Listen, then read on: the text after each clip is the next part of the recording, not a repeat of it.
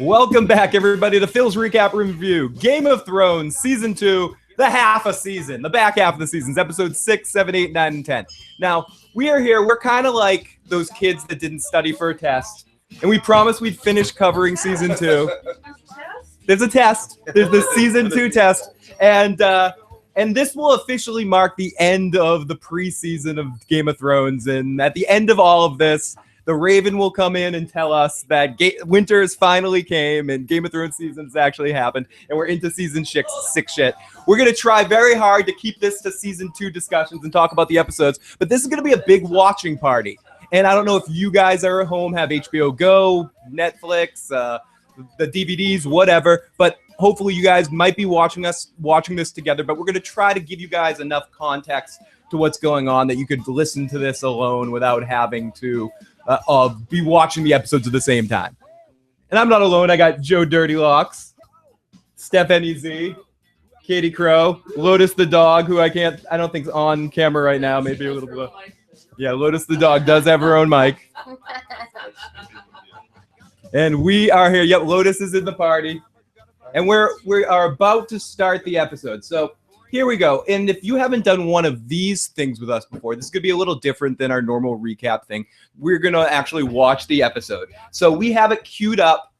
Season 2, episode 6 queued up. There's 2 seconds left. Let me rewind the 2 seconds. So we're at 0.000. So we're ready to start Season 2, episode 6. So let's get this party started, everybody. I got to say, I'm glad we're doing it this way instead of just talking about these last 6 episodes. This is going to be fun. No, and I think the best reasoning that we got for this ultimately was everyone's seen these episodes. Most likely, if you're sitting here just watching these episodes with us, you've seen Game of Thrones Season 2 before. So there's an excuse to watch it, and we look for to watch it with us. To watch it with us and do these kind of things. So holy crap! Yep, Lotus is the puppy. We've got also with us the motherfucking chat. Joe with the Punisher beanie. Lotus is there too. Hey, Timo, DB.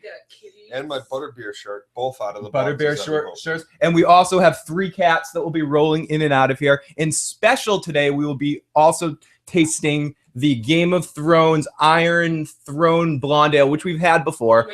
And I have a couple of bottles of the newer one too, the Seven Kingdoms, and I haven't tasted it yet. So we're going to taste that and tell you guys what we think about those beers as well. So before we fucking let's just do it. Let's get the fuck into this. So and that's Tiger. That's Tiger. Tiger, keep it down, Tiger. We're trying to start Game of Thrones here, motherfucker. So here we go, guys. 1, 2, 3. Game of Thrones Season 2, episode 6. Oh wait, I want to get something. Psych. Not really yet. Rewind. Yeah, I always do this, don't I? But I also want to simultaneously try to play the DVD commentaries from Game of Thrones from the actors and the actresses in the episodes. So we can go to them every once in a while for their take on this episode as well. So here we go. I'm going to start this all together. 1, 2, 3, go. What? No, fuck. Oh, what the fuck? I failed. I already failed. 8 minutes in. I already failed. Hey, how did that happen? I didn't do shit there. Sorry, everybody. I totally fucked up starting this episode already. Oh, my goodness. Here we go. We're going to try this again. What the hell just happened there? I have no clue what the fuck happened there. Some crap happened there. Okay, 1, 2, 3. Here we go. I love you too, Lotus. I love you too. She's excited for Game of Thrones. Yes, Lotus is very excited for Game of Thrones. Here we are starting the episode. Oh my god. Your favorite character. For a small dog, she is so fucking heavy. Hi, I'm Vanessa Taylor. I'm a writer-producer on the show, and I wrote this episode. Thick as Valerian steel. Shit. Rose, I think the other day you were telling me. Yeah, she's like a big muscle. Yeah. Solid. People want to know, is Joe's making out with a dog? Yes. Oh, God. Hell yeah. Every chance he gets. That dog is worth it. She got tongue in her. She's a cute dog. So here we are in the intro, the best intro on TV altogether, all in all. I love it. I love this map. All the stuff growing. Katie, could you scoot the microphone a little closer to you? Thank you. It's got the. Oh, you just want to play orchestra, man. This, and I gotta say also the Daredevil open for the Daredevil Netflix series. I really love that as well. I've watched it twice. You're like, quickly, get to the episode. Okay, I let's. don't even watch this anymore. But on new seasons, I can't wait to see what they've added to the map. Tidbits. Like what cities they've put on there, where they're going to focus it on. They do that. The map changes, which is fantastic. I'm also very excited for this season 6 one. It's going to be a lot of fun to see what new areas and what new things get added to the map. Because nobody knows. Nobody knows where this story is and you know. Ba-da-bum, bum, ba-da-bum, bum, ba-da-bum, bum, bum, bum. Oh gosh, here we go. I still have like. David Nutter. Still get excited? Yeah. Oh, okay, here we go. Right off the bat, we got Lewin coming in because the Ironborn are here, like a bunch of dickheads. Of water flooding over the walls. Yeah, the water's flooding. Bunch of fucking dickheads coming up. Bodies drowning in Winterfell. Lewin trying to send out a raven before the Ironborn come and piss on everything. Scratch.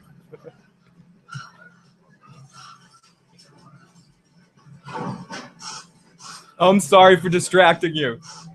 You can do homework while we distract you. That's possible. Go! Go! Go! And now you're gonna see the crow get shot out of Yep. Because if there's one thing Theon can do is shoot straight, at least. I've taken your castle, Bran.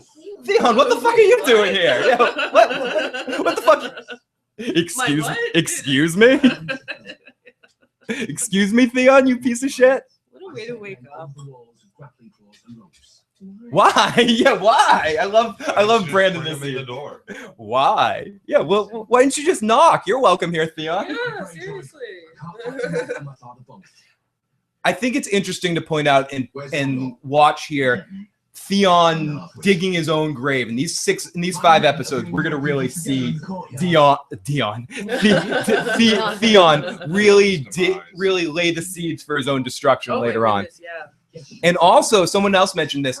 See, a lot of things Tyrion's gonna say and do that get used against him in his trial later on happens in this stretch of episodes. Fucking reek. Just seeing him makes me sick right now, you piece of shit. Oh, it makes me sad. Makes me sad. It makes you sad? Yeah. Very sad. He's really pathetic now. Oh, so bad. Oh my!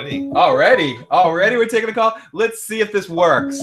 We're not sure if we're gonna take calls. We'll see how this works right now. Let's see. We got our first call. Welcome to the show. Can you hear us? Yeah, man. Hey, how y'all doing? It's Tricky. Sorry I've been calling in a little bit. I've been working a little bit. I just wanted to make a little quick comment.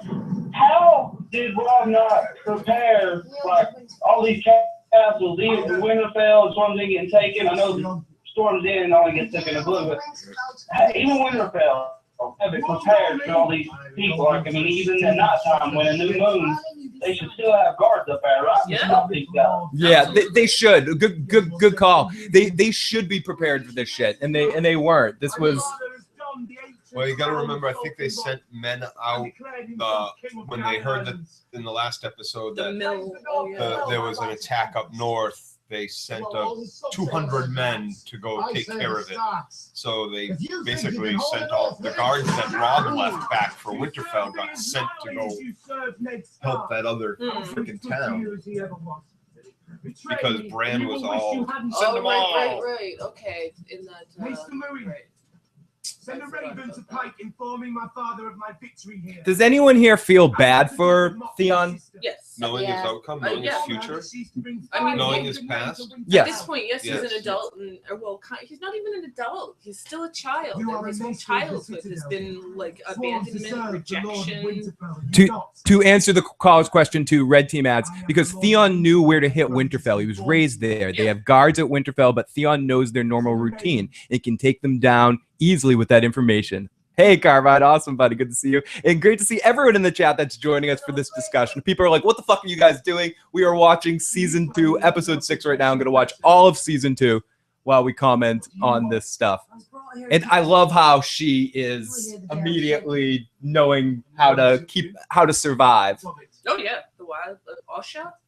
Osha, yeah. And it's fair to mention that of all the characters on the TV show, George R.R. Martin said there were certain ones that influenced his writing. She's one of the ones that influenced his writing. He said he loves her performance of this character so much, and he feels like he wanted to work more with her in the future just because he loved her so much. I'm with that. I'm totally with that. I like her a lot. Her interpretation. I mean, the character itself is just—it's a good character. Holy the shit! Interpretation of it is amazing. Holy shit! We've got our good friend Eric Nolan in the chat, buddy. Great to see you, my friend. Lots of love to Eric Nolan.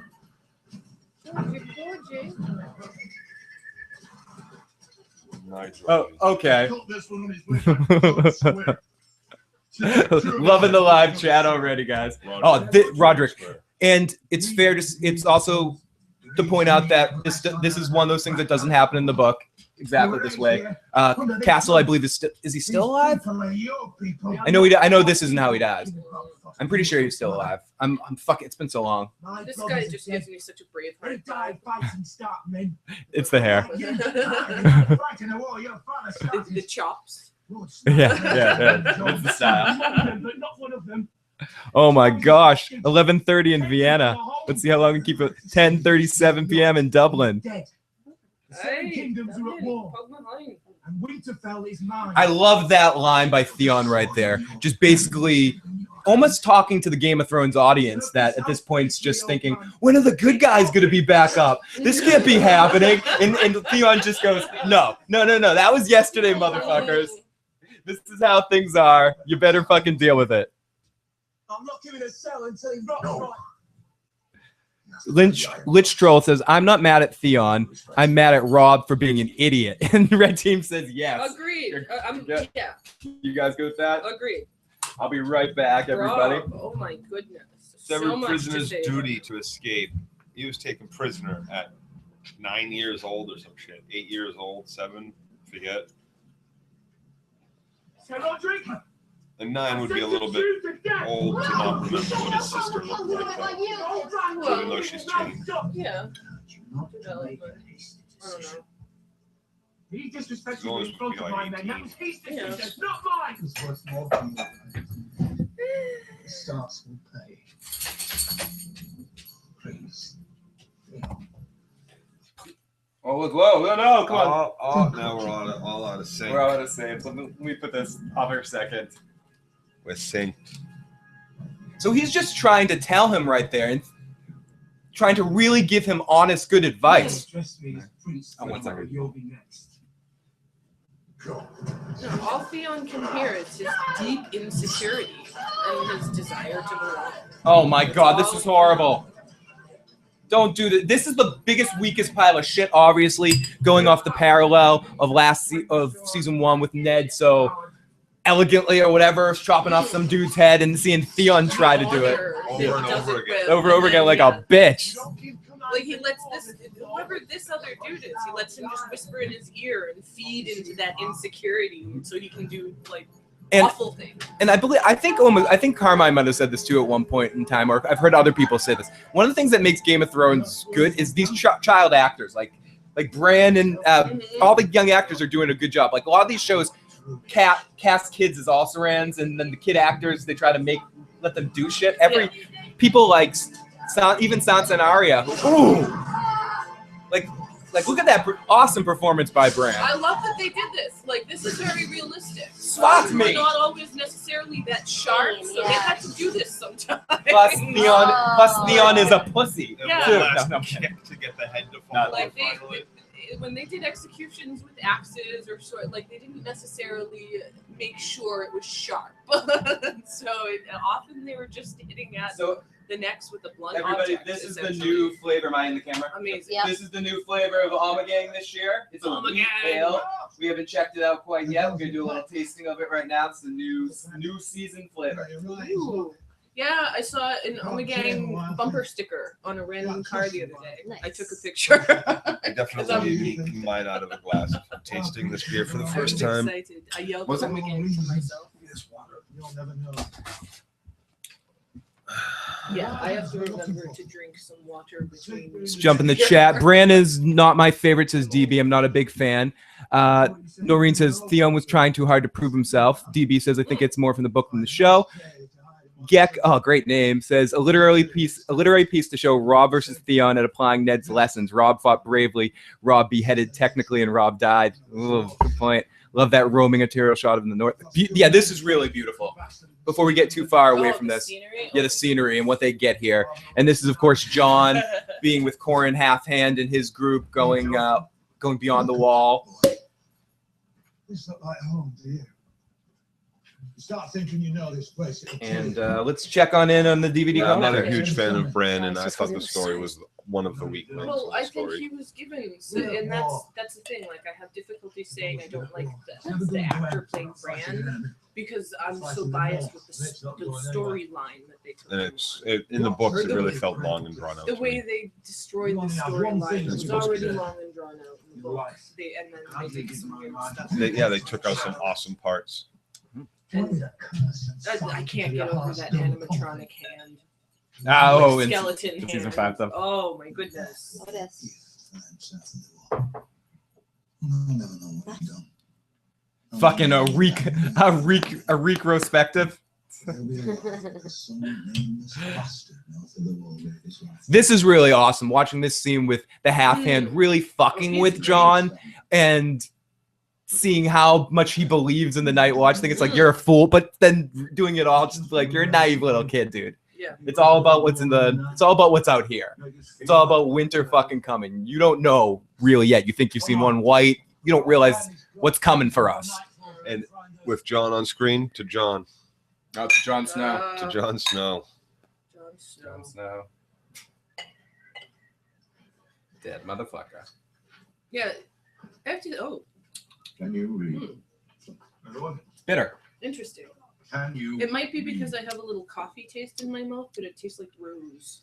It's very strange. It's good. It's very strange. Oh, okay, everyone. Tywin scene. Everyone drink. Oh, Arya scene. Arya scene. Arya and Tywin scene. Okay, everyone drink for an awesome change that the show added to that the show took from added that wasn't in the book. Yeah. Arya and Tywin. Fucking drink. If we're doing drink, we're not getting through 5 episodes. Yeah, no if way. We're doing this like that way. But I okay, let's just point it out for that fact. And it's I love the fact that we get Tywin and Arya. And I love this whole scene right now too, where we find out that one of his men is a dumbass and sent their plans to the Starks. So Winterfell, you dumb fuck! Who have 20,000 men and my son. God. You idiot. You idiot. Because for something more than brutalizing peasants. Anus. See, I overestimated you. If you ever put my son's life. Drink every time we see a dead character. Holy shit, yeah. We won't be alive, you know.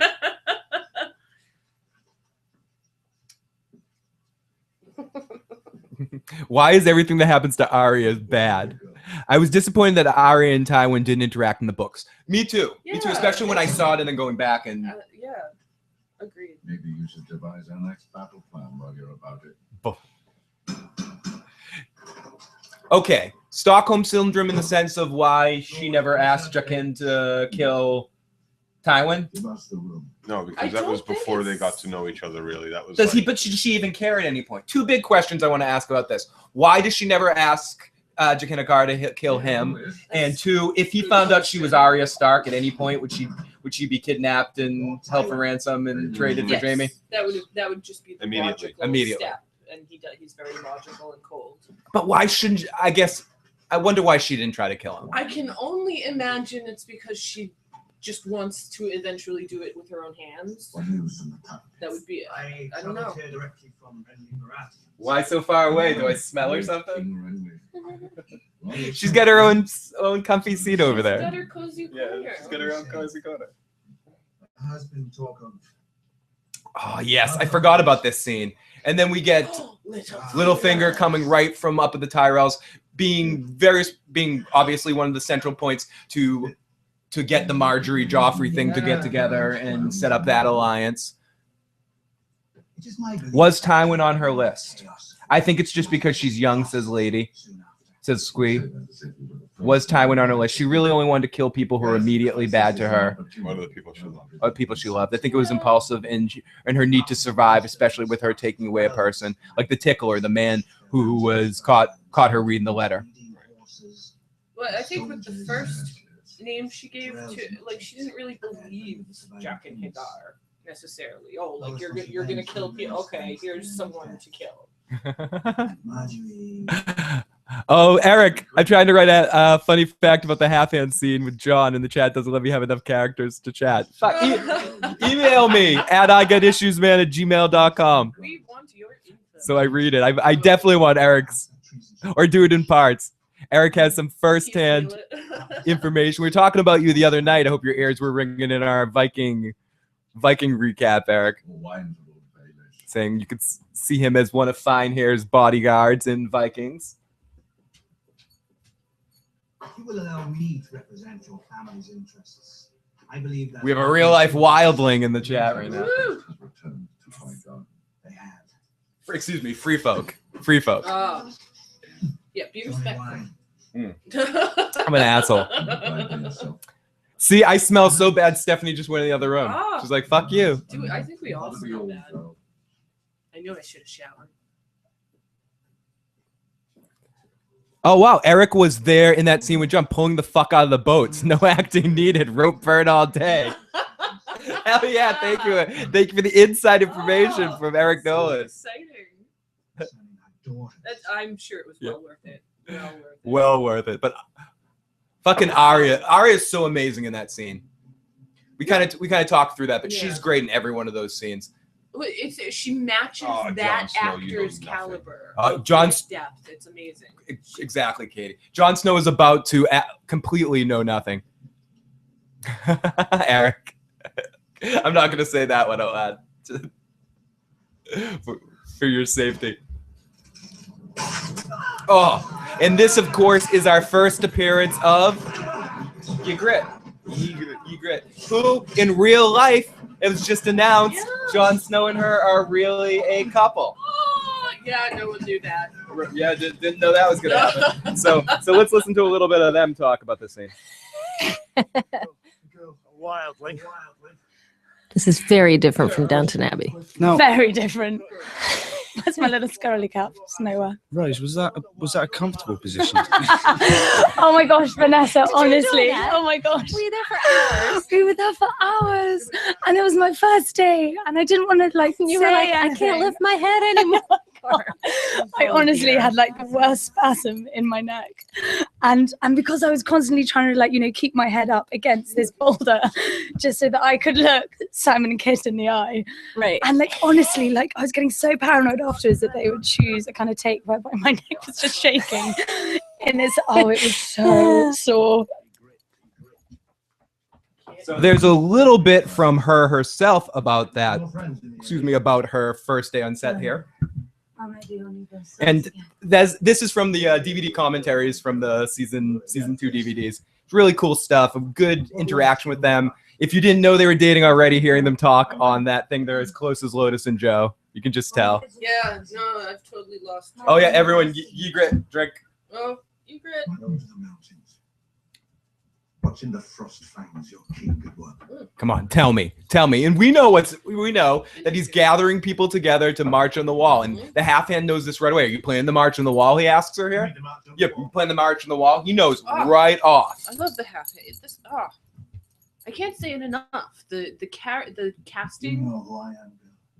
Oh, amazing. Now this was done a little bit differently in the books. This whole situation too, but it's the plan all along at this point for Jon to infiltrate, right? Yeah. In the situation. Well, it's about to be. Corin knows that he needs someone to do that. Oh, how is the Seven Kingdoms beer? It is good. It's not my favorite of the Amagang stuff, but I do dig it. Sorry. It's a wheat beer. If that makes a difference. My favorite still is probably the Three-Eyed Raven one. I don't remember the 3-eye. But I like it. It's good. I don't know enough beer to start describing it. It's a little bitter to me. It's sweet to me. It's sweet to you? Definitely. Can I see the bulb? Yeah. It's almost a wine bottle this year. Very Yeah, different. I was. Very, very different bottle. I like the older bottles better. You never killed a Not woman so before, fancy. did you? Okay, let me go over to the Facebook. Take you. I know we would. There's secret ways. She goes right in on him, and she manipulates poor Jon. And I think they say this in the commentary too. Jon never stood a chance there. No, absolutely not. So the bottle's got some nice stuff.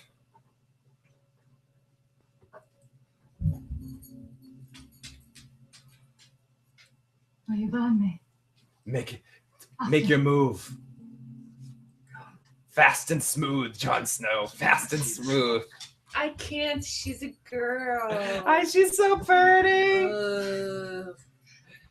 Oh, take my hood off. Show you my gorgeous hair. Kill me now.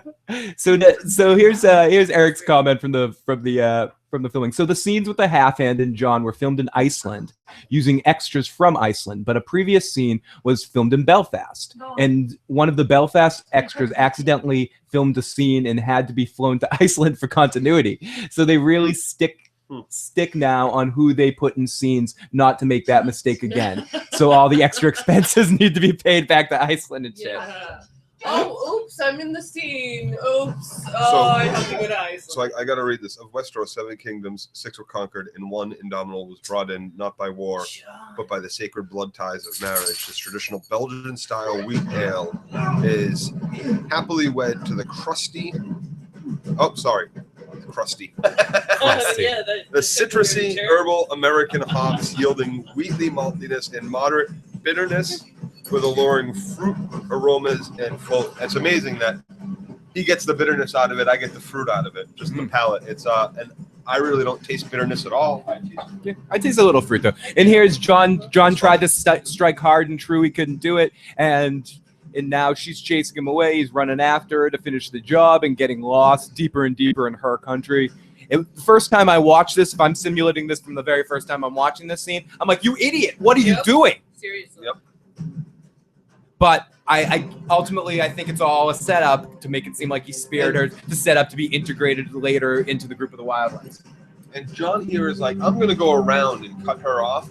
I'm sorry. You don't know these fucking mountains. You don't know what's going to, like, you're chasing through something. You don't know where the fuck you're going like that. Go around, like, cut her off. He chose wrong.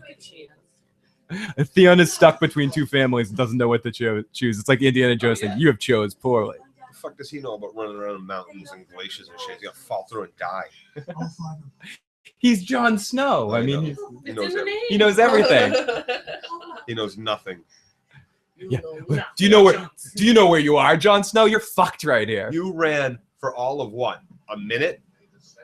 There's no trees. There's nothing to block your view. Grab her and follow your fucking footprints back to where you were. Yeah, bye, Mars. You're going to turn into a different person someday. And on Sibling Day, we get an excellent scene with the great Tyrion and Cersei. Can't wait to change that actress. Ugh. I pray you. Cersei? No, Ursula. Like, they switch her out? Yes. Yeah.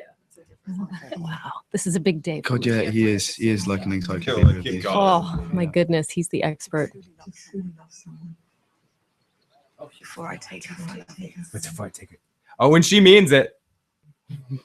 She means it. Here is Cersei Crazy Pants, Tim Gersh's favorite person on earth, the Cersei Lannister. We cannot say anything bad about Cersei. Let's drink to Cersei's honor here. Cersei. Let's drink every time Cersei tries to kill one of her. Joffrey. Who's that? Who the hell is that? There's a different Tommen now. They like switch the kids out like they're. Yeah, I think Tommen and Rickon give the best performance. This is good. This is great. Joffrey does too. He's like, oh, is your little brother a fucking prince? Well, then shut the fuck up here, motherfuckers. Oh, he's such a brat. He struts. He struts out. Come here, dog. No, he's gonna be hated for the rest of his life. And look, the Hound gives. Because again, we can foreshadow where this goes in the end of the season to when the Hound eventually gets to that fuck the king point. Oh, here we go. I'm so happy for this scene. I cannot wait. Oh, well, Sansa almost gets raped. No, yes, but he gets hit with garbage. He gets hit with his ship tie, and then he tells he wants to kill everybody, and Tyrion slaps the shit out of him. Let's do it. Tyrion, who's getting spider sense right here. Yep. This is bad. Oh my gosh. But let's Joffrey keep walking. Yeah, you send him in there. Oh, poop in the face. Well, Duty. That's Kill. interesting that he didn't have everyone turn back. Now he wants everybody killed. He's like, kill them all.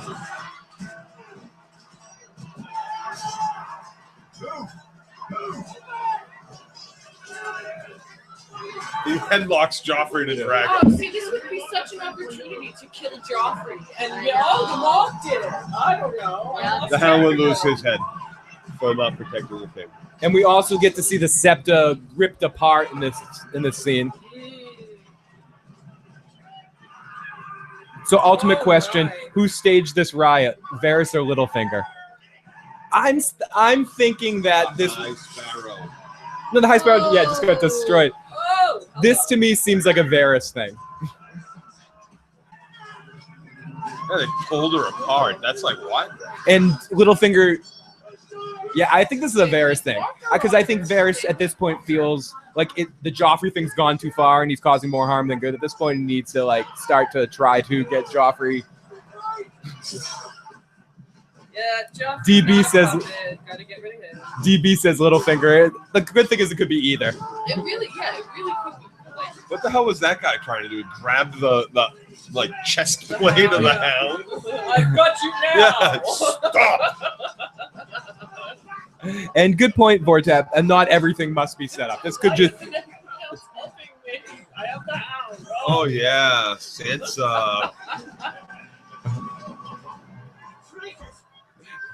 The best line of the series, one of the best lines of the series. We've had vicious kings, we've had stupid kings, but I don't think we've had a vicious idiot.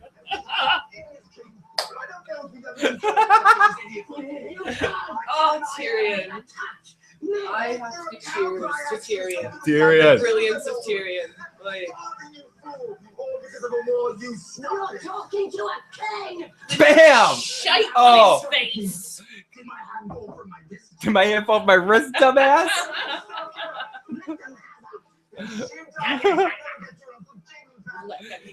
He's your father, you know, you dumbass.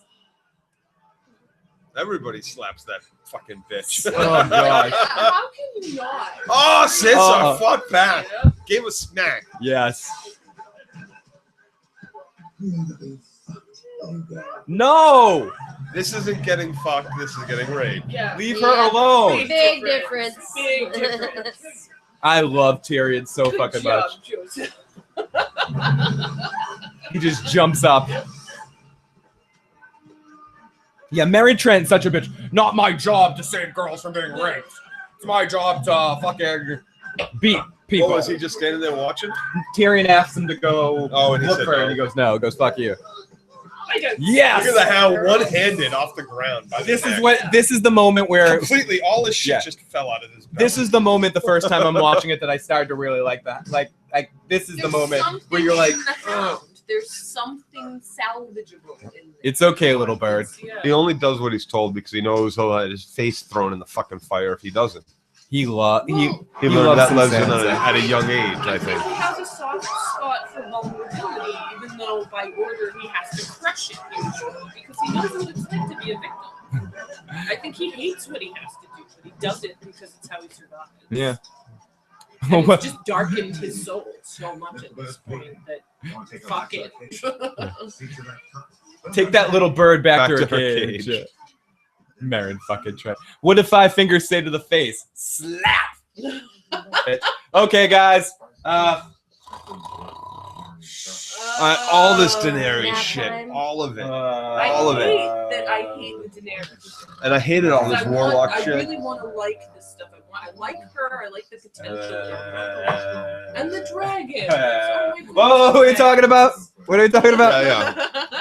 It's the only interesting thing about her is the dragons, pretty much. Did- Her awesome husband got murdered. Her fucking kick-ass brother. Your kick-ass brother. Interesting. Kick-ass brother got Who was fucking supposed crowned. to be king? Noreen adds, did anyone notice with all the important scenes happening, there's always roots or vines in the background? Oh, good pickup. That's just one of those subtle things that the show does great. That's just what castles do. the little symbolism. Danny, please die this season, please. Thanks. She's gonna remember what it's truly like, or she's gonna know what it's truly like to live as a slave. In fairness, to this be the mother of slaves. In fairness, this is a fun scene of her getting called on her bullshit. This guy is a cock merchant here, but he does call her on her bullshit here. He goes, "You're very passionate. You're very believable." He's almost playing that show Shark Tank with him. He's like, "Listen, but I'm an investor, and investing money in you right now is."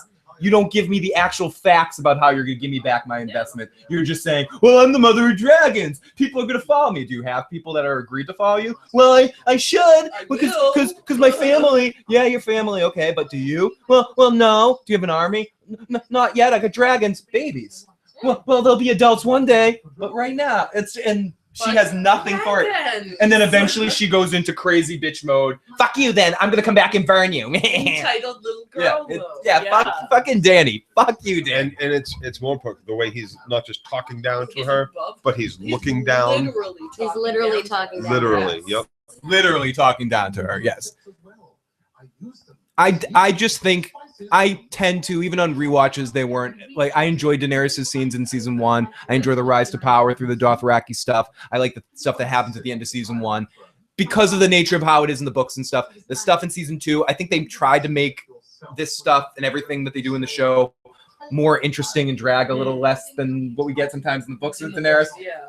And I think on first watch, I think it still carries for me. Like I am interested in it on my first watch, watching Daenerys scenes. It's just on my rewatches. It's the stuff that I roll my eyes to the most, for whatever it's worth. Yes, absolutely. It still drags. And it feels. After you've seen it once. I like the House of the Undying scene too.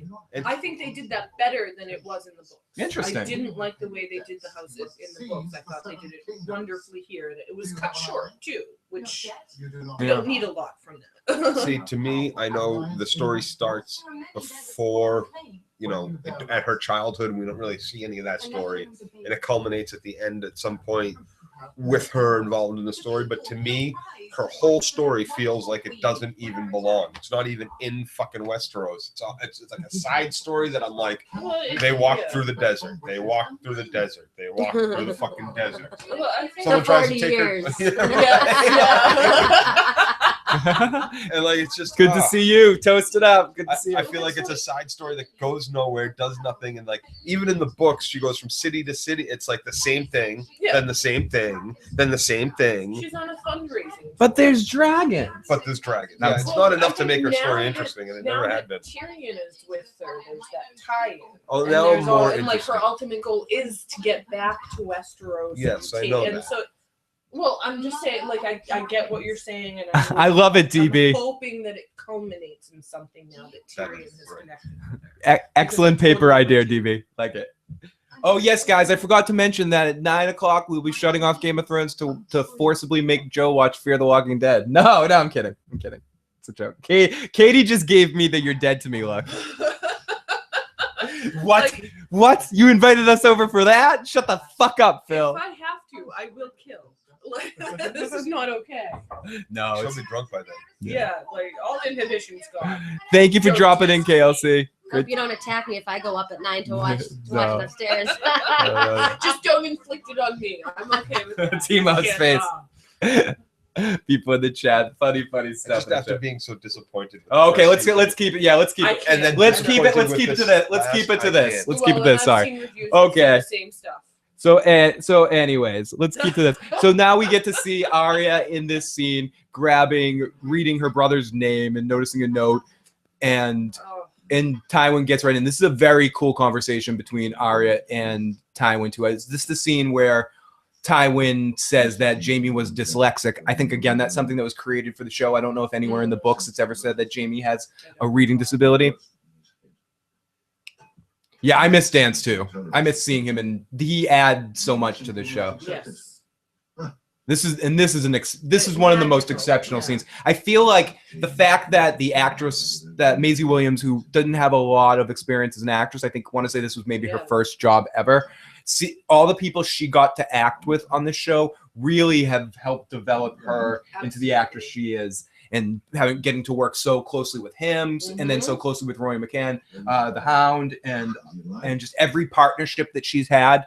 It's just so great for her growth as an actress. The best education she could possibly get in her craft. Yep. Absolutely. I mean, just to be able to watch these guys and women, like all of them, just to perform, and then to be able to interact with them in scenes like she is, it's oh my goodness. And she holds up. She does a good job. Yeah, Do you think he knows who she is? Really. Oh, I think if he knew who she was, she wouldn't be alive. I just put a bit in of, we mentioned this before.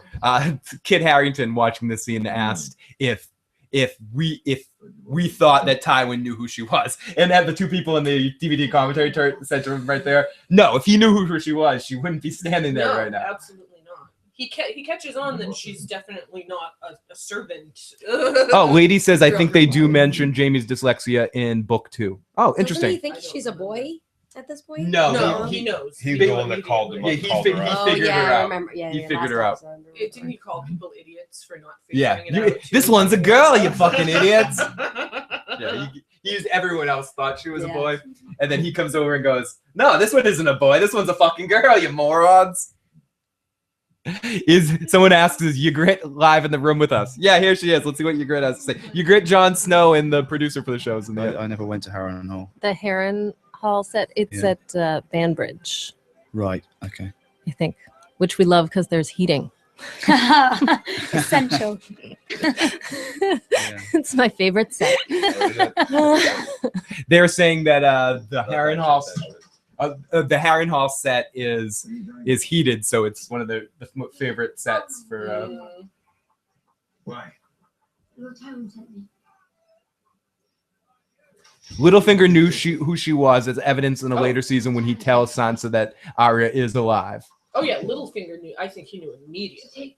And he catches little details like that real quick because it's how he survives in this world.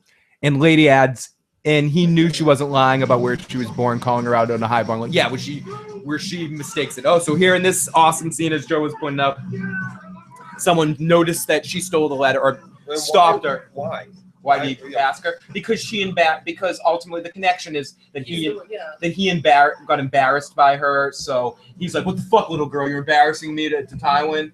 Yo, he's fucking your Tywin's favorite. Why are you fucking with me? What do you got there? What do you got, little? Bully. What you got, little? Bully. What you got, McFly? What you got, McFly?" It's a classic bully. I get fucked with, and you saw it, so I gotta fuck with you. Story checks out there. 6 a.m. time for a beer. Approved. It's as Eric says, always time for a beer, Jim No. Midnight in Vienna, time for gin and tonic for. Oof, I can't do the gin. Can't do the gin? Can't do the gin. Never been able to do the gin. Bam, dead. Oh, God! motherfucker. So is Tywin on her list? Actually, On the show, I don't. Cersei, the Hound. Yeah, they're all on her list. I mean, yeah, he should. Her be, list is like a mile fucking but- long. She is the wretched smell of death itself. Well, great to see you. Great to see you. Great to see you, Jose. This is a pleasant surprise. What's up, chat? Lady Steph, Lady Crow, Lord Phil, Lord Joe. I would love to just drink in. Oh, that's Yes, let's creepy. do it next. She's a little girl still, honey. All right, next. Do you want to drink in? Next, the we have little girl's another blonde ale, the Iron Throne. There he is. That's very Someone said in the chat. Someone said not on her list. Midnight.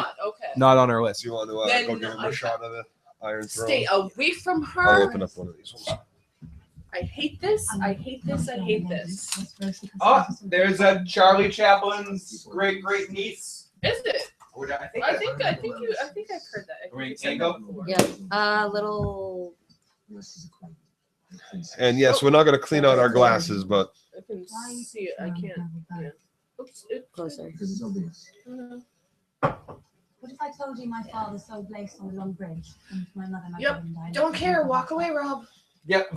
When I originally found out they had this beer, I was looking for Game of Thrones wine because I thought it made more sense because the books only mostly talk about the wine. They have ales. They do, but he really gets into the talking about the wines and all the different wines of Westeros and all that shit. That They should do. Everyone's like, collection of wines, ales. everyone's like, where'd you guys get that awesome Game of Thrones drink? Amagang Brewery. They have a website, Amagang Brewery, and they have a beer locator on the website, so where you can see where it's located near you. I don't think they're a ship outside of the country right now. I think it's only inside the United States, unfortunately. Strange. But there was supposed to be a Game of Thrones wine at some point, but the plans for it got scrapped, and I found these, and these are just fucking unbelievable. They're like really, and their regular beers are really good. Someone said, "Stop thinking with that little worm between your legs, Rob." Seriously. Oh, great to see you. Great to see you live. Greetings from Greece. We got someone from Greece right now. Awesome. Great to see you, my I friend. knew some Greek. Stelios. Stelios control. Is he Greek? He sounds Greek. Tony Teflon. Don't let. Welcome, Tony Teflon's in the motherfucking chat. Great to see you, buddy. We have Tony checking on in. How you doing? Tony's an awesome dude. The name Tony makes. It makes you want to do, yeah. How you doing? How you doing? Tony. Yeah. Tony Teflon. It makes you feel like you're in the Goodfellas or something like that. A little bit. Oh gosh. The motherfucking Tony Teflon, awesome. Nothing sticks. Teflon. Oh, Teflon. Right Teflon. Yeah. So wait, what are you talking about? I'm like, what the hell are you talking about? What are you trying to stick shit to, man? That's really weak compared to the newer one. These two. It feels lighter. These two make such bad decisions. Bad. Well, like individually. Catelyn's giving him good advice in this situation. It's say, listen, dude. Oh no, it's not. No. Listening, I'm just. You're like, don't say that. So emotional for me. Don't say that. No, because whatever advice she gives, she's already set the example of impulsive, like dumb ass moves. Because she thinks she's in control somehow. And that's what, like, yeah, I can marry whoever I want because I'm in control and there's no consequences. There's huge consequences. Why the fuck didn't he just follow his tracks backwards? They ran through the fucking snow. Like, there's no way that didn't leave tracks from both of them. I just want to mention the whole thing with the one book versus show thing with Rob in this situation. Rob pisses me off so much more because I feel like it makes a lot more sense in the books that he would break his oath because he's like all fucked up and injured, and some person's like taking care of him and breaks and has sex with them for the first time. Yeah. So he's holding on to the true honor of the first person he has sex with to marry. So it kind of makes sense. Whereas here, it's a conscious decision of meeting someone and just being like, "Oh, I love you. You're hot. Like fucking let's bang." And then he can't even just say, "Okay, since we just did this, that's the fun. I still have to marry her." You know, he goes all the way. He's like, "I got to keep my honor." It just seems like more of a stupid decision in the show than it does in the book. And he doesn't keep his honor. He destroys his honor by doing it because that's why Frey kills him. His honor, his credibility, everything. Yeah. Like he had a deal. Marry one of my daughters and I will send 25,000 troops with you and you guys can go fucking rule the world just as long as you marry this little girl. You know what Ned would have said to that. No, I don't care how you feel. You do the honorable thing. Yep. Big Joe can't be pouring that beer. Yeah, we got the... You're supposed to have a big, thick head. Hey, I don't want to hear about what you guys do in private. You're supposed to have a big, thick head on beer. We got Maggie the Frog of the Chat. Great point, Phil, in the books. Never lived a shower Dane, but married cat out of honor. Mm-hmm. No, and that's like these kids just went off on all of these paths that kind of diverge. Oh, and here she is giving her little slide in the warmth up against Jon Snow's little. I gotta cuddle my bum closer to you. Cuddle in there. The warmth. Good question. Lady says in the books you can tell this marriage was a setup. In the show, what do you guys think? Was she planted like Shay, or was this true love? I take it from the show this was just young stupidity. It was played as Rob being young and naive and in love. And are we talking about Ygritte or Rob? Rob. No, the question. The plan. Rob. Rob. So, okay. We've had ravens from White. Oh, is the nurse girl plant? Oh. Yeah, was she a plant by someone? But did Tywin send her there? I don't. Oh, I never got that vibe, but it's possible. She just seems so prideful within herself. I don't think that she would allow herself to be used as a pawn like that. I told you don't trust a Greyjoy. They're slimy pieces of shit. And now I'm gonna make a stupid mistake by let the Kingslayer go. I don't want to say I told you so. But I told you so, motherfucker. To Miami. And that means you don't have to do everything yourself. Let me go and talk to Theon. No, don't And I send love- Catelyn anywhere. Yeah, Oh my I love that God. Roose calls him a treacherous whore. No. Yeah, don't send Catelyn anywhere. Except home to take care of her kids that still need her. But Oy. this is the question that's being in the chat. Could Catelyn have gone there and talked down Theon? No. No, absolutely not. She gets raped and murdered. Absolutely not. Oh, did he just say those words, Roose? Well, I mean, how kind? I mean, she was Ramsay unkind Snow? to Jon Snow growing up. How kind was she to Theon? I think probably kinder to Theon, I'd guess. Yeah.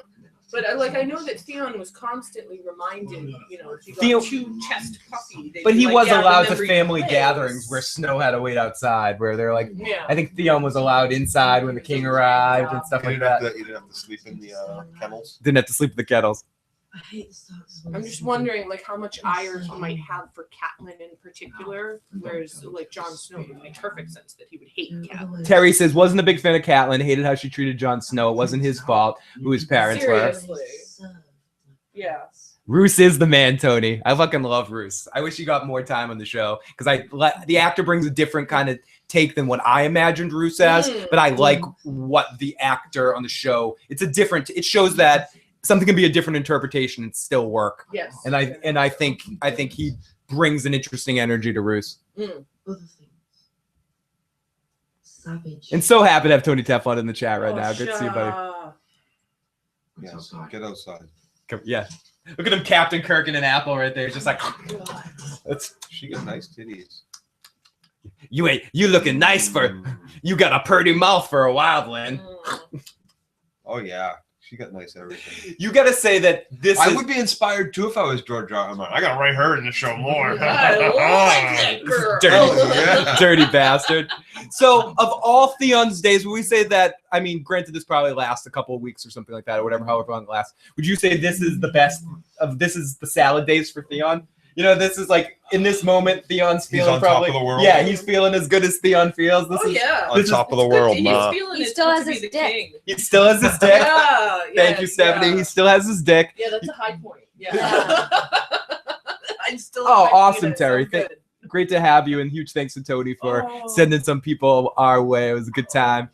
We'll definitely be having some fun again on a cast at some point soon. I hate Shay so much. What a Cunt. oh my Oh, here we go. We got. Did you just call her cunt? Yeah, no, I think she said it straight up. Oh, here is Shay.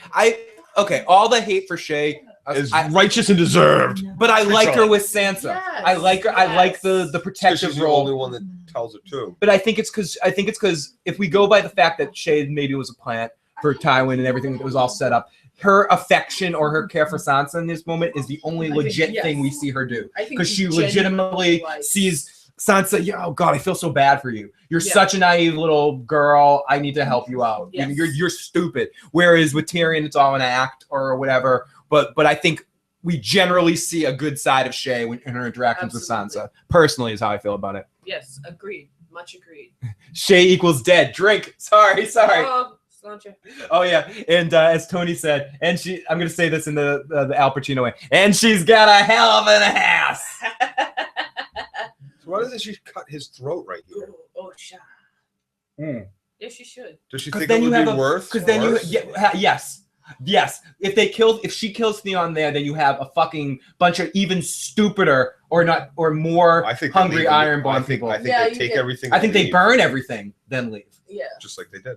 Yeah, but if you have Theon there, you can kind of try to think that you can appeal to him. Well, I think too, like he is an Ironborn son. He is a prince. For as far as the Ironborn are concerned. So if she kills him, they're gonna have that many more on their trail, perhaps. Just invent the prideful vengeance. You can't kill one of our royalty. She broke my heart. Joe Dirty Locks looks like Book Ramsey. Book Ramsey stuff, yeah, sure. Like the original Reek. I look like the original Reek. Yeah, you're Reek 1.0. Oh. Wow. I would say Predator, but we'll go with that. Whoa. There we go. There you go, guys. There you go. Oh my goodness. Joe Ramsey was poorly cast. For who Ramsey was, that dude's a tiny dude. He's a little dude. Yeah. And the Copper King offers me a single. Wow, that's just so fun to look at the two of them together, like how small she is compared to him. Mm-hmm. When I came to this city, I had nothing.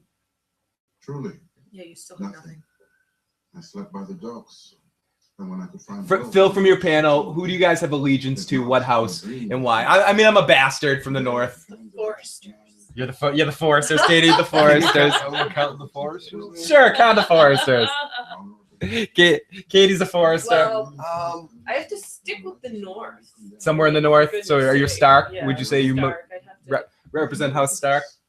even though I do not. House Stark for you too, baby. House Stark. Yeah. Joe. I'm in north anymore. This is a question that I have. I'm gonna say. Oh, sorry. That I've toiled with for many years now, and I reserve the right. Oh, just say it. I don't really have one. I've thought I could be one of the bears. I thought I could be a wolf. I thought I could be. No, not necessarily. I also think I could. We're all from Highgarden. Okay. We're all from I Highgarden. can deal with it. The climate's nice. Yes, or we're down where Martel. See, but if I was from the north, but I moved south for the climate. Yeah, no, I didn't move south for the climate change. I moved south for the atmosphere of Dorne. I'm a fan of Dorne. But as of my favorite, relocate to Dorne, but I was born in the north. My favorite houses, I love the Baratheons. I'm kind of obsessed with Robert Baratheon as a person. I know Tony's in the chat has love for Stannis and stuff.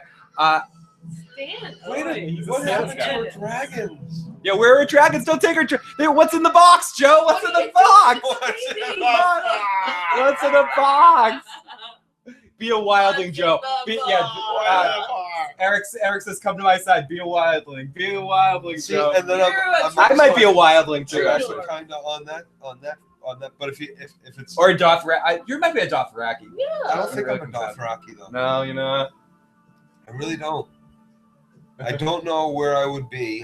Tony Teflon says, Joe, when you play the Game of Thrones, there's no middle ground, motherfucker. Okay. You know what my house is?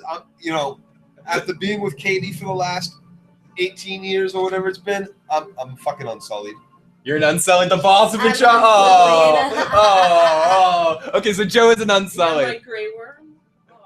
Oh my gosh. The chat is going great. So this is the end of our episode. Let's go to our next episode. I'll tell you guys when we have it queued up and ready for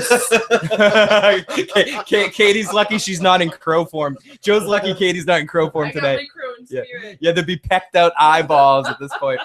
Okay, everybody. Our next episode is called A Man Without Honor. We're getting ready to start it. I just need to get to our next thing. Who's the man without honor? Here we go, episode 7. For the count of 1, 2, 3, play it. Here we go, episode 7. We're into the second episode of our watch. It's not television. It's fucking HBO. Da na na na na na na na. Is Tim in there? Did Tim say he's a Lannister?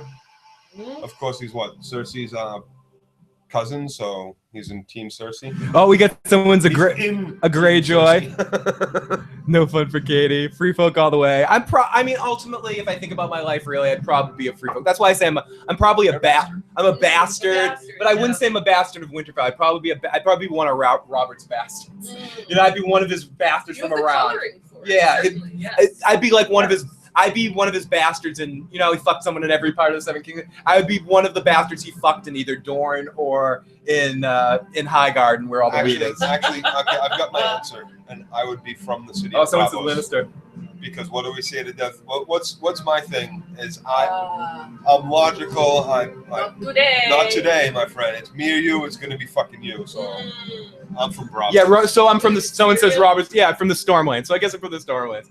I said the North, but I just mean because I'm from the North and stuff. But Tim, you just want to be a Lannister. You want to marry into the family. The Northerners and the free folk. That's what I relate to. Weather-wise, South all the way. I wish I could be like, say, I had the rest of the attitude of like one of the. I'm just like one of the swordsmen from Bravos, I guess. Not really one of the bankers of Bravos. I don't know. I'd call you one of the free folk. You're a true Northerner. what would the words of House Issues be? The words of House Issues was "Don't piss Joe off," something like that. Knife to the back. Knife to the back. Yeah, knife to the back of the head would probably be the words. That's the banner, dude. Yeah. Knife to the back of the head. But honestly, that would be Joe's house words. House words would be "I got issues." Yeah, it would be "I got issues." Yeah, the words of House Issues is "I got issues."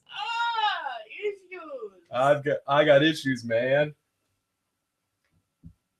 Let's see if we can take a fucking call. Let's see if this works as our next episode starts. Let's see. Welcome to the show.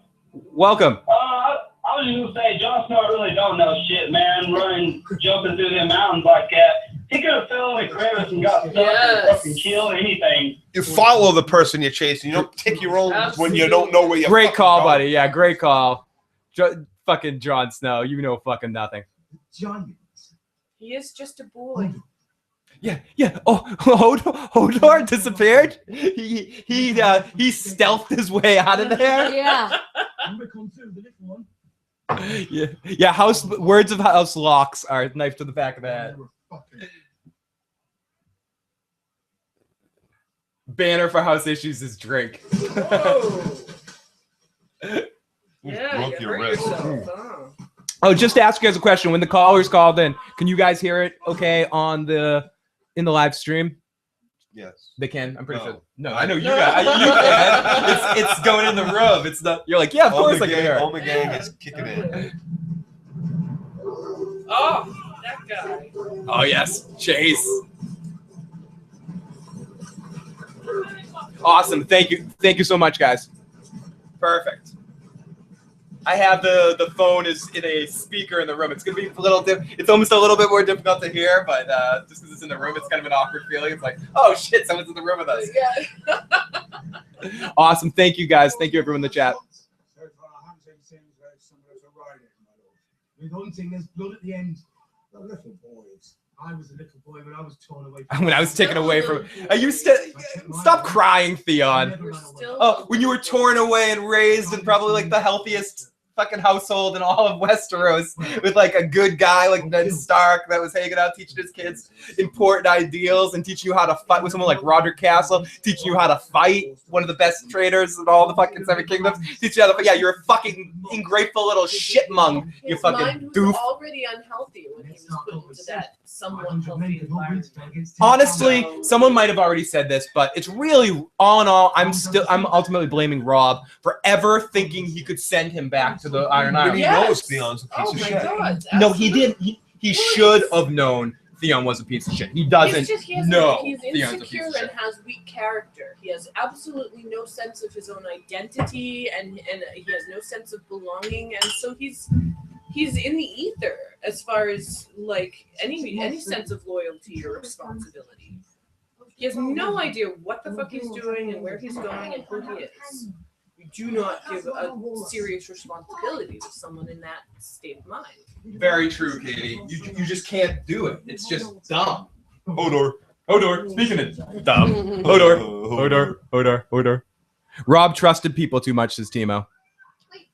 Another fact for you guys, you know Shaggy Dog is actually ghost painted black when they were using CGI wolves. Whoa! Oh, hey now. Who's that kid? Not that kid, that kid. Oh yeah, who is he? Who is that? Is that Thomas? I don't know. Sure. What? Welcome back, caller. It's a monologue. There's actually a. Oh wait, sorry. I don't have you up yet. Episode 9. You gotta turn up your volume. One Hodor second. goes off. He acts like such a little fucking baby, man. He's a grown ass man that acts Bran acts older now. I'm sorry, dude. It just aggravates me. Whereas Leslie, we were watching Like, Downton Abbey, Bran not is together. older, We don't do everything more together, but mature than both he of us is. separately Yes, watching Downton absolutely. Abbey, and Oh, so in a small part as a maid, small but Oh not. yeah, you look at great. Both of us independently thought Did you put a knife she'd in be a me? really good Ygritte, Well, Knife? Oh, you just. and then we brought her in to read, I and just want to say, I think that's the point with Theon. Like his whole maturity level was halted at 9 years old. He is a 9-year-old boy at heart and in his mind. So of course he's making bad decisions all over the place. How's Theon's sizes and everything. Rob reminded me, Theon, how he wasn't part of the Starks, but then he trusted him with one of the most important missions of all time. Big mistake. Absolutely. And they should never even try to get the Greyjoys involved. Well, this is what happens when Just a into bunch your of mother. children are put in control. Like they make bad decisions. These are still children. Ladies and gentlemen, I think. Oh no! What happened to the cords? No, wait, not yet, not yet. Wait. Uh-oh. We're about to. What's the matter with the? I don't know. Something's wrong, Joe. Kitty, stop chewing on the cord. God damn it, those cats. This one's drooling all over me. Yeah, dude, you came to me and then passed me over completely for Joe. I can't win this dude around. There's bad cats. Oh no! Are we having technical difficulties? Oh no! That's awesome. Technical difficulties. Those the Romans for history of the world. Technical difficulties. Is the Roman Empire gonna fall? Fuck These are it. some entertaining technical Oh my difficulties. gosh, guys! I'm What's so the sorry. bottom right. I see. Oh, just Tyrion and Okay. Tyrion for the Battle of Blackwater. But oh, everybody. Sorry, we'll be back in a few seconds here, but we're still here talking. But we have some technical difficulties going on right now. Yeah, George. Sorry about that. Yes, tonight, everybody. Someone was saying in the chat right now. Tonight is actually the Game of Thrones season 6 premiere that just happened to be going on tonight, like the live red carpet event premiere. So, if any spoilers for the season, for first episode of the season, it's all gonna come tonight. Runners. They're not sending anyone runners this year. Because they know that stuff's getting out anyway. So they're trying to... Technical difficulties, Rob's fault. It is Rob's fault. Technically, It is. So this is where Jon and Ygritte are really starting to get into it here. They're starting to When she show their- really drills it into his head that he's a big idiot. yeah. You know nothing, Jon Stark. Jon Snow My Stark. ancestors lived here, same as yours. So guys, we apologize for the technical difficulties. We'll be back in 20 to 30 minutes. Yeah, you don't see it. Well, yeah, we should have all. Yeah, the, those cords are really Yeah. tangled, man. the smoke should be cleared from this this disaster in a moment. Yeah, we Yeah. should clear things up. We're just preparing ourselves for the eventuality of this might be happening again. Such a beautiful set Oh, again. amazing. They usually do a Who's great hanging? job with the sets and the scenery. Who are these people? Where Oh, are he's we? still dying. Harrenhal? At least the first Yes, couple, Tony. That's gotta be Harrenhal. Tony says he thinks that the The episode melted, will drop the chair. gnarled stone from See, dragon earlier fire. It I should be was more gonna melted. say but I was gonna say earlier I'm a little disappointed with how they did Harrenhal, but that scene is pretty good. I just don't think we've seen enough to the point where since the show's budget has been popped off big much, we haven't really been back to Harrenhal to see, and then you even compare to like how they did Pike. Like we like Pike was so beautiful. We didn't get to, we only saw it for a certain amount of time. Yeah. Harrenhal's very dark. Oh, is this Mountain 2? Or is this Mountain 3? Mountain 2. Mountain 2? We look like fools and they look The like fog has rolled in. Now, Joe, do you think the Lannister family is gonna fall? Fuck it. Well. Dun, dun, dun, dun, dun, dun, Wonder Joy. Incestuous, power-hungry families have done quite well. Yeah, they're just showing. thus far. And where are they showing the first episode? Is it in London? Is that where it's happening? It would make sense that it was somewhere in Europe, seeing as how that's where they do all their filming. Well, then it should be in like Iceland or Oh, and I think so. Eric says I think it's just for the main cast and probably some super rich people. yeah. Hopefully that they can hopefully trust. Absolutely. They should have invited us. It's bad manners. London and LA. Okay, cool. And LA. It's definitely going out to LA tomorrow. And half the cast members are from Small London for your age. or England. I suppose you've been underfed your whole life. What? Something Don't about talk her. with your multiple. Yeah, stop it. You're a lady. Do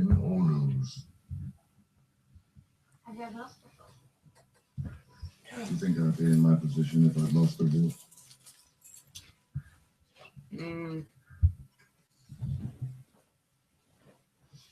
This is the one I'll be remembered for. Yep, and Oh it's my goodness. so look at her with that knife. Stab him right now. Right. in the Stab his ass right now. back of the Oh, neck. yeah, and then, yes, exactly there. Yeah, and I. Do it. Do it. She knows. She And knows exactly Oh. where. Someone says the technical difficulties take a long time to fix. Yeah, that's because we didn't prepare for the technical difficulties beforehand. If we had known We these just weren't technical difficulties expecting were going to be this. happening, Right, if- we would have been prepared. We would have been prepared for it. I didn't know that Cheech and Chong were in Game of Thrones are goofy too. Hey, what's going on here? I don't know what happened with that. Oh, this guy was so perfect for it. He just drips that like Tywin evil. There was literally no one else they could have Oh, cast for this part, and it wouldn't have been right. There's some parts you can say, oh, there's certain people that could play this part here, but I think three that pop up my mind immediately on Game of Thrones. Ned Stark had to be played by Sean Bean. perfect. Peter Dinklage pretty much had to play Tyrion Lannister, and Charles Dance had to play Tywin Lannister. Robert Baratheon. Robert Baratheon, I think that was he is great. Mark amazing. Mark Addy, perfect. Perfect. Yeah, I only wish we got to see him more. More, And if we yes. do get the flashback, we're obviously gonna have someone else play him. But that voice, that feel of Robert Baratheon, so perfect. Yeah. Aegon Targaryen changed the rules. Yep, because of dragons, motherfucker. Ed still knows his name. 300 years after his death. And his Yeah. in the sisters, yeah. Don't forget the sisters, motherfucker. I just love how he gives her that look. I know. Because I What? think with enough time, if it ends up coming to a point where he has to leave. I don't remember if it's this episode or the next episode. He ends up getting called away. I think he would have figured it out eventually. I think he would have. Yes. I think he was getting there. She's a smart and clever girl, and she shows it without even meaning to. Yes. Here we go. We got a call. Let's bring our caller in if I can get over there in time. Welcome, caller. Hey, question for y'all. If Arya stabs Tywin in the back of the head right there and kills him, the most powerful man, richest man in the kingdom, what happens to Arya? She dies. She probably good call. She don't get taken hostage. She just gets executed. You think? Yeah, I think the Yes. mountain chops her in half, and that's Absolutely. at that point. Unless someone suddenly figures out who she actually is, I think she dies. Yeah, I think because exactly, Katie, because no one else there is smart enough to care or want to care who she is. Yeah. In that situation. You met many stonemasons, my lord. Oh, I love how she just calls his ass there. Careful now.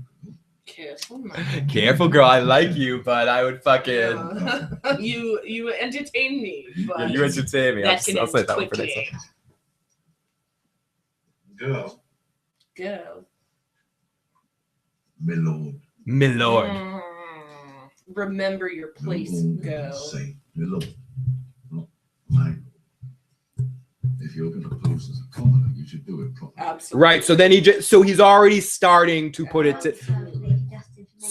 together She taught me how to speak properly. Don't cross Tywin. Yeah. No, that was that. Like that could almost be said to have been intentional. The properly. Yes. Yes, it was. That like genius little girl. She's showing her hand. Oh shit! I need to back off and like show him I'm not really this. Yeah, genius, beautiful. I don't remember. Aw, she. I should have come to you after. This is one of those scenes for all those Hound Sansa shippers out there in the world. I think they're gonna end up together. There are people out there that believe in that. I think it would have been interesting to develop more of their relationship, their dynamic with each other, because it is an interesting one. It could go either way. He could be the rapey, awful, violent dude with her, or he could be her savior. I think they did a good job of kind of skirting that and and Do you teasing agree? it. Do you agree with the Hound in this situation that Ned must have enjoyed killing at some point in time? No. You don't think Ned's the type that never really enjoyed it? Absolutely not. I think he was very good at dissociating from any personal. Yeah, feelings I think about this it. is the Hound's way of continuing to go down your route that you were going with this, Katie. I think this is more of the Hound's rationalizing to himself why it's okay to do the things he does. Because even Ned Stark would do those things because he liked to kill sometimes, and it's okay what I do. No man is completely honorable and good. Absolutely. We will get them back. There is no win. Al, Red Sox fan, Hound was one of my favorite characters. Jim says, Arya and the Hound. I don't see that one coming. Maggie, I forgot that she was going to buy a new one. Sansa will the Hound and the Sansa will definitely meet again. I like Rory, but I always viewed him as very pedophile-y. What is this with the Hound Sansa ship? That's what I mean. They're existing. I'm not saying I'm one of them. I was just wanting to point out that there are those out there that believe in it. Okay, guys. I think I can see George Martin doing it. He is the guy that wrote Beauty and the Beast, and that is a very Beauty and the Beast-like story. Was that the Clay one? The one starring Clay, the television show one? Yes. You were like, Clay one? Wow, that was the best Dany scene ever because we were so short. Lotus. So now Ygritte is leading Jon Snow into a shore hell. And of course, it would show like huge character development for Sansa, who is all about, I like lemon cakes and princes, and I can't wait to be the queen of Westeros. And ending up marrying like the Hound, who's horribly disfigured and all this shit. Like, Classic. They can't take that. It's the classic Beauty and the Beast story. But yeah, she's very fairy tale driven. Phil, show hate for Dany. No, I mean, I'm excited to see where Dany's storyline goes this upcoming season 6. It's just tough for me to watch all this foreplay. Hopefully, someone will come in and save her from getting raped by the 30th Dothraki guy. They're not gonna touch her. They're not gonna touch her. No, her story stagnates, and that's the problem. She has too bad to diarrhea. She's gonna stink. No one's gonna go near her. That's how they're gonna find her. They smell the trail of I've been eating grass for 3 days. The trail of Daenerys. That's how Jorah and Dario are gonna find her. Pick out the pieces of good meat from my dragon's poop. Oh wait, everyone drink. You know nothing, Jon Snow. Jon. You know nothing, Jon Snow. You need spirit. Another great scene between the two of them. I love their chemistry on screen, and obviously they have a good chemistry in reality too, having date. As we get this sad Stark music going on here. Phil, you're obsessed with Dany's shit. I know, I've been bringing it up everywhere. I am. I'm totally obsessed with seeing if they do the Dany diarrhea storyline on the show. I'm so that's in the book, isn't it? Yeah, to me, right up there with Strong Belwas, like are my two number ones. I wanted them to do on the show. Dany's bowel movements. Knowing the actress, she wouldn't allow that. There needs to be a whole chapter about it. Eric Nolan says, so Phil, if you guys are drinking for deaths of people, then Ygritte brings Jon to the Wildling Clink. All those, yeah, we have to hit the liquor store and restock. Yeah, buddy. But we're apparently drinking on death. We're drinking on Ygritte, Jon Snow's know nothing. We're drinking on anytime Cersei fucks a relative. We're guys, anytime. Let's respect Qarth here. What are we respecting Karstark? Because he's fucking awesome. I love him. I love him. He's awesome, dude. Fuck him. He's a dick. Fuck him. He's a dick. I love it. All the North. You know what? Fuck the North. Whoa. The North is gonna. You know what the North is gonna remember? The fact that they put these fucking retards in charge that got everything fucked up. Big John, the great John Umber. You did. The great John is coming for you, man. I did. Sam says Qarth is a dick. Oh, here's. It's not good. And he's dead, so drink. It's not good. See, you got me drinking. I can't control my fucking mouth when I'm Maybe drunk. we should put some like strict See, that's parameters on what we're drinking. Right. No. And here's the thing. We're in our third bottle. That means I drank a whole bottle of this I already shit. have to pee. This is not a good thing. Oh my god. Let's take a call. And these two don't drink like I drink, so I'm like this sipping. Yeah, Phil, got a question for you, man. You said Strong Belwas and Danny were like your two main things. talking about well, both of them have to do with shit. Like when Danny diarrhea and Stone Bellwatch shits in front of me. I know, but I think you're on to something. I think I have a duty. I think I have a fecal. No, I think I have a fecal love or something like that. Good, very good pickup, my friend. Very interesting stuff. Shit buddies video. Yeah, the shit buddies video. It's all connected now. And so, since we haven't had a good Joe rant yet, wait till we get to some of Rob's decisions coming up. Here's the thing. You're probably not going to get a big Joe rant because every time I start talking, I remember, oh wait, I'm watching Game of Thrones. Yeah. And you've noticed I've been pretty silent because I just this show gets me. I can't not watch it. If It's riveting. It is. like Katie's all like, I've flipped through channels. I'm a Fecal channel fetish. flipper, and I stop on any episode of Game of Thrones. She's like, are you fucking serious, Joe? Again, you've seen it 30 times. Can't we watch How I Kill My Husband at Night and with Poison shows? Look at Critch's comment, taking bets on when we're watching the podcast. Yeah. I love that show. Yeah. How many of us will be sleeping by the end of this episode? Come on, Phil. Are you done yet? Puff, puff, pass. Or how did you know I was holding it? Holding what? What are you talking about? Wait, I mean, holding what? Wait. How did you know that? Okay, guys. I think the technical difficulties are clearing up. I think we're about to technical clear officially. Yeah, Well, wait. Oh no. Wait. Sorry. Now that he's not holding it anymore, whatever it is. Yeah. I'll beat them until they do. I'll whip every man here until I have both those boys in hand. And once I've got them pampered, There we go. better to be cruel than weak. Prince Theon.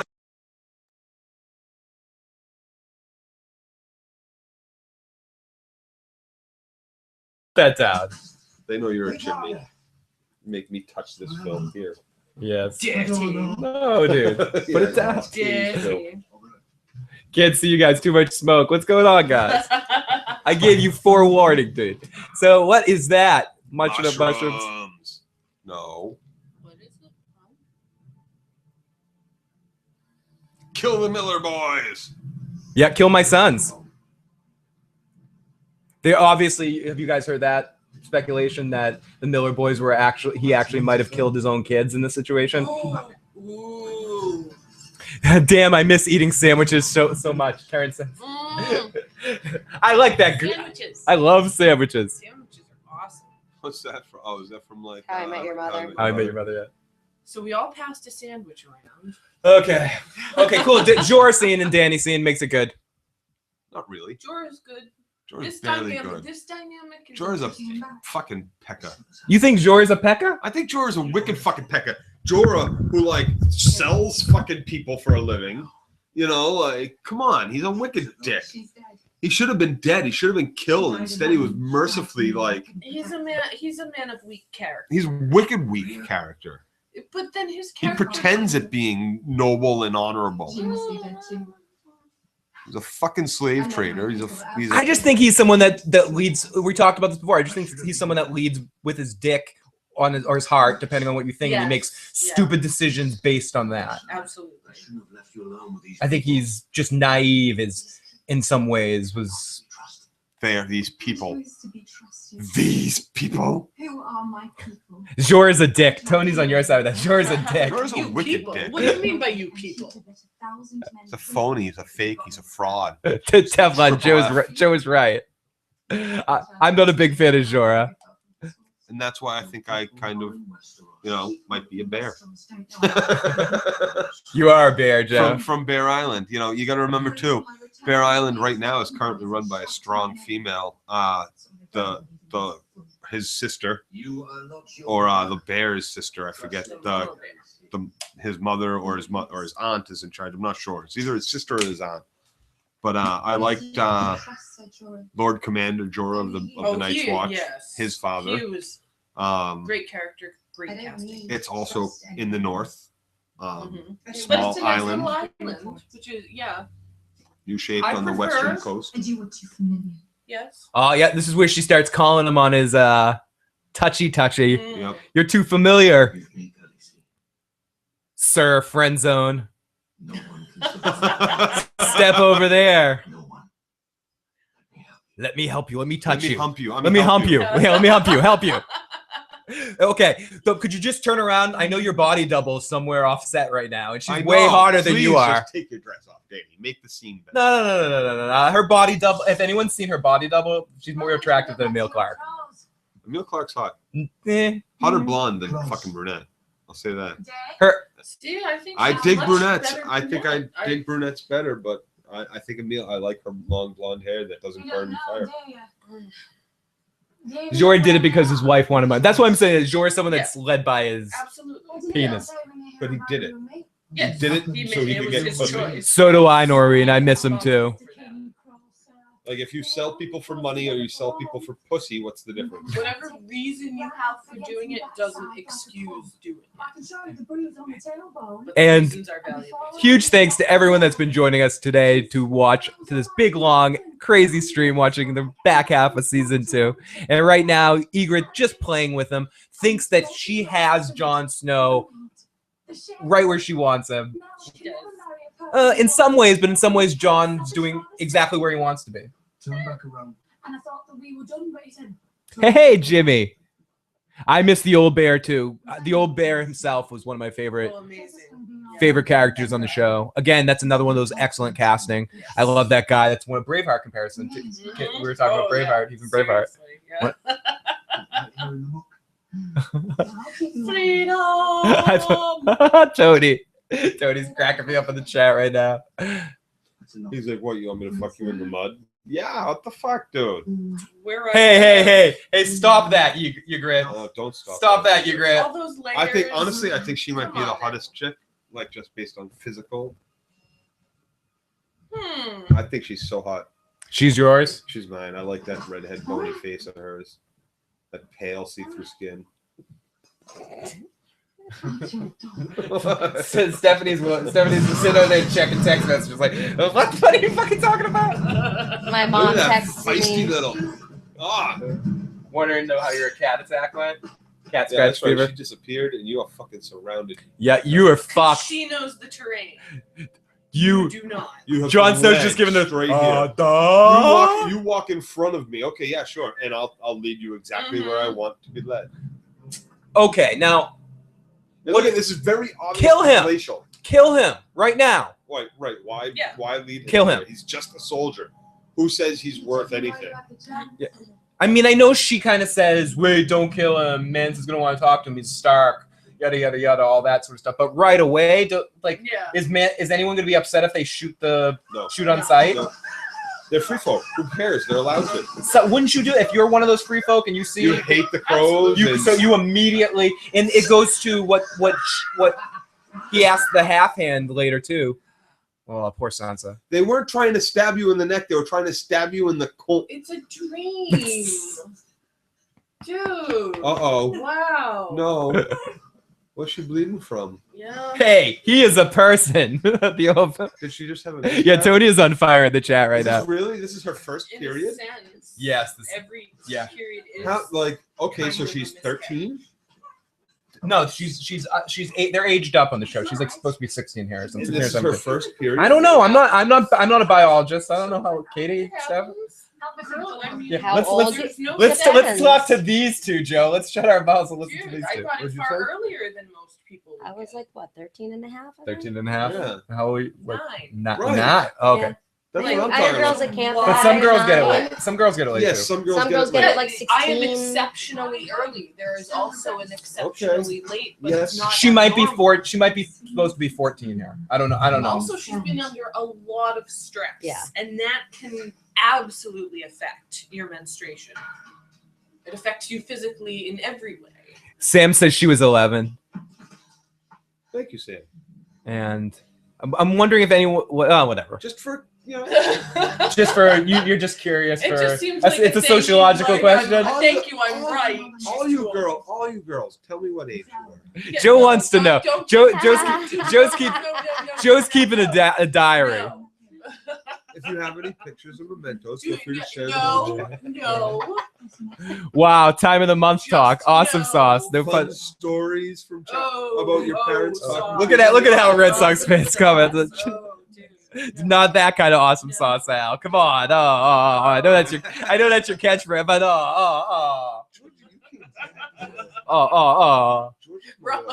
Yeah. Yeah, he's all about you.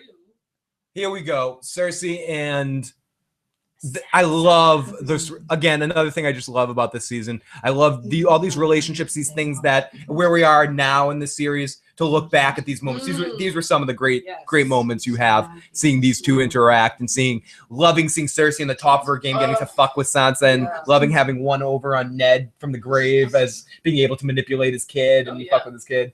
She loves having a ready set victim My royal at her disposal. to the trees with his Tim says, "Please stop talking about that." I took a break, came back to period talk. Hey, it's happening in the show. It's We're- natural. It was on the show. It's not like we just brought it out of nowhere. It's not like we're off topic or something. And I love how Shay there kind of threatens her. And When they told Jaime he wasn't allowed in the birthing room, he smiled. I love how she's honest here about Joffrey. And she doesn't try to bullshit Sansa. You'll get no devotion like that from... Joffrey will show show you no devotion like that. Yeah, It just won't happen. He may never love the king, but he will love his children. That's grace with all my heart. Boom, That's bitch. very touching to hear. Yeah, bull ass. Bull ass. Do you know what? You're really bad at this game. So let me sit down and tell you the shit. The more people you love, the weaker you are. You'll do things for them that you know you shouldn't do. You'll act the fool to make them happy, to keep them safe.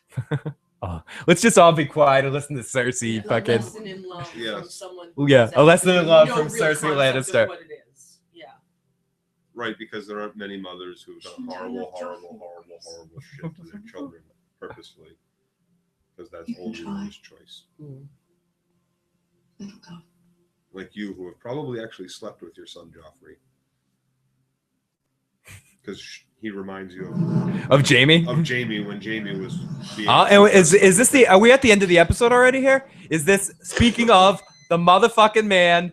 Fuck you, Joe.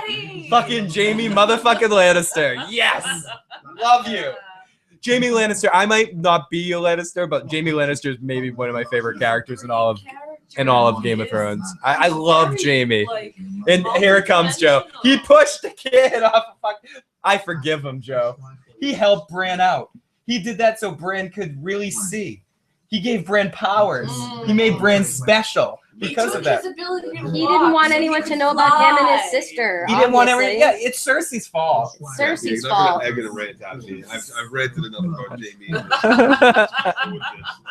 Sorry, guys, I'm trying. He's trying. This is his second attempt. Don't think I didn't feel the first attempt too early. Jaime's, I would just wish. I wish Jaime had the opportunity to fight long enough to slice Ned in half back in season 1. Really kill that Ned Stark, because he's a superior fighter than Ned Stark in every possible way. Oh my! Wow, the bait. Oh. Jaime Lannister.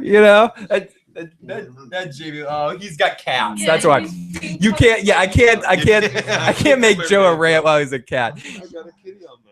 Bloodraven made Jaime do it. Jaime's arrogance, even in prison, is someone else. Exactly. His arrogance, even in prison, it's something else. So they were talking about on the DVD commentary, Dan and Dave, about how Jaime Lannister is the closest thing to Westeros has to just a celebrity.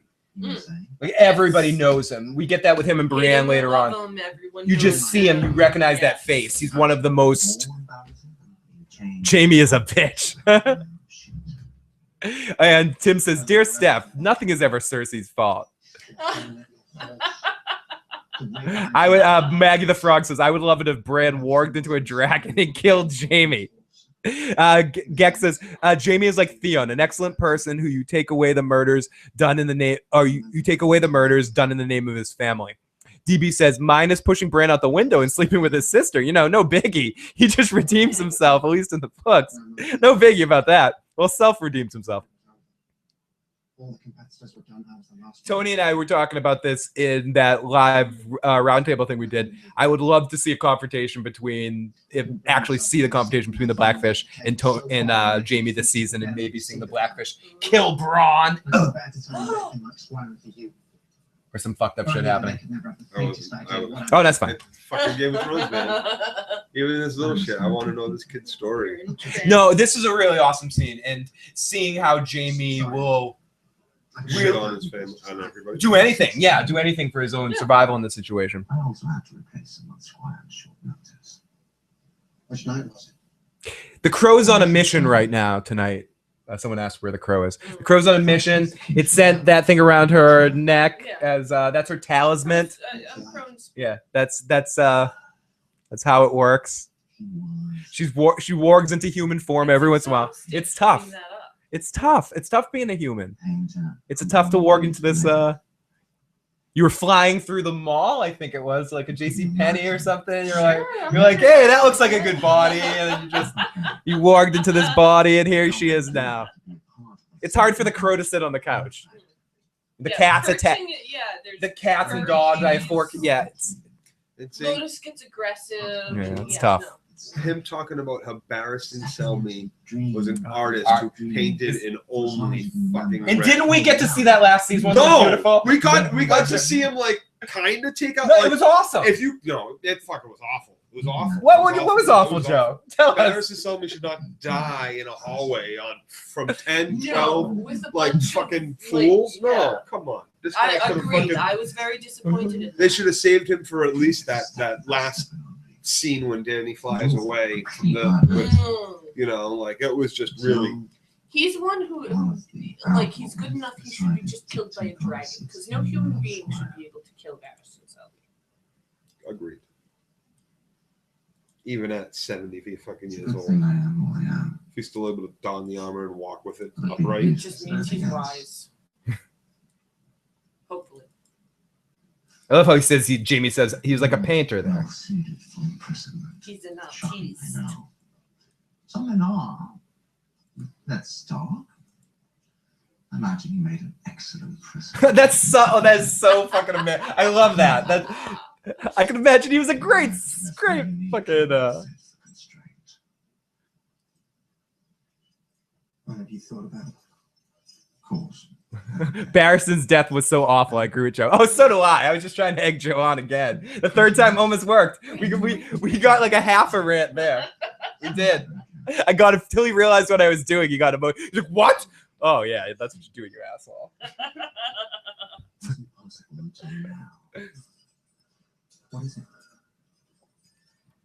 Well, next week, a week from tonight, we're doing a preview cast where we're gonna kind of take everything we know and just do our hype level. Maybe do a death draft sort of thing on who we think's gonna die, who thinks gonna survive the scene. Try to do a little competition. Yeah, we're gonna do a death draft. It was actually suggested by someon. Asked us to do a live death draft where we get to pick. It's not. It's called Clint Eastwood movie, or with Guns N' Roses as the band. Unforgiven? I don't know. Oh, watch Jamie fucking kills him. You just saw at least bits and pieces of that recently too. I know what you're talking about. Jim Carrey is in the movie. I haven't seen it. Playing the role as a rocker who they're singing like a Guns N' Roses song, making a video. I think it's a Dirty Harry movie. Jamie Lannister's the Kingslayer sister the fucker snap. who will kill a dragon before it's over. Look at Jamie. Fucking dirty bastard. What a dirty bastard. Deadpool. Deadpool. Responsibility as a prisoner. Yes, Quaith. Queef. Obviously, Quaith, one of these characters that just sort of disappeared. Who is this person, guys? Who is this person, Joe? Which one? Quaith. Who's Quaith? Her. From the Shire. No, from Beyond the Shy. Beyond the Shy. Thank you. The Shire. Did I say the Shire. Did I say the Shire? Yes, yes, you did. She's from the Hobbit Shire. Looks like Princess Leia under all that shit. I think it's Carrie Fisher. Carrie Fisher body does not look like that. No. Carrie Fisher's daughter. Carrie Fisher from maybe No, it's a face double. It's Carrie Fisher under the mask. She got beautiful eyes. See the bund hair? Will you betray her again? I'm still betraying her. Yeah, because yeah, I you will. told her the truth. Yeah. Someone said I completely forgot Quaithe existed. Yeah, Yeah, they completely. I never thought her character was that big in the book to begin with. She's at least with them the whole time, and they Not keep the getting her whole perspective time. for I thought it more was of the just like- time. Just in this season, I thought, like just in book 2, she appears in Qarth, and then that's it. Like she appears to tell them like 2 little things, and then disappears and is never seen again in the books. Never even talked about again, aside from her remembering like. That doesn't make you ask questions. No, like because people come and go through your life, and not everybody that like comes into your life has meaning or is there for more than a week or a month or. Like I've worked with some awesome people for a month that I thought would be good friends over time, but never talked. Could she be a Shara Dane? That's what some of the big speculation. She could be a Shara Dane. I mean, she might be. I didn't even think a Shara Dane. Like how big? Like what was it? Like a paragraph devoted to her in the book? Jim says, do they even call her Quaithe in the series? No, I don't think she ever gets a name. Show Quaithe is not as good as in the book where she speaks in riddles. Yep. The Harpies are rich folk. Danny already killed some. Can't be too many left. You would keep your gates and your minds closed to everything. So here we are in a Danny back and forth. How blah blah blah. Qarth's the greatest city. Qarth is the greatest city of all time. Kidnapped dragons. As I have forced it to open itself to me. This asshole. Your ambition is an inspiration. An But inspiration. like all An inspiration. overreach. 3 dragons the size of cats and an alliance with a charlatan do not make you a king. He is. Terry says, how is the guy who plays Jamie so good in this and so bad in other movies? It's amazing. Yeah. Like The Other Woman. Anyone see The Other Woman? I haven't seen that movie yet. No, it looked horrible. Noreen says, I think Quaithe is a priestess. Mother of dragons will be with her babies. And DB says, I feel like she played essentially no part in the show. Yeah. And that's what I think Joe is saying. Bye, everybody. Forever. Dead. Oh, blah, blah. Whoa, knife to the back of the throat.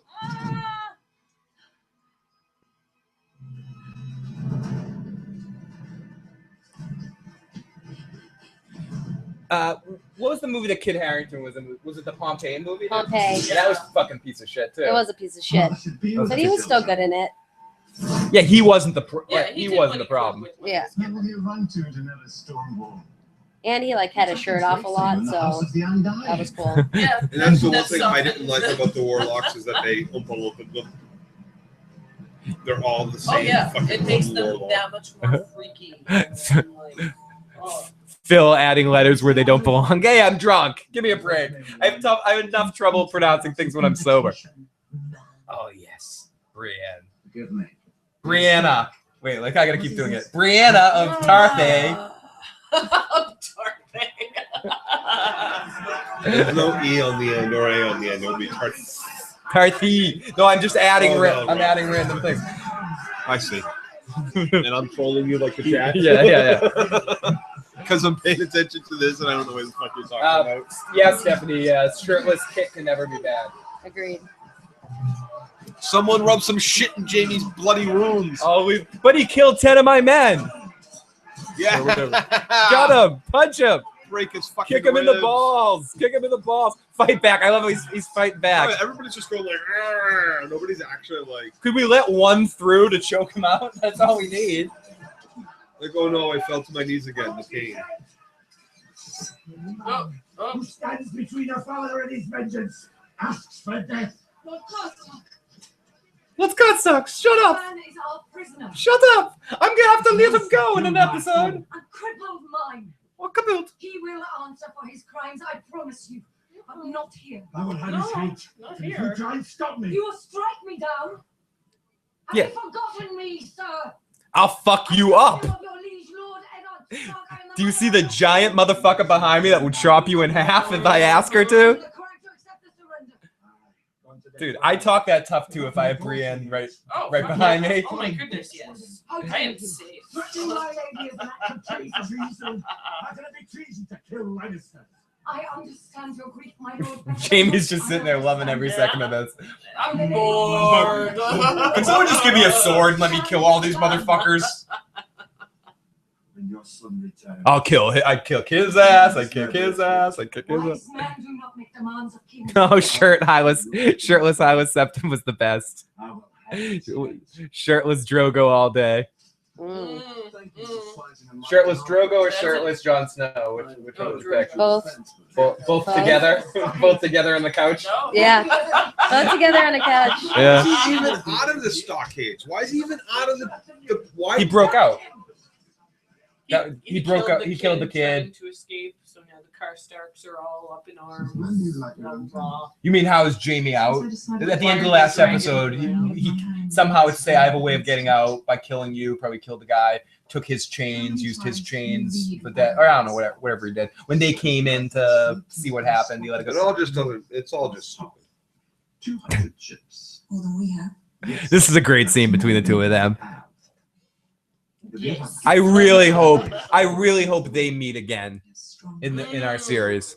I'd love to see Tyrion and Cersei. On Mother's Day.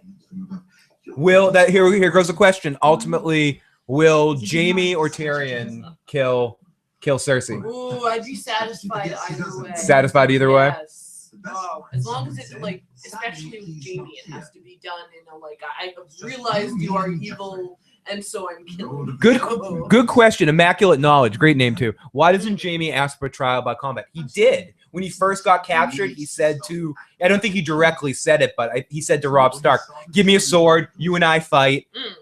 Whoever wins, the war ends." Or either way, the war ends. And Robb's response was, "If we do it your way, Kingslayer, you will win. Yeah. So we're not doing it your way." I know That's when he visits him with Wolf at night. Yeah. No, but it's also it doesn't end things. If Jaime kills Robb, sure, that might end things. But if Robb kills Jaime, what the fuck does that mean? Yeah, that means Tywin's like, even you. more Yeah. pissed, and his nephew. But King the question is even more pissed. holds: why doesn't Jaime or isn't allowed, or why doesn't Jaime try to ask for trial by combat here? The way that Tyrion did when he was at the Because area. this is war. This isn't. You're just arrested. This for isn't doing a trial. bad things. Yeah. Okay, good answer. Because he's not actually on a trial here. He's a prisoner of war. Correct. It's probably a different situation where he's not in a position to be able to. Well, plus who would step up to fight him? Jim said no trial by combat at war. If this is the price for what we've done, for our sins. This is the price. What sins? Wed brother What are you and talking sister about? for years, I know. In a second. It's what Jaime and I would say to each other. At the turnover. It's what I told Ned Stark when he was stupid enough to confront me. I love how honest these scenes are between the two of them, because Cersei might hate him, but she opens up to him a lot and talks to him a lot, and Well, I think she. What's he trying to do? Much she Bite you? hates him, No, he was cuddling with me, and then he just was like, "You put your elbow down." I just think however much she hates him, she knows how loyal he is to the family, Lannister to the Lannister family. And At least so it, she can be honest and forthright to him above everyone else. plus she has a thing for Lannisters.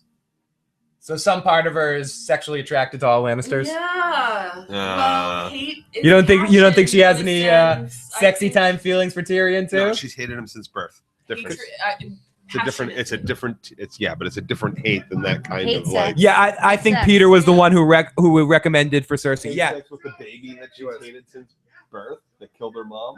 If she can kill him while And doing then it, she's already had hate sex with him. Then she's already raped Tyrion because she had plenty of Well, in opportunities a through sense, life. I mean, she did sexually assault him. Oh yeah, constantly. and Sam, you are right. Peter was the one who recommended Cersei for the part, who recommended Lena Headley for the part.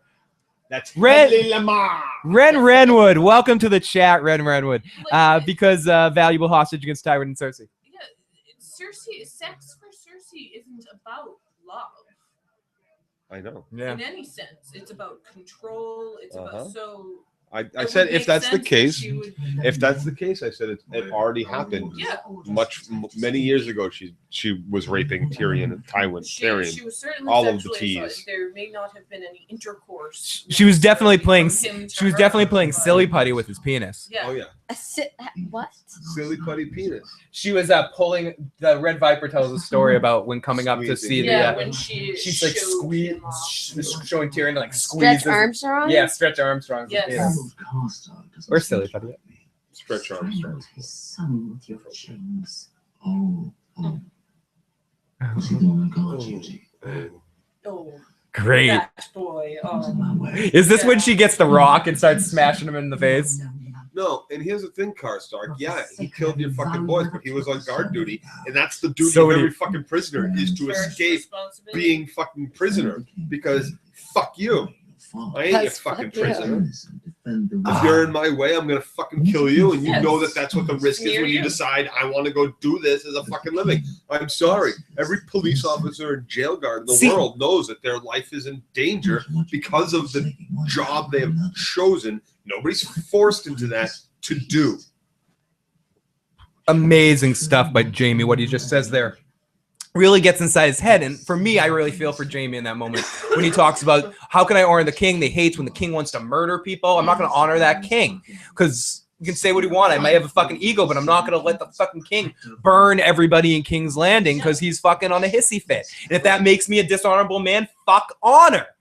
I mean, and I'm so on Team Jaime there with that sort of thing. Jaime made the right fucking decision by killing. I don't care if he broke bullshit. He fucking should have killed the Mad King. Yeah. He should have killed him. Lives. He was saving lives. Honor And he is was- not and black knowing and white. that he would be damned by this action too. For There's- the rest of his life, he's only going to be known as the Kingslayer. Lots of love to you, Ren Redwood. Hope everything's been going great. Thank you for stopping in. Great to see you, buddy. Good to see you again. We've missed you. Great to see you, my friend. Yeah, I've been pushing for you to come back, man. We get Ren with us.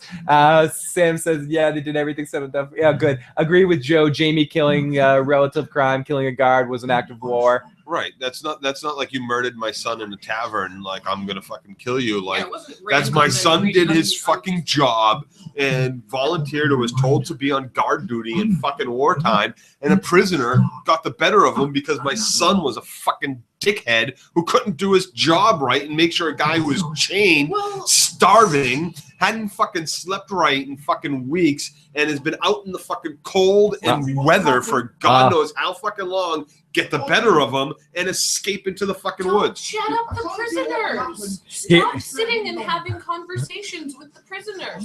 Get into your head. Okay, What the fuck? everybody, fuck Reek. Fuck Reek. Fuck Reek toast. No, Reek. Fuck Reek. Reek. You know what? I really wish they had done this. This was one of my bigger disappointments in the book, as far as book moments that don't follow the storyline. When they took out the addition of Reek, Reek is supposed to be the one that You mean Reek 1? Reek 1. There's an original Reek. Everybody who's not read the Ramsay.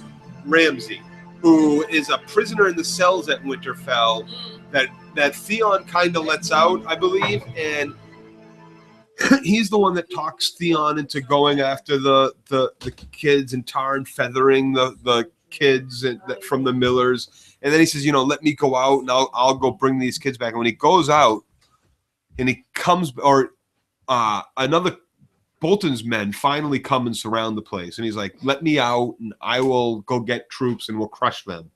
And when he lets them out, he goes and gets more troops to come back and crush Theon instead or some shit, if I remember. Okay, A, I'm drunk, and B, I haven't read these books in 5 years.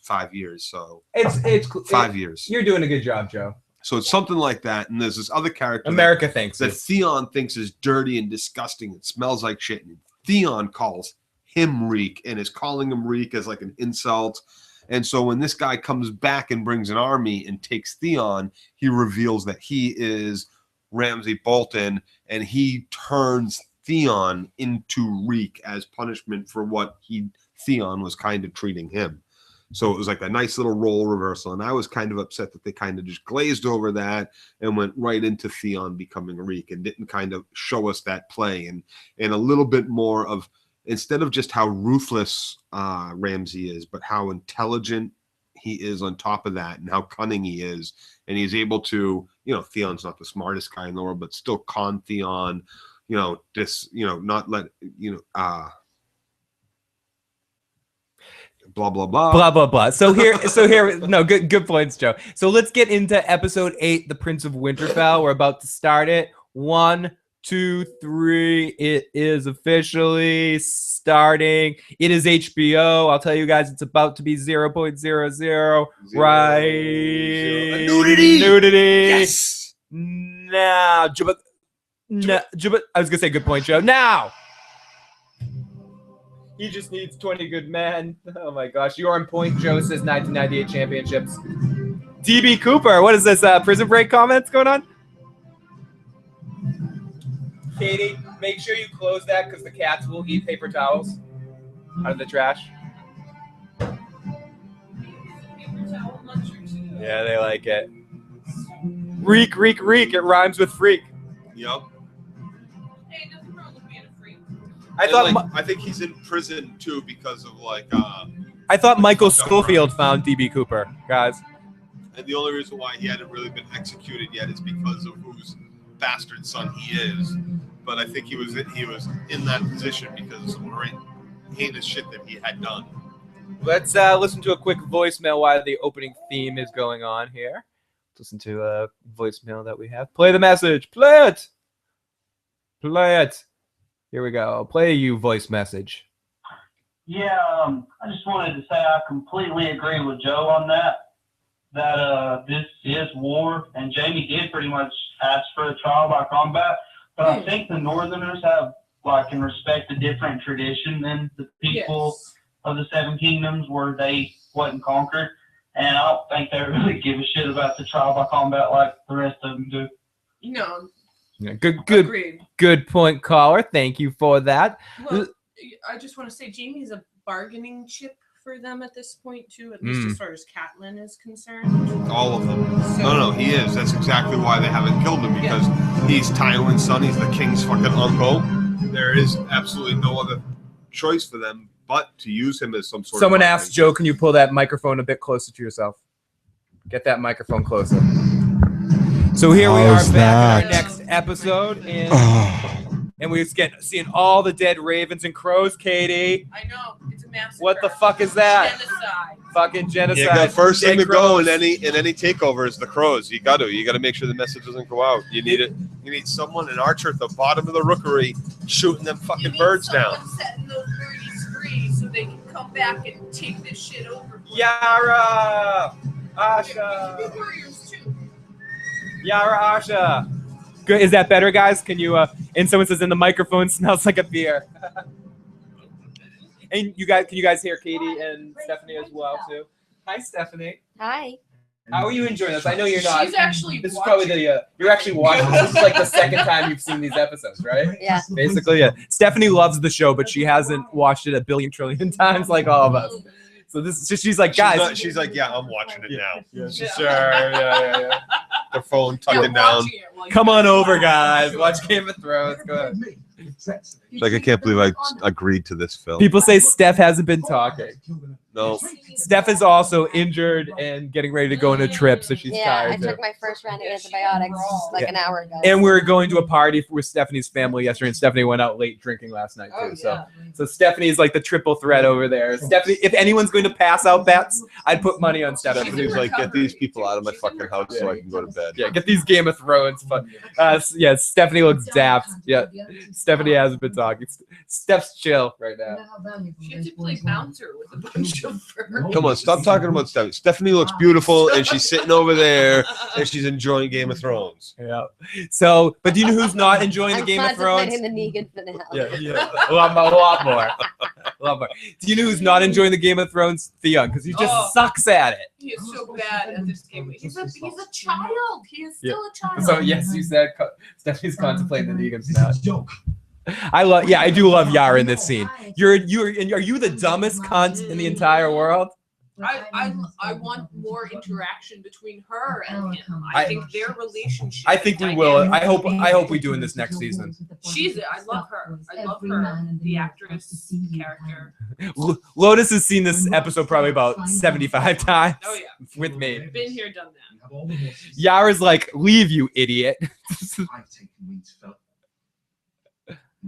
Yeah, and it was a stupid move, brother. Brother. Yeah. Katie, you sound so Klingon there. And I'm going to tell you, brother, today is a good day to die, brother. She Tywin's the room. Leave us.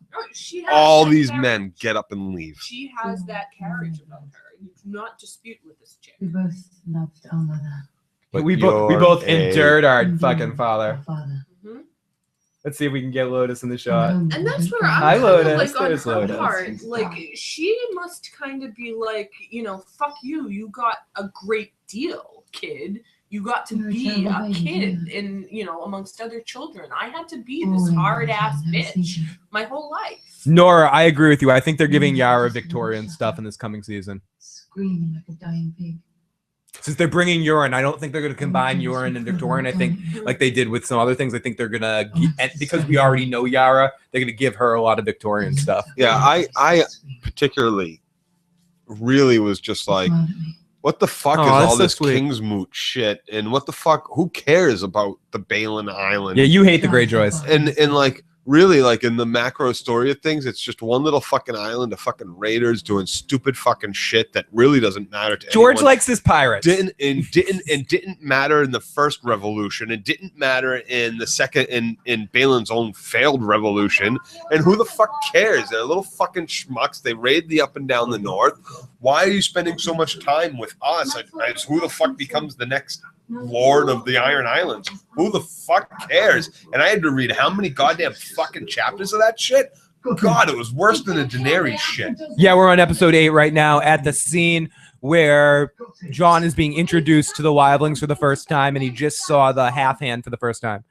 And this is where Ygritte is trying to save his life, saying that that Mance will want to talk to him. He's a Stark from Winterfell. Ned Stark was his father. Excuse me. A fucking Wookiee in here? That was a yawn. Chewbacca's just made an appearance in the podcast.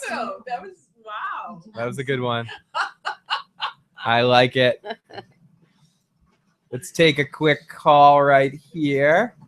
Let's see. Welcome, caller. How's it? Katie had a good point that I think she honestly. It's about time, Katie. Like y'all are kind of envied and was jealous of Theon of how he went through, and y'all had to step up and kind of take the son spot because that was 3 sons that were taken away from Balon. And maybe she honestly didn't want to do it, but in the book she acts like she's already a dude anyway. Yeah. Good, very good point. Thank you. Aw, Katie was right. I've been validated. Yes, it works. Chewie, we're home. Greyjoys rule. I'm with you. I like the Greyjoys. I do too. I think like Greyjoys exist in the world. Yeah. The thorn in everyone's side who feels so entitled and like narcissistically And so salty. And they're so so salty. But they're so ineffectual also. But yeah, exactly. I mean, they're a little bit more effectual in the book, but for the most part, still, it's like Endgame. They always end up failing. Yeah, they don't have the long game. Oh, let's watch Rob slowly die here. Every step is a closer step to his death. Look at it. Look at it. You can see, if you watch closely, you can see him starting to get shot by arrows. Yes. They're starting. You can see death in the background following. You see the Grim Reaper. He's hiding behind the tree. And he's going. Behind that tree. And he's saying, "You may be a king or an only street sweeper, but sooner or later you dance with the Reaper." I like the peasant nurse girl from across the fucking ocean is wearing like really nice fucking clothes. Who decided to go like just what the fuck? I think that's the same like dress and cloak she's been wearing. Even it's clean. It's mighty clean. Yeah, lady, do you think that the half hand being able to fight again means that Jaime might be able to learn to fight again? I think Jaime will get to a point. I think even though it was bumbled, I think that's what last season was supposed to show us, that Jaime might not be the greatest swordsman in Westeros anymore, but he can at least hold his own. Because I think we were supposed to think that the Sand Snakes were good fighters. I don't think that came across. I don't think it came across, but I think the point was that we were supposed to say they're good fighters, and he kind of stayed alive in that situation. So he's good enough to stay alive, but he'll never be someone that can beat another great swordsman in a fight. I think it will take him a long time to get to that point.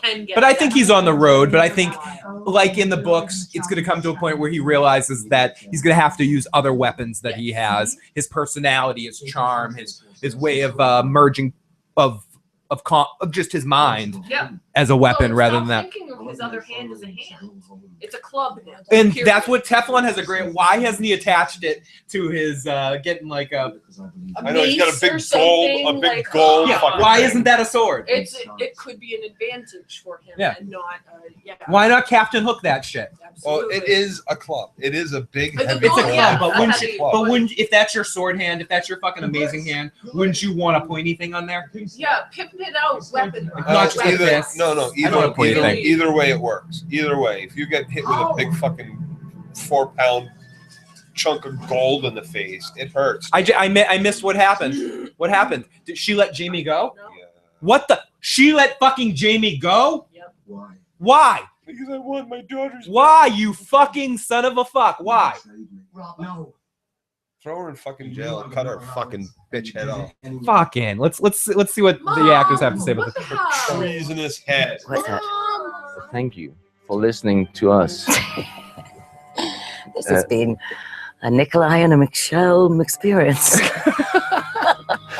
It's been fun, and yes, enjoy the next episode with some other people. Who's doing the next one? I don't know. That was a few seconds of Jaime Lannister and Catelyn Stark talking about this episode in the DVD commentary. We've got Cat. No,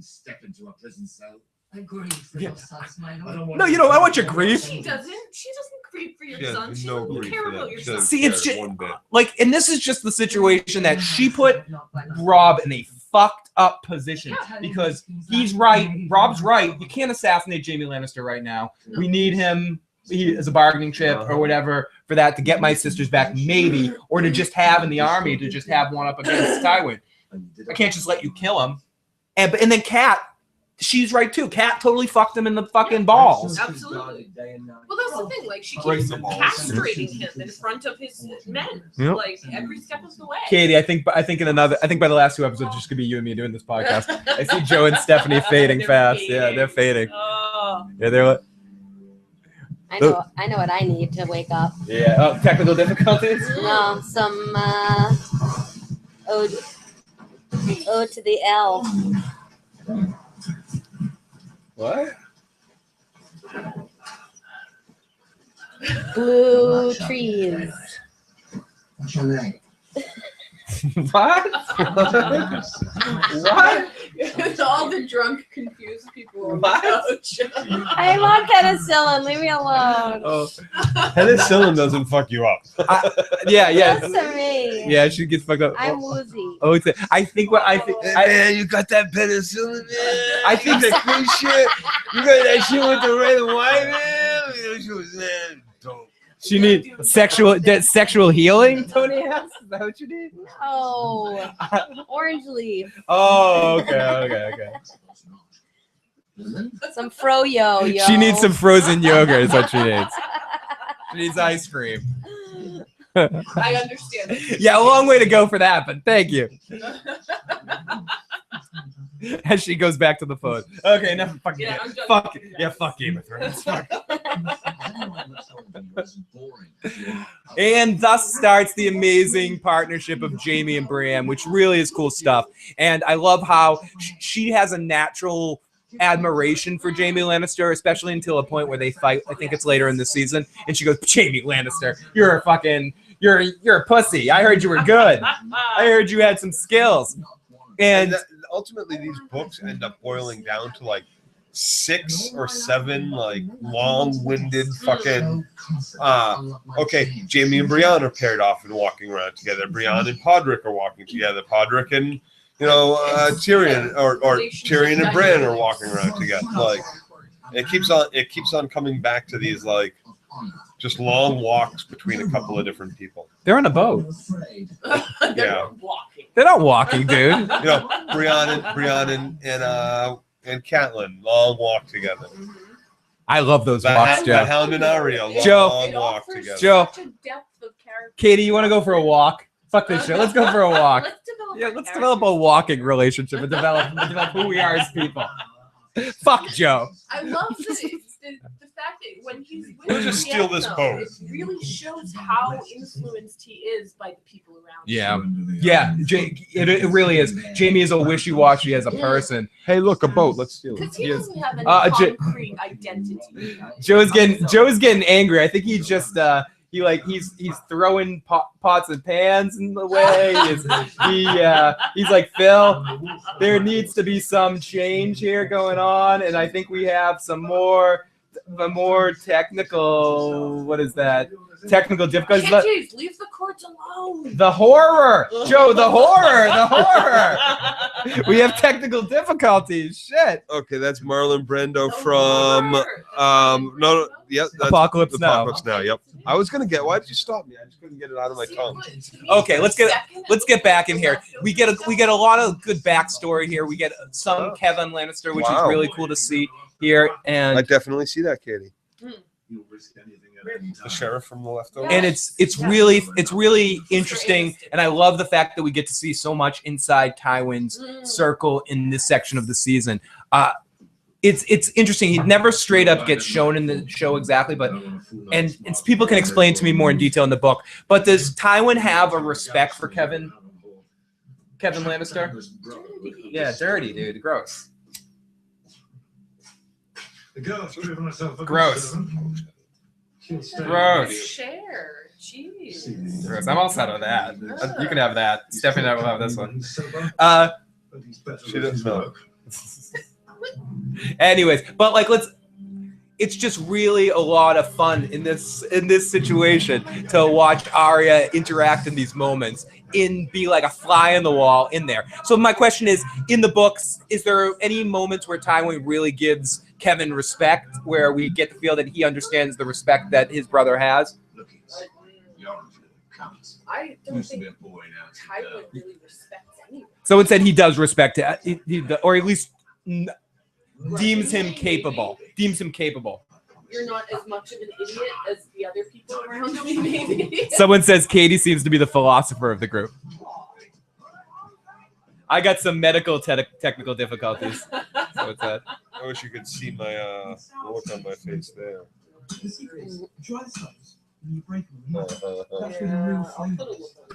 Oh. I don't really know what that means. Someone said, Phil, does this mean you guys are not watching Fear the Walking Dead tonight? I probably will be. Stephanie will be. Stephanie might sneak off at some point and watch it. See, I would if I had. See, I can understand you want to watch it. We're not talking about that. Stop it, Joe.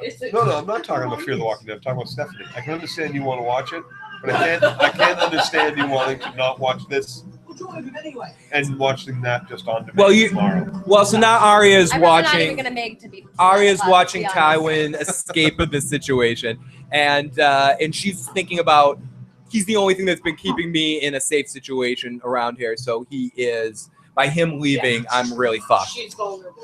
She's ultimately vulnerable. Yep.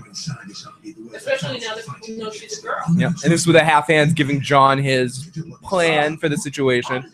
I love how half works this. Like, fuck you, kid, this is what you gotta do. Yeah, and then whether you like it or not, we're gonna do it. Yeah. It's not yours to kill. Crow.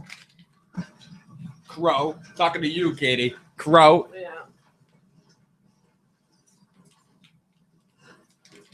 I like Kevin, but I know yeah. I don't recall who's the elder, Kevin or Tywin. I think Tywin is, right? I'm not sure. Kevin is the older brother. Really? Is he? Which makes it a Kevin's much the older brother? more interesting I thought dynamic Tywin is. between them. But Tywin. Someone says Tywin is. I don't recall who the elder brother is, Kevin or Tywin. Someone look it up. It's been a very long Because he's the Lord. He has to be the older brother. No. Yeah. Oh yeah. Tradition. Yeah, I get you right there. You're like, no. Oh yeah, you're right. Shit. I can't disagree with you. No, Shit. I was trying to come up. I thought he took it from his brother, but no. I think you're right about that. I think that it's, he's the Lord of Castle Rock. Yeah, so Kevin's the figurehead essentially, and Tywin is the one Wearing a gold cloak wasn't part of it. I love this. Bron and Tyrion, the bromance of champions. I ain't putting on a gold cloak. I'm gonna be what? You want me to what? You want me to do? Does that mean I have to? Well, fuck you, dude. Oh no, the white cloaks are the King's Guard, right? The gold cloaks are the City Guard. All crows are liars, No, even the pretty gold ones. cloaks are the Jamies, right? The King's Guard. King's Guard, yeah. Yeah, I'm not gonna be a King's Guard for the rest of my life. Oh no, the City Watch. I'm sorry. Like he makes him like the head of the city. Right, but he said I'm not gonna be a gold cloak. I think he was asking him to be a gold cloak right there. Being a gold cloak isn't part of the deal. One of these explains how to beat it. And history of the great sieges of Westeros. Yes, one of them does. Chevelethan.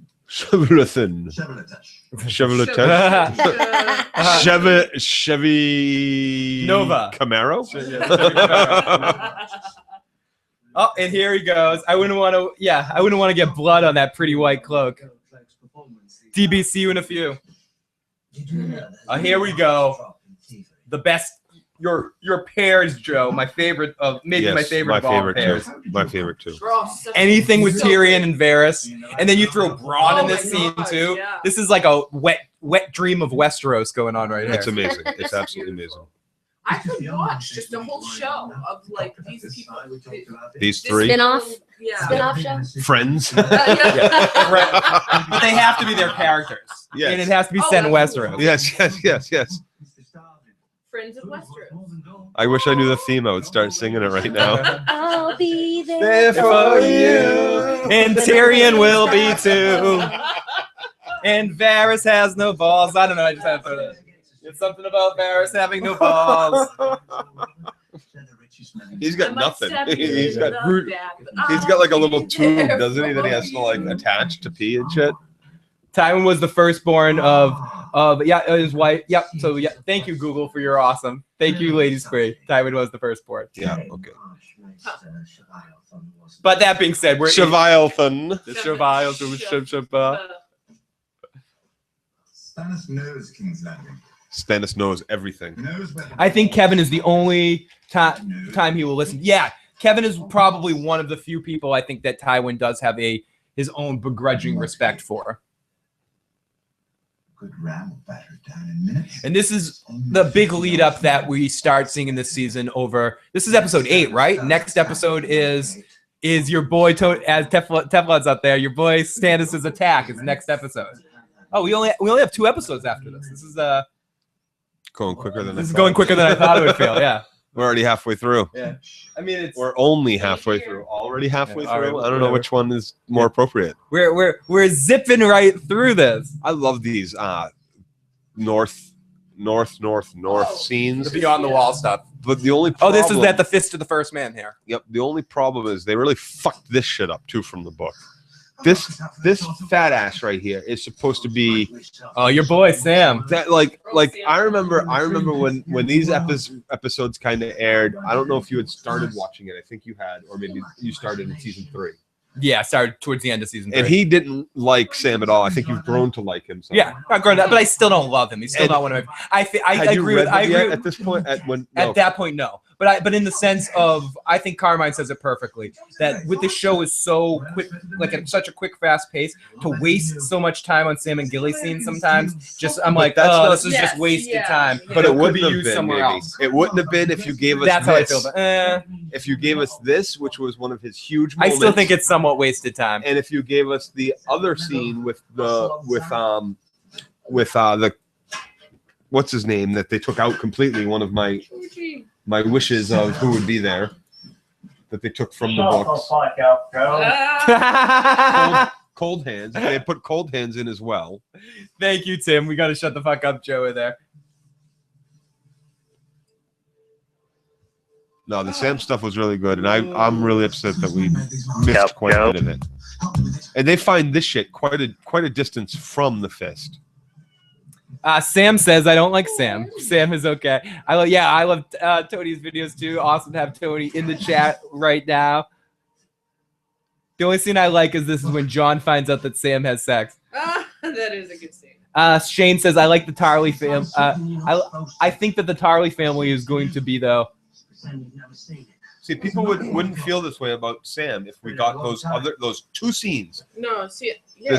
There's two ways that Sam really redeems himself in the eyes of me and made him a book character that I really loved, and they nerf him.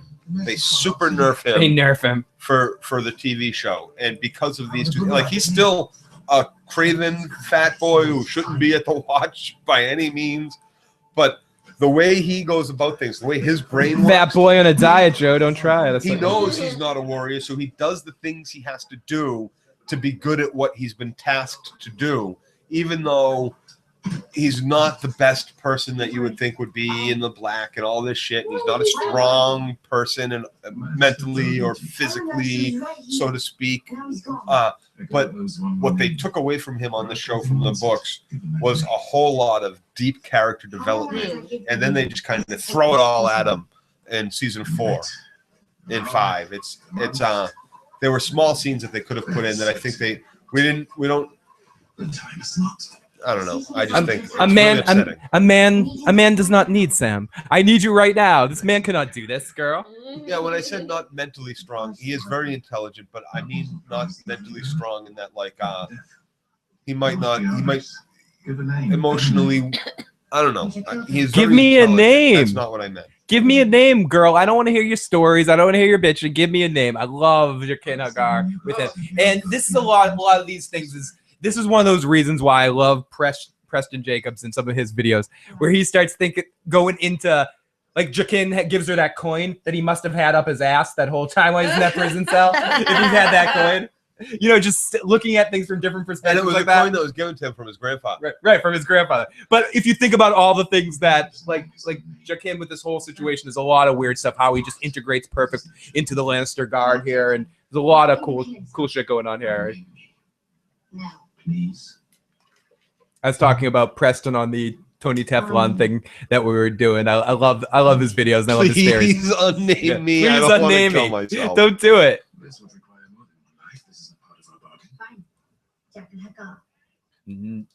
Break. No, good. Yeah, break. Fine. Break for now. Time. Break for now. Ladies and gentlemen, I think it's official. Oh gosh, Joe, are you okay? Are you okay now? Have you done it? Here we are. We're back. Ladies and gentlemen, we are back. Steph's like, what? Podrick. Hi guys, we're back. Technical difficulties are over. Podrick and Sam. Did you say Podrick? Podrick and Sam. Yeah, you just said pot. I didn't. You totally did.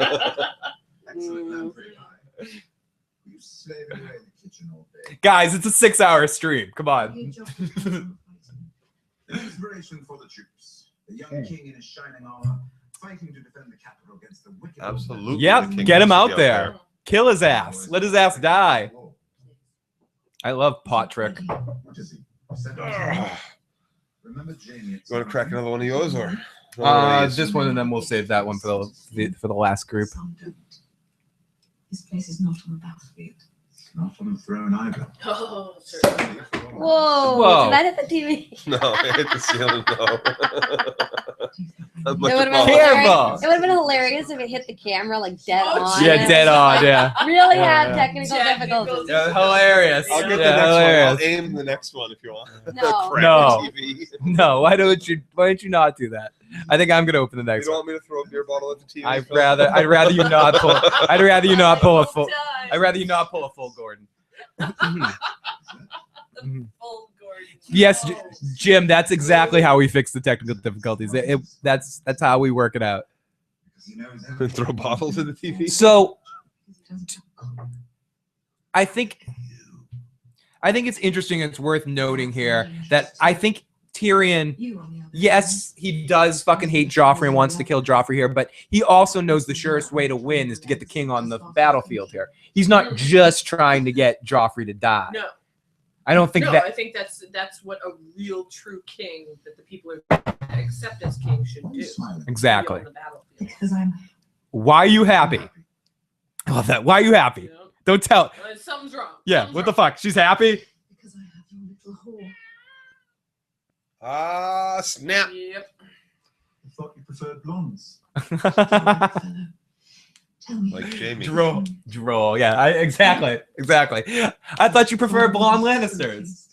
And I used to be blonde in season 1 for an episode. Then they decided that was stupid. Yeah, they gave me crimson. Yeah. They decided, fuck that. I'm not making your butt. I love how Tyrion is for a half an episode. First season. Pretty thing. No, Preston is great. I love his stuff. Lovely body. The bruises will heal in time. Doesn't she have the wrong whore at this point? Where did you find her? Yes. Doesn't even know who hears whispers. Really. Someone asked if we're gonna do live reaction of me watching the episode is me taking notes like. Yeah, no, it's not the same thing. It's not the same thing because we talk over the episodes and stuff like that. We will maybe do a rewatch of that stuff like this. Like after this the isn't, season. and this isn't a live reaction to the episode because all of us in this room, with I think Steph's exception, have seen these episodes like 6 times. 6 or 7 times, yeah. You like her very much. Now this is a situation where Cersei thinks she has the right hooker, but she doesn't. Correct. Is this the death of Roz? I think so. Yes. Is this your girl Roz's death that Joe yelled, "I loved you naked in public" when we saw her at when Joe met Roz in person and he was yelling. She walked in the rose, "I loved your tits, great acting." Something. What'd you ask? I didn't. I asked her who she would have. Who was her best sex scene and who? Or no, who did she wish she could have a sex scene? She could have had the sex scene with on the show, and she refused to answer my question because she didn't want to hurt anybody's feelings. Because I think she. Someone said I don't think Roz dies in still season 3. What I could do is set if people are interested in that, I could run a camera for Stephanie and I's reactions while we're watching the episodes, or run a periscope or something like that, and if it's interesting, if there's an interesting reaction, I could upload it or something like that. Just run a camera in the background while we watch it. You guys can do the same. I'll do that. And if it ends up anything interesting happens, we can do something with it. If not, it's just time. It's just memory space on your camera. Yeah, Katie won't be on it, but I'll definitely run a camera for every episode on this season. And if I'm like, if you like your reaction and you have a not even if I like it, but if it's more than just me sitting there and going, "Wow, Game of Thrones is awesome," or if it's more than me just saying, "Stephanie, shh, I'm trying to take notes. Shh, don't ask me questions right now. I gotta rewind it. Shh." In fact, what I'll do is this. Me watching. What I'll do is this: I'll run a camera of my live reactions to the show, of me watching the shows, and I'll drive them. Google Drive. Radio Westeros is fucking awesome. I love Radio Westeros. And I'll let him decide whether or not he wants to post the video as a whole or cut it and watch it and edit like specific blooper reels of me watching shit. But I will video myself for every episode and drive them to Phil and let him do with them what he pleases for the show. But I love Radio Westeros. I love History Westeros. Those two dudes are hilariously funny. I should have said that. I should have just thought. Oh, welcome, welcome, Heath Hinton. Shit. Yeah, I didn't hear you. You're drunk. Promises don't. Yeah, this is a drunk promise. It doesn't necessarily count. Yeah, no contraction with roommate. Intoxicated while signing. Welcome, Heath. Great to see you, buddy. Why you look sad, my lion? Hey, my lion. Yeah, Radio Westeros is so intelligent. I love those dudes. What are the name of those? Those two, like the two Israeli dudes. Am I messing up names? Because there's like a couple of names that are very similar, and all of them are really awesome. But I just want to make sure I'm saying the right dudes. I'm sure they are, but I don't watch any of that stuff. I would kill you. You know that. I'm too busy watching Game of Thrones to watch stuff about Game of Thrones. But they are awesome. No, I've had moments where thank you, Sam. Game of Thrones Academy. I love the game. I love Radio Westeros too. I'd love to actually do something with the Radio Westeros guys. They're fucking awesome. But yeah, Game of Thrones Academy. I love those dudes. Those dudes crack me the fuck up. Yes, thank you. She's a liar. The Academy. I love Game of Thrones Academy. I always blank in the name. They're all a bunch of, like I'll mix up all the names, but those dudes are so they're some of my favorite out there. My Lion of Lannister, you fucking cunt.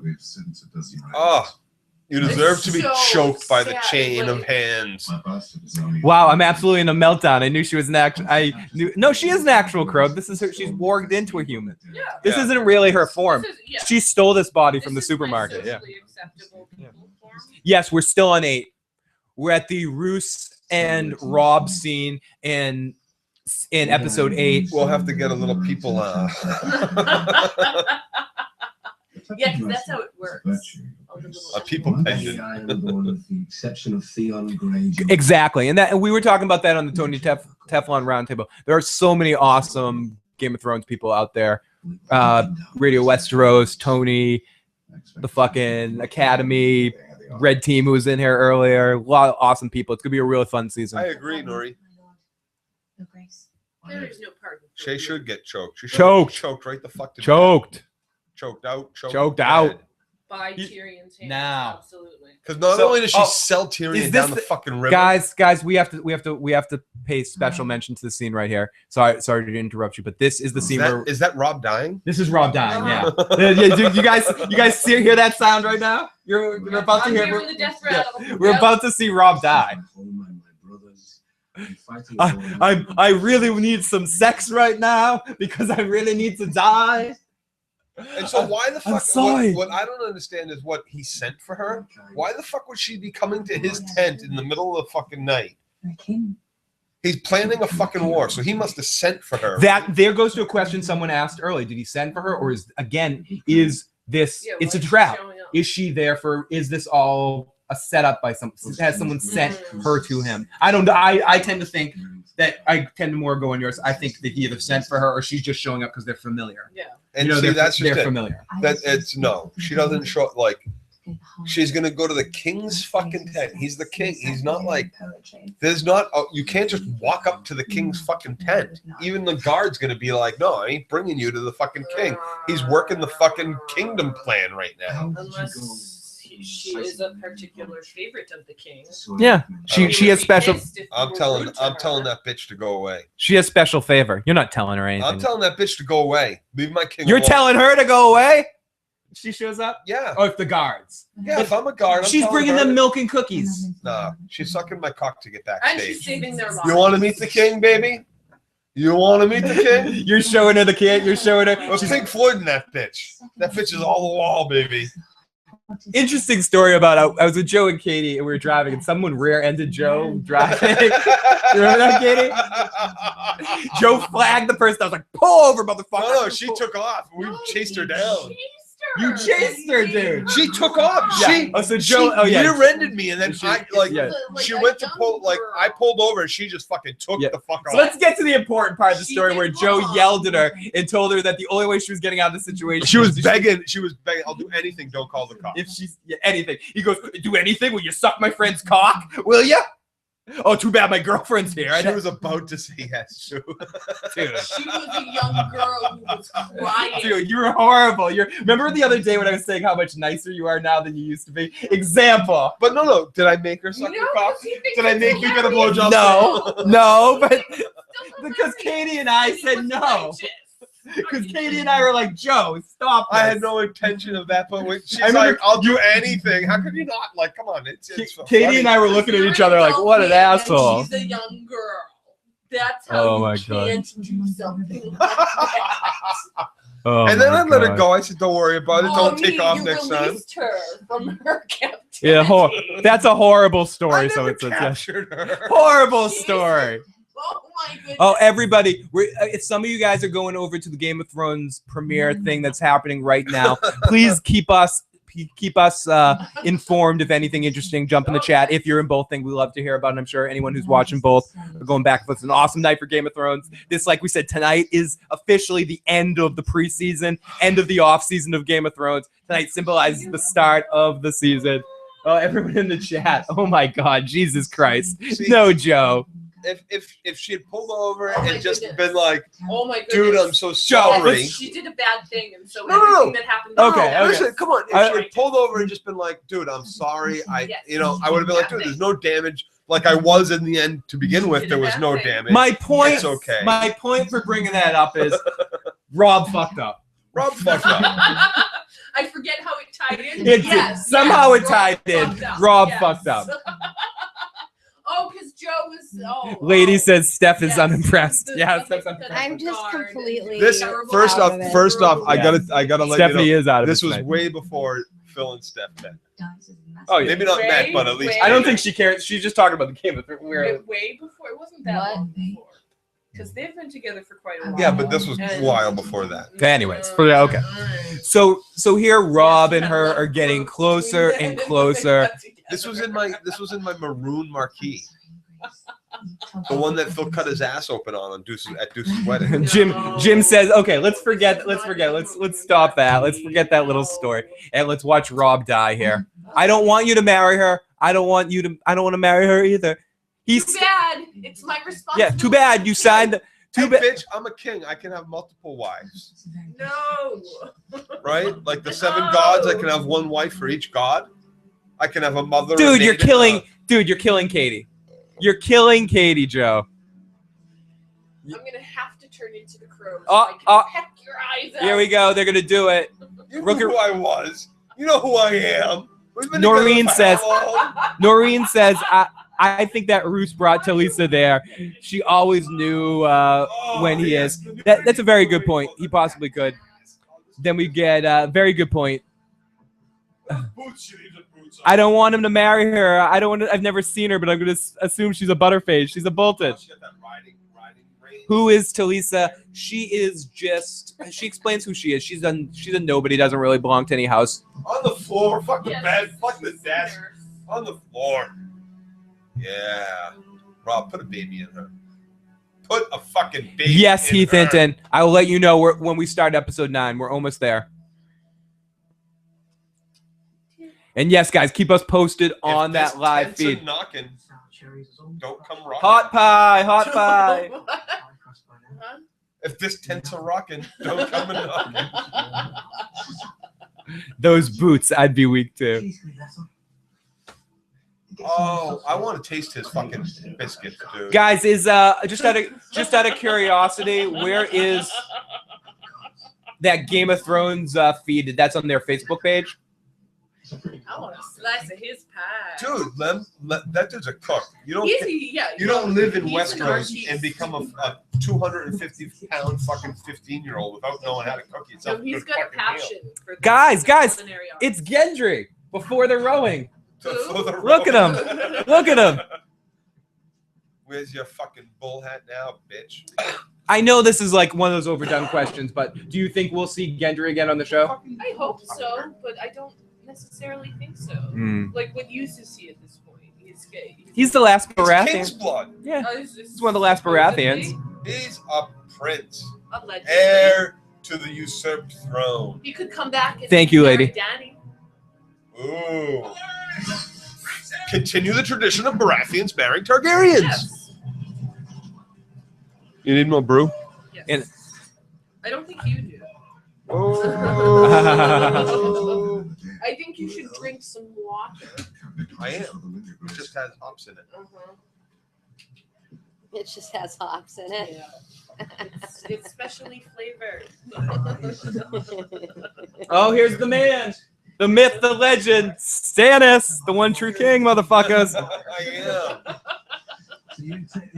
Some non-alcoholic water. The one true king. I understand why the older families looked down at me. Why? My father was a crabber. I love Davos. And seeing what we see of Davos for the new season makes me like Davos even more. What the fuck is a Lomi? Gendry has arms now, like the mountain after 3 years of rowing. Gendry is definitely Littlefinger's Geth to Alina. I think you're right about that, Miss Ash. Great pickup. Do I need a Facebook account to watch the live feed? I know.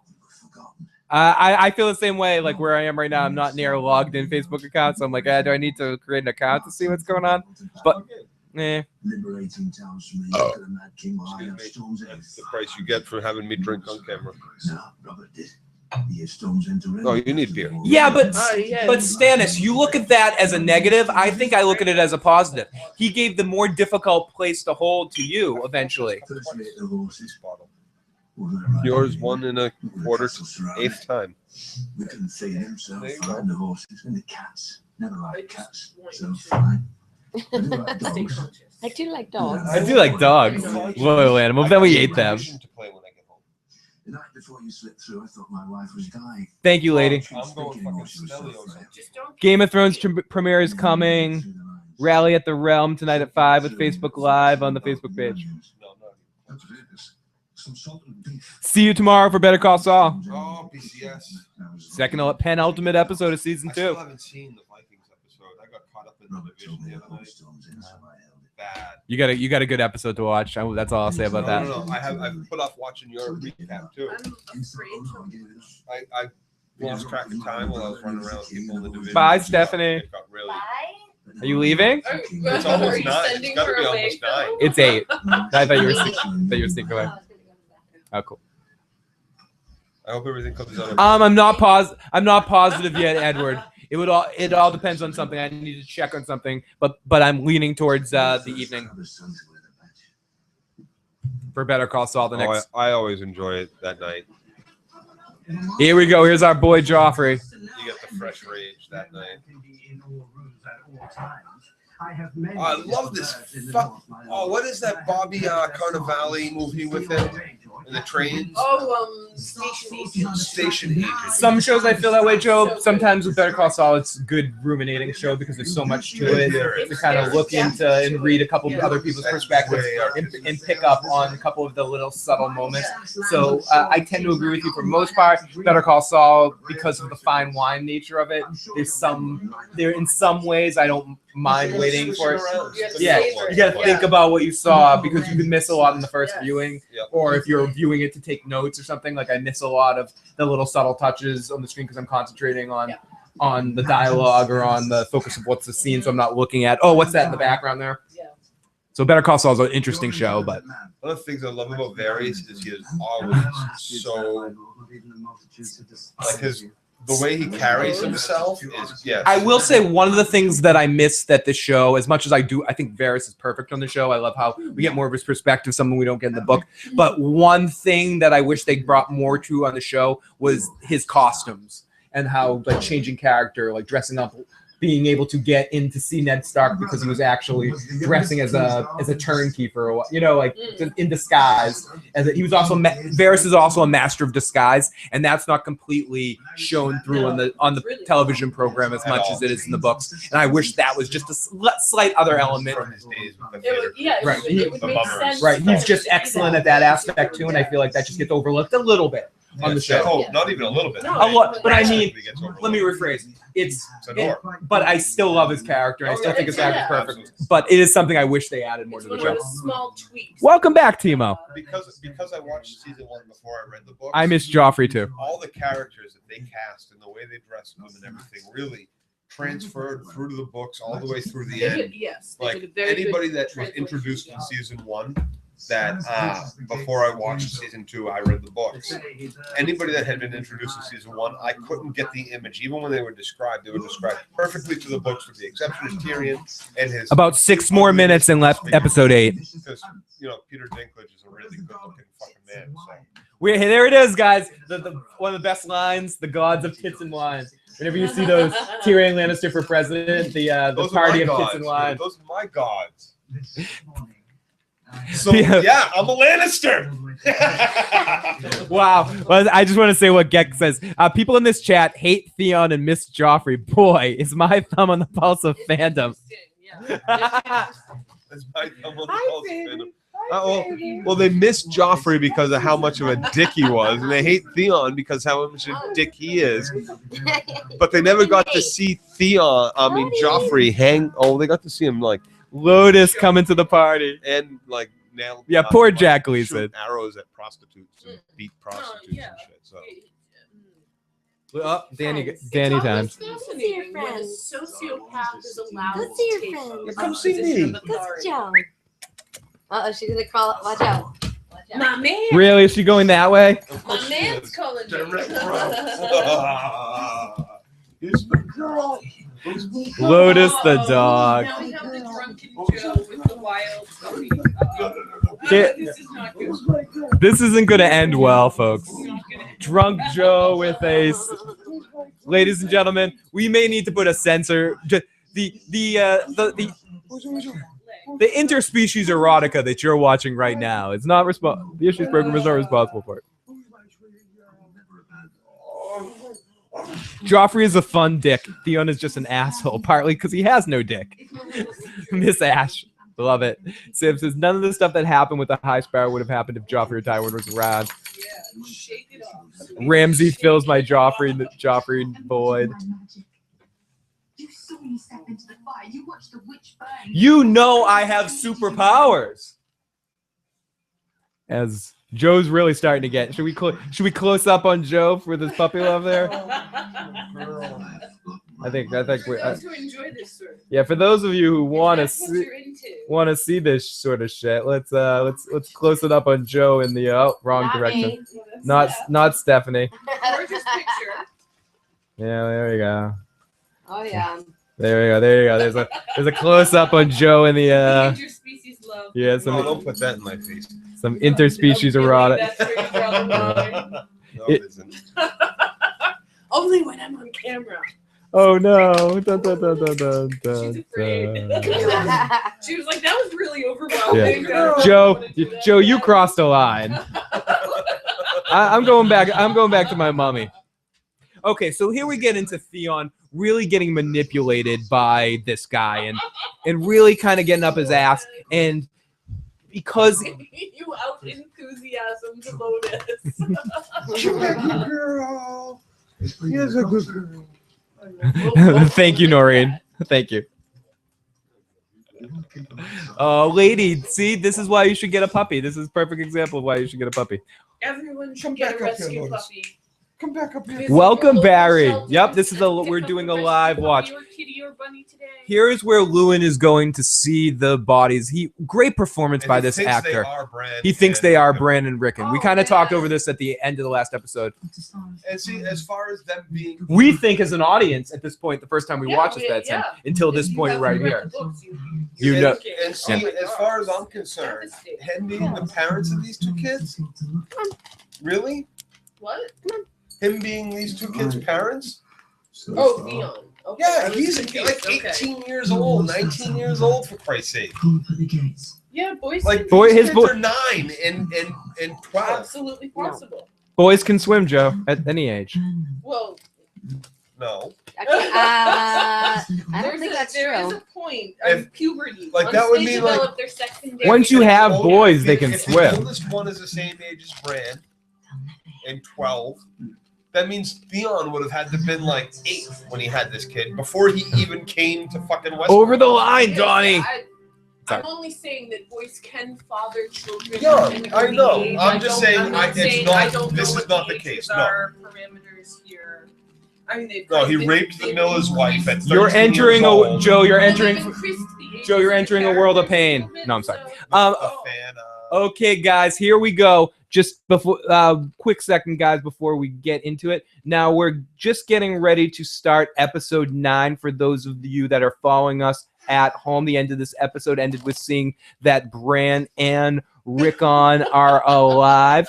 Now, guys, if I was going to be playing along, I'm going to get the audience to vote on this before we start the episode. I've been playing a little bit of commentary from this DVDs. If I could be playing along with this, that we're going to share with you sometimes, the George R.R. Martin commentary or the Peter Dinklage commentary. I want Peter's.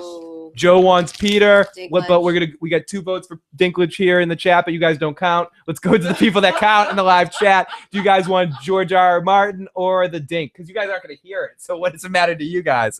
So quality control. So we got 2 different ones for this episode. So let me know in the chat who's Wait, which. what's your vote? Mine would probably be the George R. R. Martin one. Fuck him.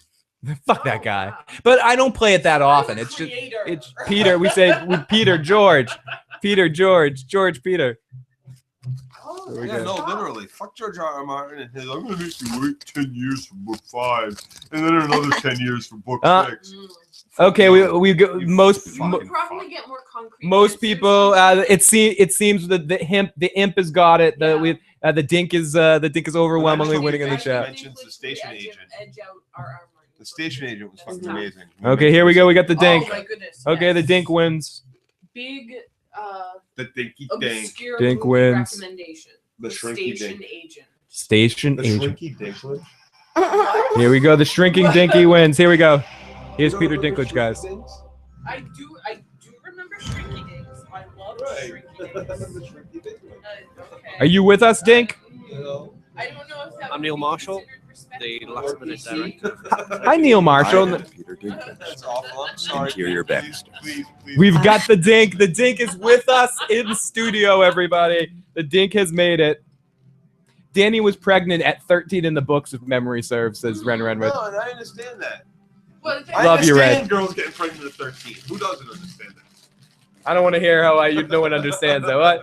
Our last 2 episodes of the season are longer episodes. So we might seem like we're almost done, but we have almost 2.5 hours left here of the season. So here we are at getting ready to start the episode 9 of the season. And this is a big episode. The biggest battle that the show did up to date at this point is really this Battle of the Blackwater. This is super huge. Up until the battle that they did at the wall that we saw in the theater. Did you guys miss that they didn't do the theater thing this year too? Would you have liked them to do the theater thing? I want more theater. What episode will they put in the theater this year? Oh, fucking Hard Home. The Hard Home episode. Yeah, they should have done a theater this year. Yeah, Joe's like, what episode? Oh yeah, Phil, you're right, dude. I know it should have been the crazy. Dude. Now that is a reaction video. Yeah. My jaw was on the fucking. I was like, what? The Oh, Heath, yes. Heath, we're starting. Did not take note. Are you kidding Yeah, me? we're starting. All of it on the big screen. The Hard Home was the most amazing. Guys, here is the fucking Blackwater. That It's was about the to most happen. Amazing dead zombie kind of thing ever. Battle scenes.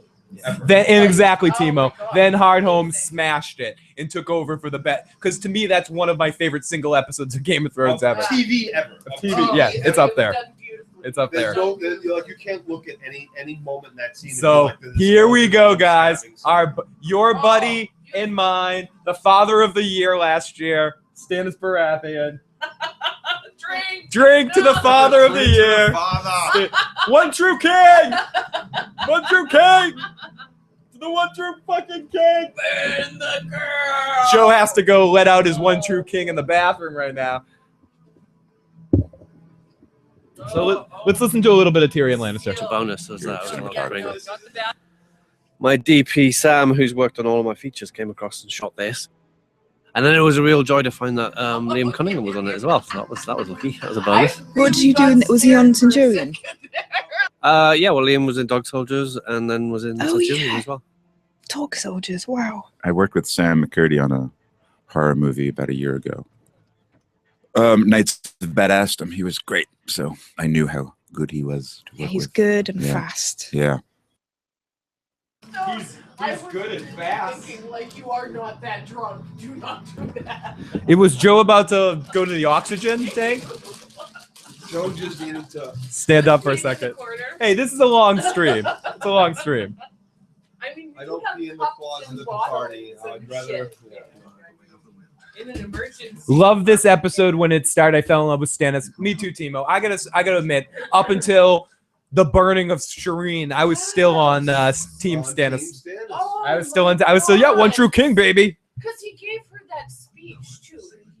Yeah, I liked him so much. Remember we were talking last year. If could you guys both bring your mics a little closer to yourself? Oh, sorry. That's okay. Yeah, Joe altered my mic. No. It's I had to alter other things, so your mic has this other too. It's easy to forget. Katie, I think you're pretty much fine. Okay. You enunciate better than Joe. When Joe's not angry, he's too nice. He's like, yes. What's all up? good, man. He gets Oh, that, good, man. that like elevator music radio station. Yeah, the jazz singer. Hi everybody. This is dirty. This is Dirty Locks. Time for some video gaming for you all. Yeah. Welcome to Joe Dirty Locks video gaming. Good time to bring it to you. We're gonna see some blood and gore tonight. Yeah, we're gonna see some real blood and gore in this game, and I'm gonna hack these bitches to bits. Joseph. Did you just drink Katie's drink too? No. We have it on camera, folks. Did Joe just drink Katie's drink? Okay, let's get back into this, folks.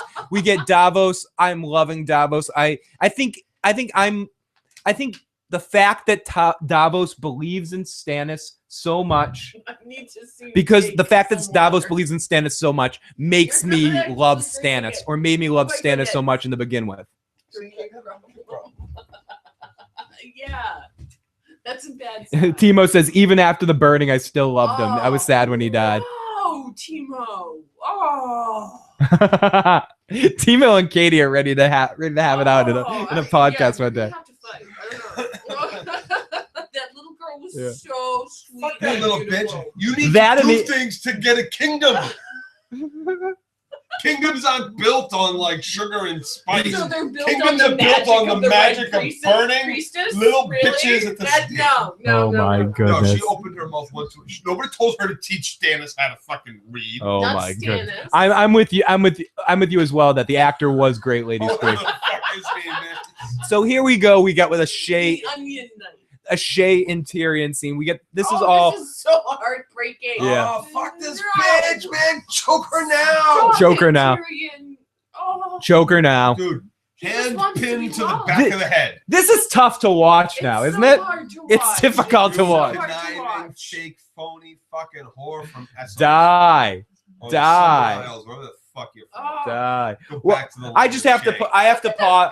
I have to pause and say a huge thanks to everyone that's been jumping in and joining us tonight. To the motherfucking chat. To a bunch of people, surprising amount of people that are in here joining us. About 40 people that are watching this with us. Thank you to everybody that's joining us for this rewatch of season 2. We know, season 2, but we want to get it off the boards. We want to sit here, enjoy, have a good time, share some drinks with some of the best people around the world right now with us. So thank you to everybody that's joined in. Special thanks to Tony and Carmine for jumping in. Love both their channels. If you haven't checked out Tony Teflon stuff or Carmine Red Team Review, definitely check out both of their channels. And a huge thank you to Eric Nolan who popped in as well. Love being able to share this with all of our friends out in the chat. Huge, great It times. happens when I get drunk, Nori. I turn into the most fucking bitch-ass Boston butt fuck that's ever lived. Belligerent. I turn into like the biggest, like if I get the right kind of drunk, you don't want to be in a bar with He's me. like, dude, you fucking son of a fuck. I'm like my titties are out in the middle of the bar, fucking like titty I fighting caught him women. nipple fighting a woman in a bar one night. Nipple fighting. I've seen it. She was not happy. I thought it was funny. But Yeah, no. Don't do it. Yes, do Chronic. We're in 209 in the scene between I have Cersei. a patient tolerance. Between Cersei and Pycelle, where she's trying to get the poison. So, guys, in this season right here, she's basically making sure she gets the poison to be able to kill herself and her kids. If is it like getting out Joffrey's poison? No, If- that's so different. she wants to poison herself and Tommen.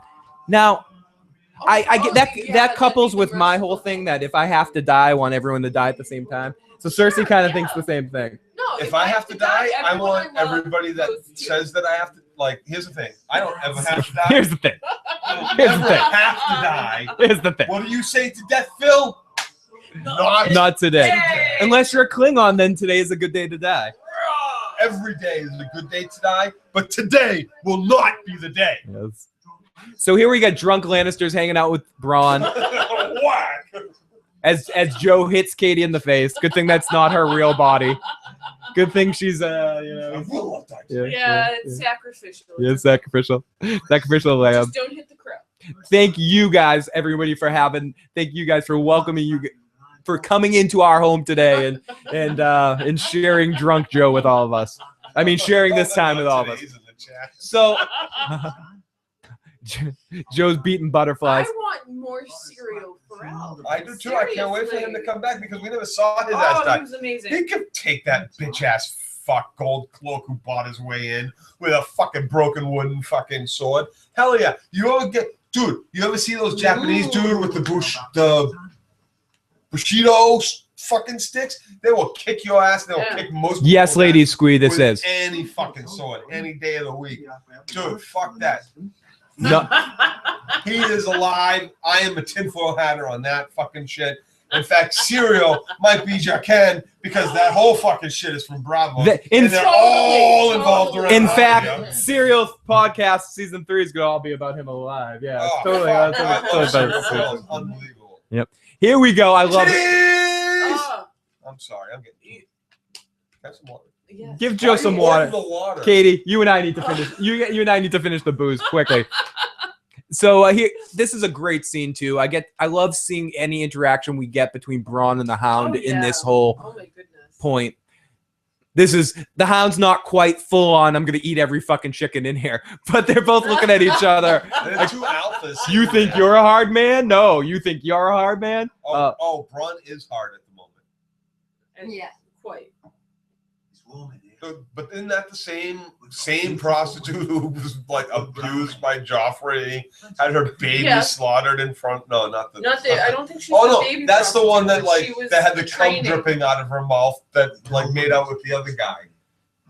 Like we just finished watching her give head, and she walks out from the brothel, and Peter Baelish is like, "Oh, here, I'm sorry you had a bad time." I just sir. love this. I Take love this this scene woman." between the two of them. And like she kisses the guy. This is right? something that we didn't get enough of on the series, and I feel like we got a lot of it in this episode. But the interactions between these two characters is just essentially amazing. It's seeing two, as Joe was saying a second ago, two ultimate alphas in their own way, but two also people that look at the satirical darkness of life. So they're almost in an alternate universe would be great friends. But setting it up in this context, it's just they're either they're either not gonna be able to get along with each other or they're gonna be great friends. All I have to say is that this chick had that exact conversation with her mother. It's not porn, it's HBO. Like after every scene, Almost I'm in another every scene. female on this show had to have that conversation with someone. And if you don't know what that is, look that shit up. Absolutely. It's not porn, it's HBO. Yeah, the dudes. None of the dudes had to have that conversation. And I guess as people in the chat are saying, if people are trying to check out the Facebook Game of Thrones live stream thing, it is not coming. It's not being posted. It's live. So please air your grievances about that in the chat right now. You gotta also understand that there's probably 100 million fucking people out there trying to watch this shit on Facebook. No, but the event just hasn't even started yet. When's it start? It was supposed to start 20 minutes ago. So like in England right now, like They just haven't started the broadcast yet. They're waiting. People are like refreshing the page, waiting have for they it. started the event in the location? Probably, or maybe it's running late. That's the thing. Supposedly, Watcher said another 30 minutes 11 minutes, or 30 minutes 11 minutes ago. So about 19 minutes. Yes, I did math. Fuck yeah. Did you do it right? I did it. I think I did it right. Did I do that right? I think I did it right. I didn't Don't ask me. 30 minus 11? Oh yeah, 19. Fuck yeah. Okay, so let's get back into this, guys. The map that they asked for. This is where Tyrion's starting to come up with all of his battle plans to set up for the Battle of the Blackwater. Everything he's been leading up all season with the. The Targaryens built this city to withstand a siege. Yep. And to provide escape. This is where it comes down to that Tyrion is going to basically save the day with. No, because I ain't gonna escape it. Where am I gonna escape to? I'm a dwarf. I can't run. Now I'm sure many captains say the same while that ship is afloat. You look well suited for battle. You look well suited for battle. Yes, I love it. Yeah, you look great. You look great for battle, buddy. We're gonna have to have a few talks after. Yeah, Joe and Katie are having an intervention after this. We are never doing this again, fellas. Yeah. No more drinking for Joe on the stream. There's a reason I quit drinking like 7 years ago, 8 years ago. It just seems to be late. Well, stop to drink only once or twice a year. I'm confiscating this for you and me. You and me seem to be handling ourselves fine. Okay. No, Okay. not yet. Let go. Let go. Friends don't let friends podcast drunk. Okay, well, if that's the case. Joe needs to go in the other room for technical difficulties or something. Joe's leaving, everybody. You're my bride. God. We get a bed up. We got a bed upstairs, Katie. Hey! Did you just... You... What do you do? It's still yours. No. Oh, you stole his. Oh, okay. Oh no! Don't do that. Don't do that. Hey. No, and don't pass. Don't stop that. Dude, thievery. Wrong one.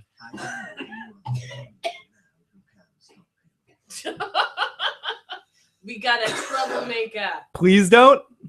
Please, because I don't want to do that crap that you have over there. No, that's all fresh. Ugh.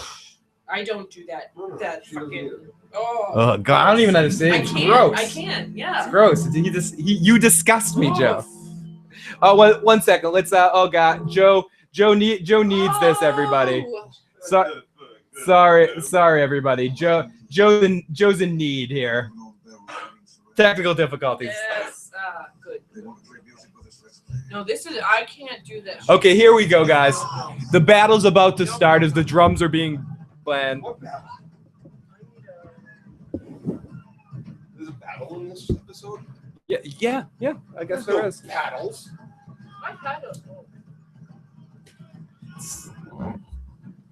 Here we go, guys. As Stannis is ready for victory. Oh, that arrogant Sheer face. victory for Stannis, I right? hate that face right See, now. he doesn't look arrogant to me. He looks worried. Oh, it looked like he was smiling. No, he was. He had a smirk. It wasn't a smirk. It was a stone like. I saw you kill a man with a shield. I saw you kill him. Yeah, that was fucking unbelievable. That was awesome shit. Yeah, dude, Tyrion is a warrior.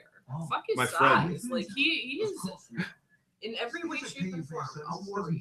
And it's fair to say we've talked about this before, but in the books he's a lot more of a warrior. He has acrobatic skills and shit like that. And that's one of those things that George R. R. Martin in the past has said he wished he didn't add that aspect. He thinks that's kind of because if I could do Tyrion again, I probably would have not made him an acrobat. His entrance was kind of silly. Yeah, but I mean, in this episode, there's quite a bit of it. So it comes in all different colors. I knew you'd set it on fire. So stereotypical. Surely my sister has asked you to join the other highborn ladies and make us hold fast. She has at the acrobatic. sent for me to see her. Oh, this is great. They revamped the whole throne room set. Yeah. Put these flame bars in it, and it was like, great, let's use them. Let's turn them on. It's supposed to be in the middle of the night. Slightly concerned about burning the entire set down. Yeah. Well, that's what I'm saying. It's Or more, the wigs off or anything. It seems like the They character. were warm. At least it heats up that giant hall. Until he absolutely survives. I think people were really grateful when Somewhat of a spoiler.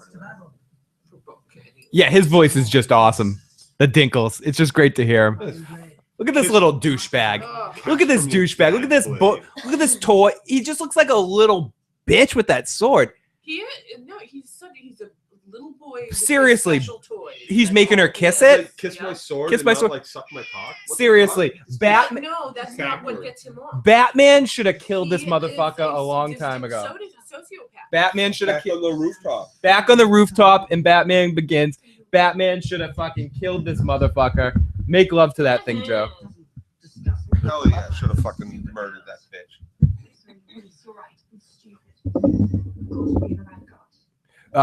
Hers will be difficult. Just it was where it is, just because of the cord.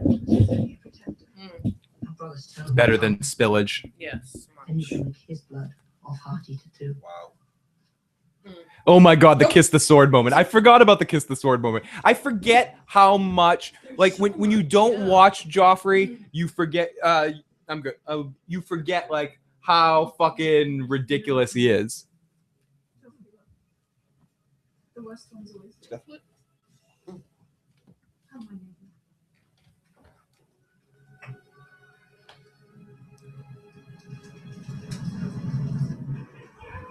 Oh, here we go.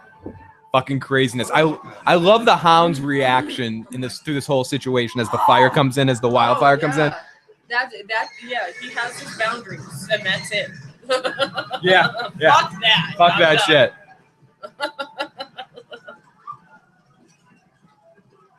He really should have. Yeah, he really should have.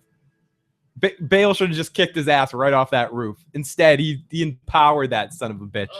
But great, like all shit being said, and I think I talked about this in a fun facts video or something, but George R. R. Martin really is impressed with how hateful Joffrey did the role. And it's the credit to the actor, because everybody, to a man that's ever met him, says he's like the nicest dude, like nothing like Joffrey.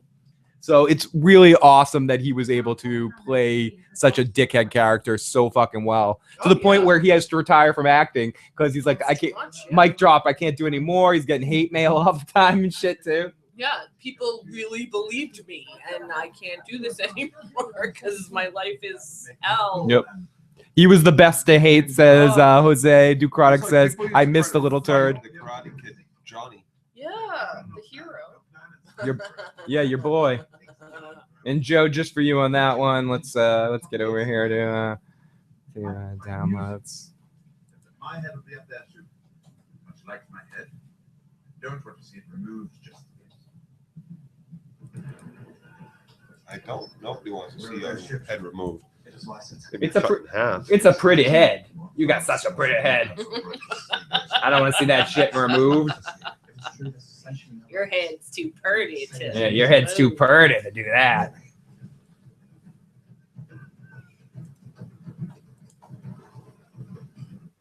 Half man. He is no half man, dude. He's all man. Oh my goodness. Hey now, Joe. Yeah, this one's for you. Joe, that one's for you. Here you go, Joe. There's your boy. Yeah. Oh yeah. Johnny. He looks like. Yeah, Rory in these scenes is perfection. The way he you looks like a Lannister.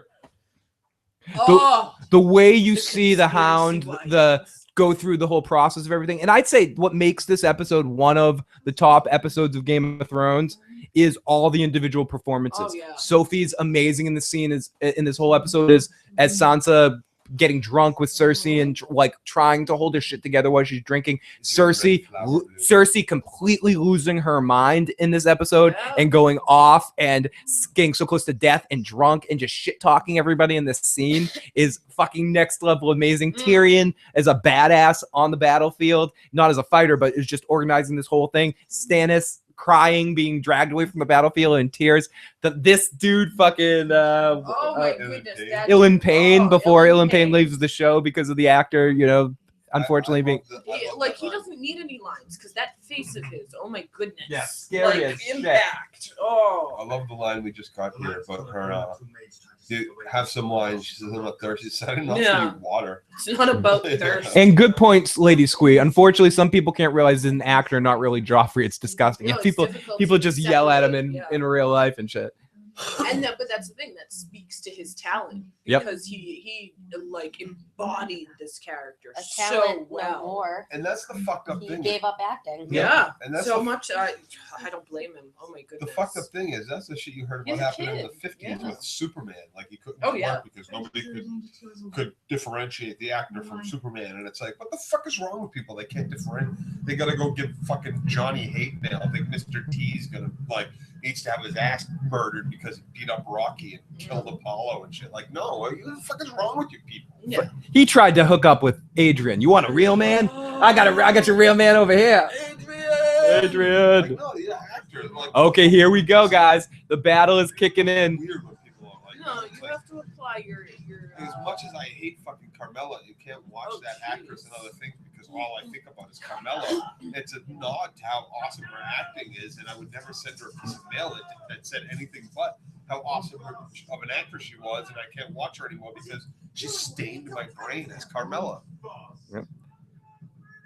So, guys, we're almost clearing up with this technical difficulties. Give us 1 second. I'm good. So here we go, the beginning of the bet. I love him in this scene. I love Joffrey in this scene. Oh, look at it. Are they Yeah. coming? Oh Are they my coming? God. The visuals. I can of hear the those drums. ships Okay, emerging here we out of go, the guys. And yes, that's me with my dad, Weird Al. And we're back.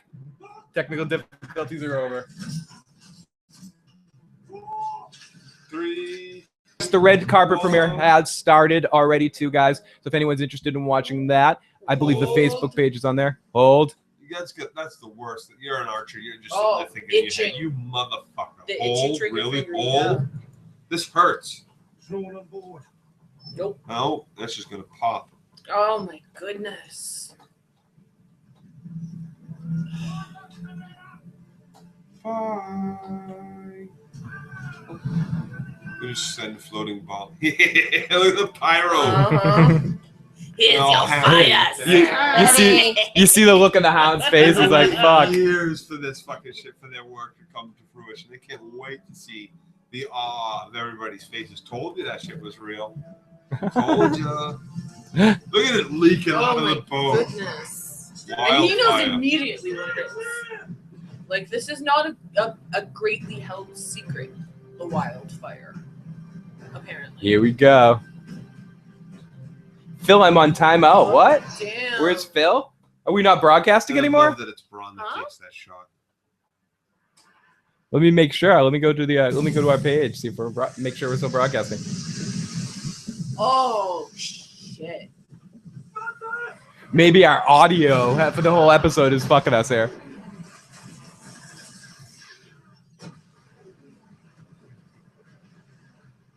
Oh shit! Oh, look at that! Oh. Oh, the so much better on this TV. Wow, that looks amazing.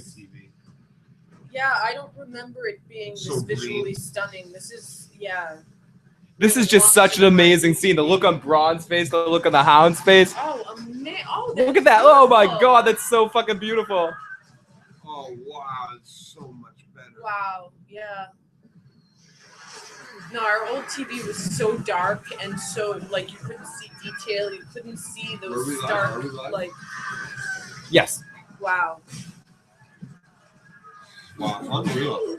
Well, and just watching this over again, you catch these, like, little pieces that you missed before. They do such a great job with these scenes. Oh, my goodness. We watched this on TV that I bought in 1999. Oh yeah, the big tube TV. Tyrion's like, that's my shit, bitch. Those two were 39 Oh my inches. goodness. Kind of look like amazing TV. Wow. Yep, we're live. Were Visually stunning. we off for a second? Did they like shut us down for 1 second? We're in timeout, but we are back. That's amazing. You can see the difference between the green and the yellow on Yeah, this. no, Oh the wow. color differences, and it's so dynamic. I wish yeah, we'd I actually had no concept of I wish this I could with see our this old on my new 4K TV Yes. right now. I mean, this isn't broadcast. It wouldn't be in 4K. Still, that's unbelievable. Now, this TV is just as good as my TV as far as it's going to like be broadcast. But Is it Betty? wow. Oh, is that Betty? I'm sorry. Betty! I didn't hear him. Sorry. I heard the scratching. I'm so used to hearing scratching. Yeah, I was blended in for me. Okay, sorry about that. Tell the difference between Cool. I was like distracted for a second. The last 10 minutes, I was like, were we really broadcasting? Are we on? Did we go on? Is this thing on? Has YouTube flagged this whole video for drunk? You know, copyright or some copyright. This video has been tagged for drunk, flagged for being drunk. At least Dantos doesn't have to go fight in the fucking. Did you mean Davos? Dantos. Oh, Dantos, yeah. He's juggling in the corner of the woman's room instead of out fighting on the wall. Oh, poor drunk night. Yeah, the drunk Dantos who almost gets drowned. Yeah. So this episode really is one of Cersei's best episodes of the entire series. Seeing her completely just have fun with this whole situation, or not have fun. She thinks she's gonna die, so she just totally. Yeah, it's just crazy. Cersei is like full speed ahead. Thousands. Of course, you're great. Joffrey is my little. Shut the fuck up. Yeah, just stop. You're so good and sweet. Yeah, you're so good. You're so good. I'm gonna fucking bitch slap you. You're so good. My mother had just started, you see. I didn't really understand it. Oh, yeah. Oh, I want to see. You have mommy and daddy issues, big time. We know. We know, Cersei. Well, You were a whore? Did she say she was a whore? She did. She is. Since she. So, if anything very interesting happens on the red carpet stuff, please, people that are watching us, share in the live chat. We love to hear about it. If we get Nymeria on the red carpet, I would love that. Thank you. No, pour me some more fucking liquor, bitch. Not yet. Next episode. Dude, like I'm Cersei. When the next... Oh, sorry. No, look. Dude, my glass is empty. Look at this, Gus. We decided I was a Lannister earlier. And you give me some emptied fucking mine. beer. I know. I'm gonna do the Tywin. I'm gonna do the Tywin thing where I just push it away. Where Tyrion's like trying to get it. I'm like, no, Joe. Bring water. We have lots of plenty. Yes, we have water. We have one more episode to go, Joe. One water. And I'm still gonna make you watch Fear the Walking Dead after this. No, I'm kidding. Oh my goodness. I'd rather you shoot arrows at me like Joffrey. So I'm gonna do the scariest thing right now. I'm gonna leave the show to Joe and Katie for a second while I go to the bathroom. I'll be right back. In sunny day, great to see you. Great to have an amazing chat today. An amazing group of people sharing with us this fun day of watching these episodes. Thank you to all of you guys for joining us. And thank you to Stephanie for enduring us. You're wrong, Cersei. He fucked the red fucking witch. Oh, fuck you. Well, no. Cersei, no. If that red priestess fucking seduced him, she can seduce him. If the red priestess said that he could become king by And seducing Cersei her, could say that too and seduce him. yeah, but no. Cersei can fuck whoever she wants. She doesn't want to fuck Stannis because Stannis isn't her brother. So that's why she'd have a better chance at seducing Stannis' horse. Because it's not a Lannister.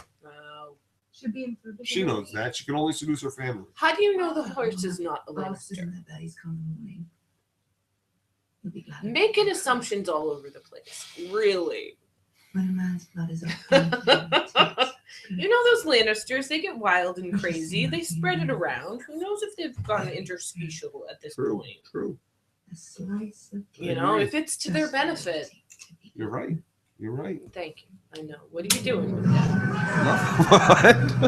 What? Taking alcohol. Nobody's here to stop You're pouring me a cup, right? You're pouring me. You're not even on my side. All right. Nobody's on my side. Stop it. He's just pouring me a cup of beer. Oh, okay. It's not Fair about his own consumption. Do it, Let's take Joe. that bottle What have away. I been missing? No. Oh my gosh. Fewer beer than that. Everybody knew Joe. this was going to happen. Fewer. Not everybody. Fewer. I do not want you spinning. Yeah, I don't in want. the shower I don't think. in a fetal I don't bar. think anyone wants that, Katie. No. Katie. But yeah, I get to go home with it, so no. Look at the chat. The chat's in glowing support of Joe. Glowing supports. He's Yeah. going for it. He's going for it, Phil. See, I've been holding a pee for like 3 hours because of that. Oh wow, the hound fucking up Lancel. Miss Ash, I feel like I've warged into Joe. Oh, no, that doesn't. Martinez, stop it. Yeah, bad, E. Martinez. Nobody wants angry Joe. No, Drunk no. Joe. Oh God, no, not upset drunk about and angry movie Joe. Oh. Okay, but drunk angry combo, Joe. No, combo is too bad. No, Bad. people get hurt when that happens, and I try never. And like, it's not even like I am people too. We must remember that. I am people. It's not just other people. Let's say I go out and beat up people, but people get hurt when Joe's angry and drunk. Yeah, not necessarily out of malicious. So this really, up until this point, was one of the biggest. Was the biggest episode that they tried to do, the biggest battle that they've ever tried to bring to Game of Thrones up until this point. Up until the wall. Up until the wall, but this is huge. This is unbelievable. This is huge, and it's and like to be able to have this scene, which is unbelievable, and then to give us the wall on top of yeah. that. Let's jump into a couple. In Heartland? Let's jump into a couple notes about this episode. This episode is named after the Blackwater Rush. The battle takes place where the Blackwater Rush pours into Blackwater Bay. This is the second episode of the series written by George R.R. Martin, the writer of the novels. He also wrote The Pointy End from season 1. It was also the first episode of the second season to be named, with Martin revealing the name Blackwater in a blog post. George R.R. Martin especially announced on his blog that director Neil Marshall would be filming this episode, noting that he was a fan of Marshall's feature film work, specifically the 2005 horror film, The Descent. Did you ever see that movie, Stephanie? The Descent? Probably. Yeah, she's a horror movie aficionado. It was... I think that had to do with, wasn't that like a knockoff of The Abyss? The Descent? I haven't seen. I've never seen. I don't know. I mean, I've seen almost every cheesy, horrible. Or like like being. there was at the time of the Abyss, I think they came out with the Descent. I think They don't it make was them like they roughly the used same to. No, movie. absolutely. It was reported that It was also reported that co-producer Vince Gildalis had said that the titular iconic Battle of the Blackwater will take up 16 minutes of the finished episode. However, this was later corrected to a general statement that it takes up a notable proportion of whatever, blah, blah, blah. Whatever. Producer Dan and Dave were disappointed at not being able to film a large-scale Battle of Green Fork in season 1, so they planned to shoot the Battle of the Blackwater at one stage. Budgetary restrictions made it look like it wouldn't be possible, but they was going to take place off screen. But they decided, HBO gave them the bigger budget and decided to do it. Thank goodness. Yep. Beautiful. Beautifully done. The original director of this episode pulled out at short notice. Neil Marsh was a last-minute replacement. The episode had the largest budget and largest number of visual effects of any episode of Game of Thrones up until the episode Watchers of the Wall, which probably was passed by Hard Home eventually. Never mind anything I said about the Descent. I'm completely 100% wrong. I had this. I've seen it. Actually, I just looked it up. Yeah. No, I was. Dude, thinking, like, you there was just something- filled up. I didn't fill up. Look, That's enough. Went away. That's enough. Me too. Yeah, so we both need more. No. Anyways, so Strong Belwas needs liver and onions. Yes, he does. Joe, you need to pull the micro closer and closer. No, I was just leaning forward like he doesn't. George R. R. Martin. I was just trying to pull the mic. So, George R. R. Martin's original script featured both a chain and also a large number of horses in battle. The former was removed for budgetary reasons, the latter for pacing. Actually, Martin specifies in the Blu-ray commentary for this episode that the chain was never included even in the early drafts. Martin also said in the Blu-ray commentary that Dan and Dave rewrote the dialogue in the final scene with Cersei and Tommen sitting on the Iron Throne. Initially, HBO producers needed an extra $500,000 to film this battle. Dan and Dave ended up asking for $2.5 million instead and got slightly more than $2 million. The conference call, blah, blah, blah, blah. The director left due to his father being ill. Depressing. Marshall had a week and a half for prep for this episode. A lot of other information here. I'm sort of scanning through. No, this shit. And bottom line is, it translates to this shit was unbelievable. Whatever happened, happenstance or choice. And the best TV battle scene that had ever been aired until this point. And a very interesting point, Peter Dinklage deviated from the script when Tyrion said, "I'll lead the attack," ad-libbing that he says it's under his breath at first. When he goes, "I'll lead the attack, I'll lead the attack." That was an ad-lib that they decided to keep in.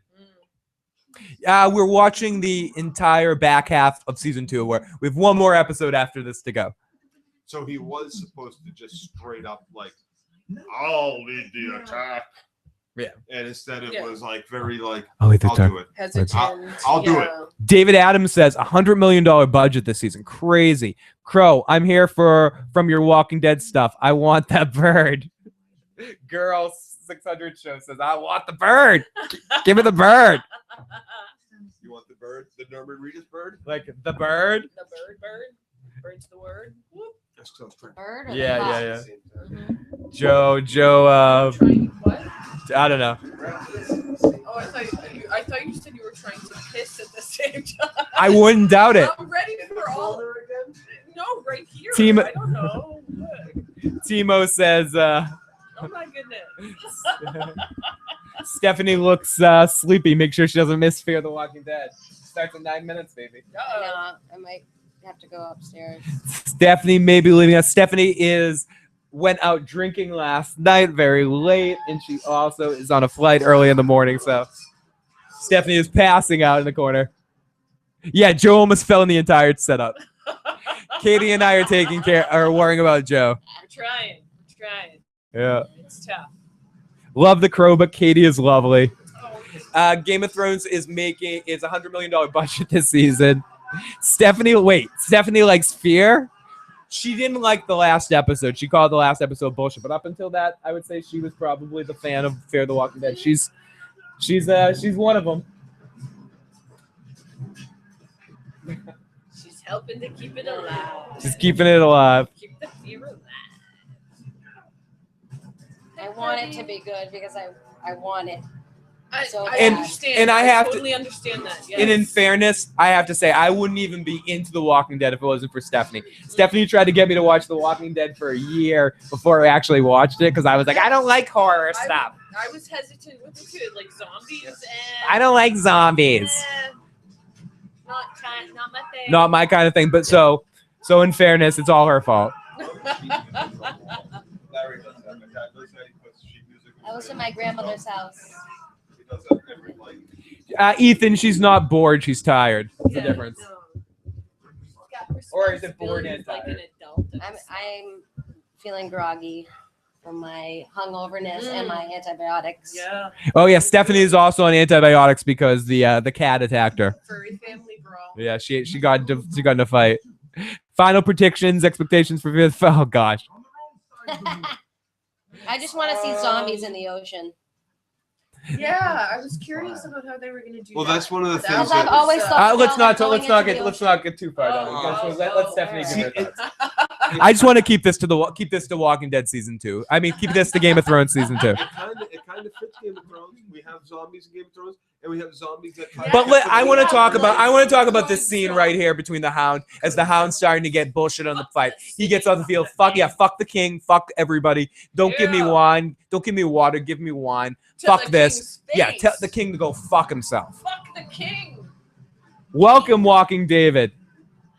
Oh, thank you, David Adams. I had a really awesome time with Tony Teflon. Can't wait to work with him again. That isn't a family member of Joffrey's. That said is anything like that said anything That said fuck him, yeah. to his face. To his Like face, yeah. family members have slapped him and tried to get him to do the right thing or see the right way. Me too, Ian. I love when he spits out that water. Yeah. But Someone nobody has- set apart and aside from the family who, like, fuck it, I die, whatever, fuck the king. Yeah, nobody This has is how come. I really feel. No one has come up and said Aside anything like from that the since. crowd Is that better, Jim? Sorry, I keep pushing it away so I can get up and down and stuff. I'm not used to having a No, it's a different setup. phallic thing so close to my mouth. Yeah, it's different. It's different than our normal setup. Yeah, I just cranked my microphone at home and like, damn the fucking noises in the background. So you hear my chair creak and all this other bullshit. So I don't have to have it like jammed up my ass while I'm Oh, talking. thank you, Peace Baby. I loved being able to get to do that. That was a lot of fun. Oh, Lancel, you fucking motherfucker. Oh, wait. Lancel! Sister fucker. Oh, wait. No, cousin fucker. Cousin fucker. No, it was motherfucker when we were on Joffrey. It was sister fucker when we were on Lancel. I mean, on Tyrion. And thank you to everybody that's either here because of that crossover with Tony that's checking out the channel, or anyone that's out here because of Red's shout out on his channel. Really appreciate everyone that's coming over here. Thank you so much, everybody. It's gonna be a really fun season of Game of Thrones. Gonna be a little different in the way we do things, but we're still gonna have a lot of fun, bringing you even more content of Game of Thrones. It's gonna be a lot of fun. Let Joffrey run away, get off the wall. I'm gonna go hide. Tyrion, even though he sees this kid as hopeless, He tries to help him. He tries smacks to in the guide him. face when he does fucked up Joffrey shit, and- he still tries to guide. He still tries to guide him, and Joffrey initially wanted to stay, but when he was given the out, Well, when it he was took about it. Glory, Yeah, he wanted to and stay. but when he was finally given the out, he took No. the out. I have to disagree with both of you in a little bit, in that it's not about when it was Glory he would stay, or when he was given the out he left.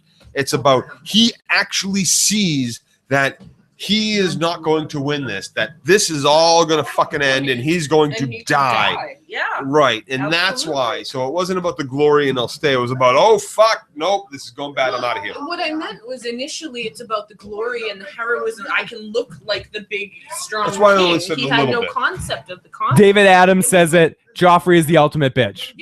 Yes, complete. Well, no, not technically, because bitches are tough. You're and right. You don't He's wanna the fucking ultimate mess with prison them. That's a bitch that's a can bitch step right over up there. Lotus and- is a and bitch. Fight the fucking No, I wasn't putting it in step. I was putting it. Lotus is a tough little bitch. No, Yeah.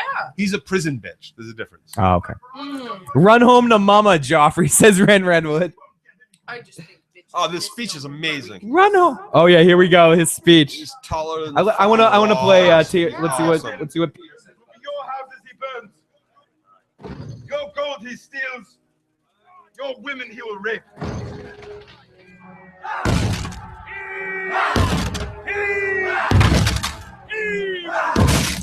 Available at Target. We've got brave men knocking at our door. Locked out of the house. Get the Neil Marshall battering ram.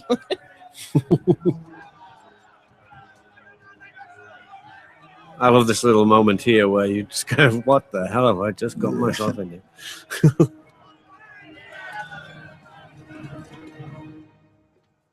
So we got a little bit of Peter Dinklage. Oh, this is where you clobber him. Is that Lancel? Oh, he's on. Uh-oh, people say Fear the Walking Dead started, guys. Uh-oh. 8:57. Oh no, I think they're talking I about. still have 3 minutes. Shut up. No, I'm probably not watching. Come on now. Drink it. Finish it. I Finish am it. not a child. Here. Finish it, Katie. Katie. I was actually reaching for the glass because I'll finish it. This is unbelievable. Good job, Katie. I think we're doing the responsible thing here. Look at this. No, Yeah, no, 'cause stop. Careful. Okay, so all the girls are singing. This is great. Shay's like, get the fuck out of here. Sansa, will you leave? Just get your ass out of here. Do this for me if you were seeing me getting to a point. Yeah, you're seeing things. That's what you're We seeing. still have time left. I know one more episode. Oh my goodness. Betty, look at Betty. Betty's saying hi. Old man Betty, come here. Oh, he is an old man now, isn't he? Yeah, he's real old. I love that froth. He was born in 2001. Yeah, I remember when you found when you first came to live with us. So he is 15. Wow, yeah, he's up there. I mean, that's not ancient, but that's old. Yeah. Yeah, baby's almost fucking. Yeah. Yeah, she's gonna be 18 at this point. Yep. Oh, hi, Betty. Come say 17 hi or to 18. Uncle Jojo. Yeah. I think Miss Ash really wants me to go to watch Fear the Walking Dead. Yeah. You're gonna miss it. You're gonna miss it. You're giving her anxiety. Well, I'm gonna go fall asleep. How about that? The PS controller light is right. Watch Step the Fear. What? Of course, you're gonna go fall asleep. You're gonna go put on the Fear. That's not gonna captivate you. And then I'll have like nightmares about Oh, it that are better jeez, than yeah. the show itself. Exactly. The ocean zombies are coming for Exactly. you, Stephanie. Dream about the ocean zombies. That was Yeah, one they're thing that I coming. was very upset wasn't in Z Nation. The ocean zombies. If you read the book, it was like huge thing. So we get. Because I always just assumed you go out into the ocean and there's no zombies, right? Right, walking yeah, around on the yeah. bottom or floating. Right, Oh. Oh. getting bloated. So here we go. Where I'll bring her up Good night, later. everyone. Good night. Night, Steph. So here we Betty's coming go. With you, cuddle partner. I'll be safe here. Betty, yeah, Betty. Watch loves those you. bites.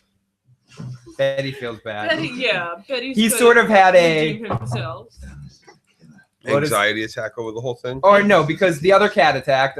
There was a scuffle, and yeah, Mama intervened as Mama should do, and Oh, careful. yeah. Sorry, everybody.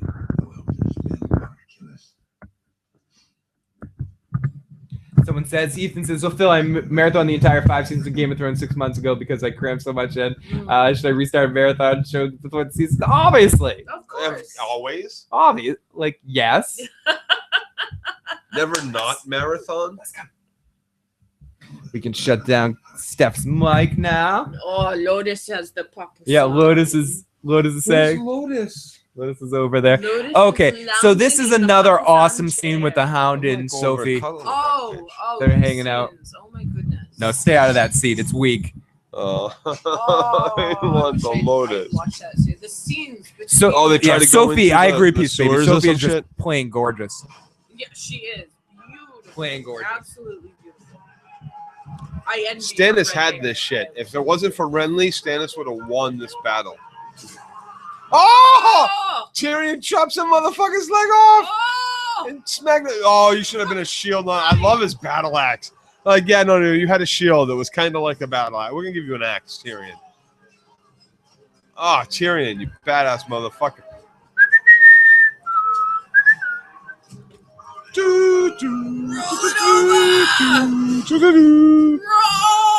And I really gotta say, I hate the Lannister fucking like window fucking shades there. Oh my god, the like peekaboo. Oh, the I can't see anything to my left and right, but if you close them, now I'm blind. Yeah, the blinder.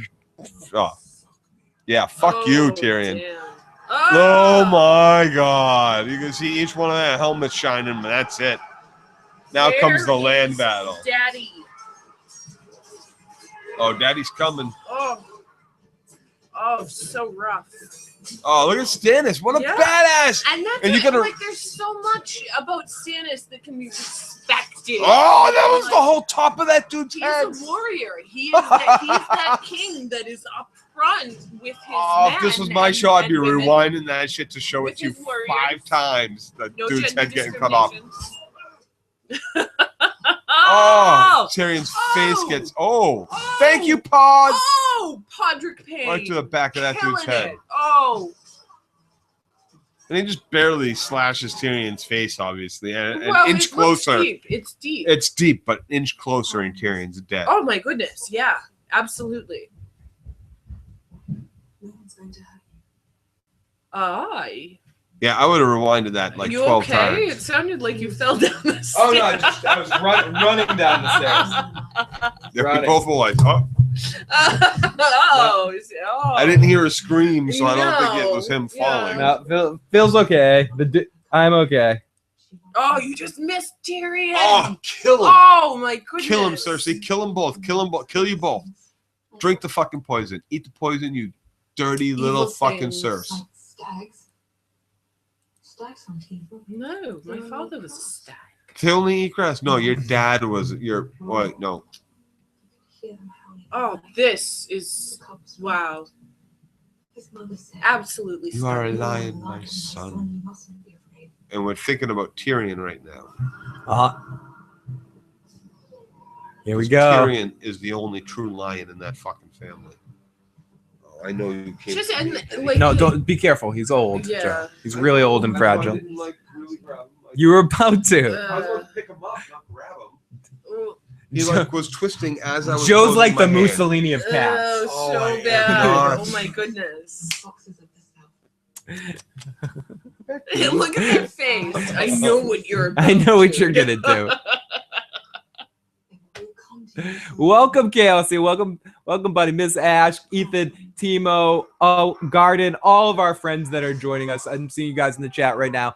Thank you to everybody that has popped in again tonight. We have a great group tonight, and it's awesome to be able to sit here and watch this episode with all of you awesome people. Oh, poison. Poison yourself. Yep, kill everybody. Yeah, no, you need Joffrey there. Now- That kid still has. Is a she chance. doing the right thing essentially? Because Of if she thinks Stannis is taking the city, Yes. you think Yep. that's the right thing? Yes. Yes. Yeah, I agree. No, there's a reason why Hitler and Eva Braun ate fucking poison. Because well, they would have for been them, fucking they held up and weren't hung. gonna So be- why give anybody else the satisfaction? Yeah, yes. Katie, do it, Katie.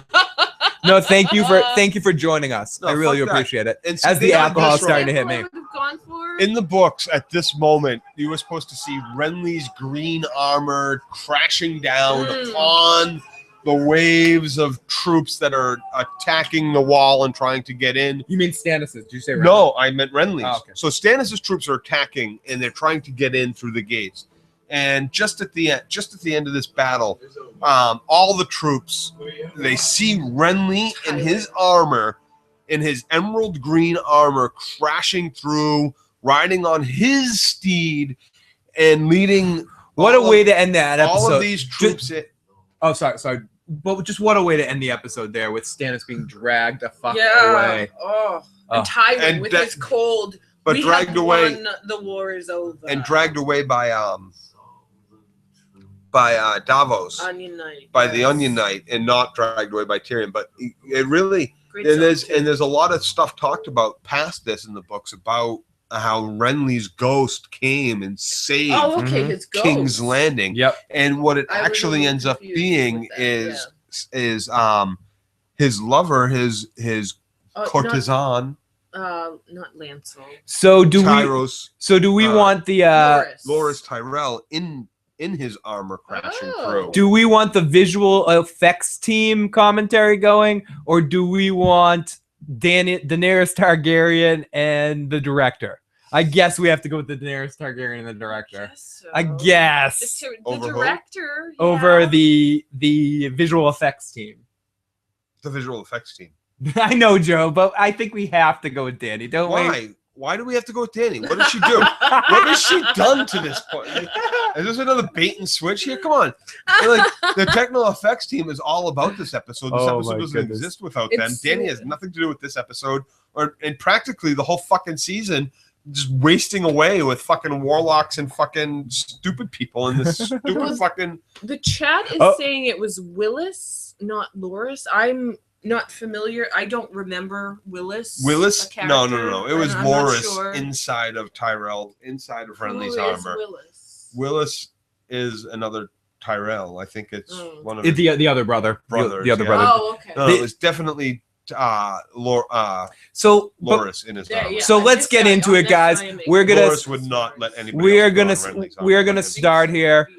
Everybody, the last episode of season 2. 1, 2, 3. We will tell you when 000 comes down. This is our final episode of the evening that we will be talking about or talking over, depending on how you look at things.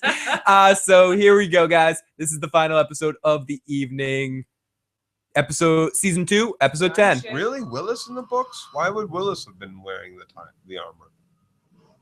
I'm gonna have to look that up, or not look it up, but re-look at like. Whoa, are they showing us a season 6 promo here before the episode? Yeah, they are. They're showing us those bastards are fucking making us feel that we're right at the end of fucking season 3. Why are they showing us at the end of season 2, like making us get season 6 hard-ons? Yes, we understand 424. That's why we're watching this shit, you stupid fucks. You don't need to pump us for it. We're pumped enough in mid-April watching fucking season 2's ending. Have a good night, DB. Thank you so much. Thank you to everyone that's joining us. Last episode for sure. Like, no shit, fucking season 3 is coming up. That's why we're watching this shit, you asshole. Season 6, you mean? You shut up.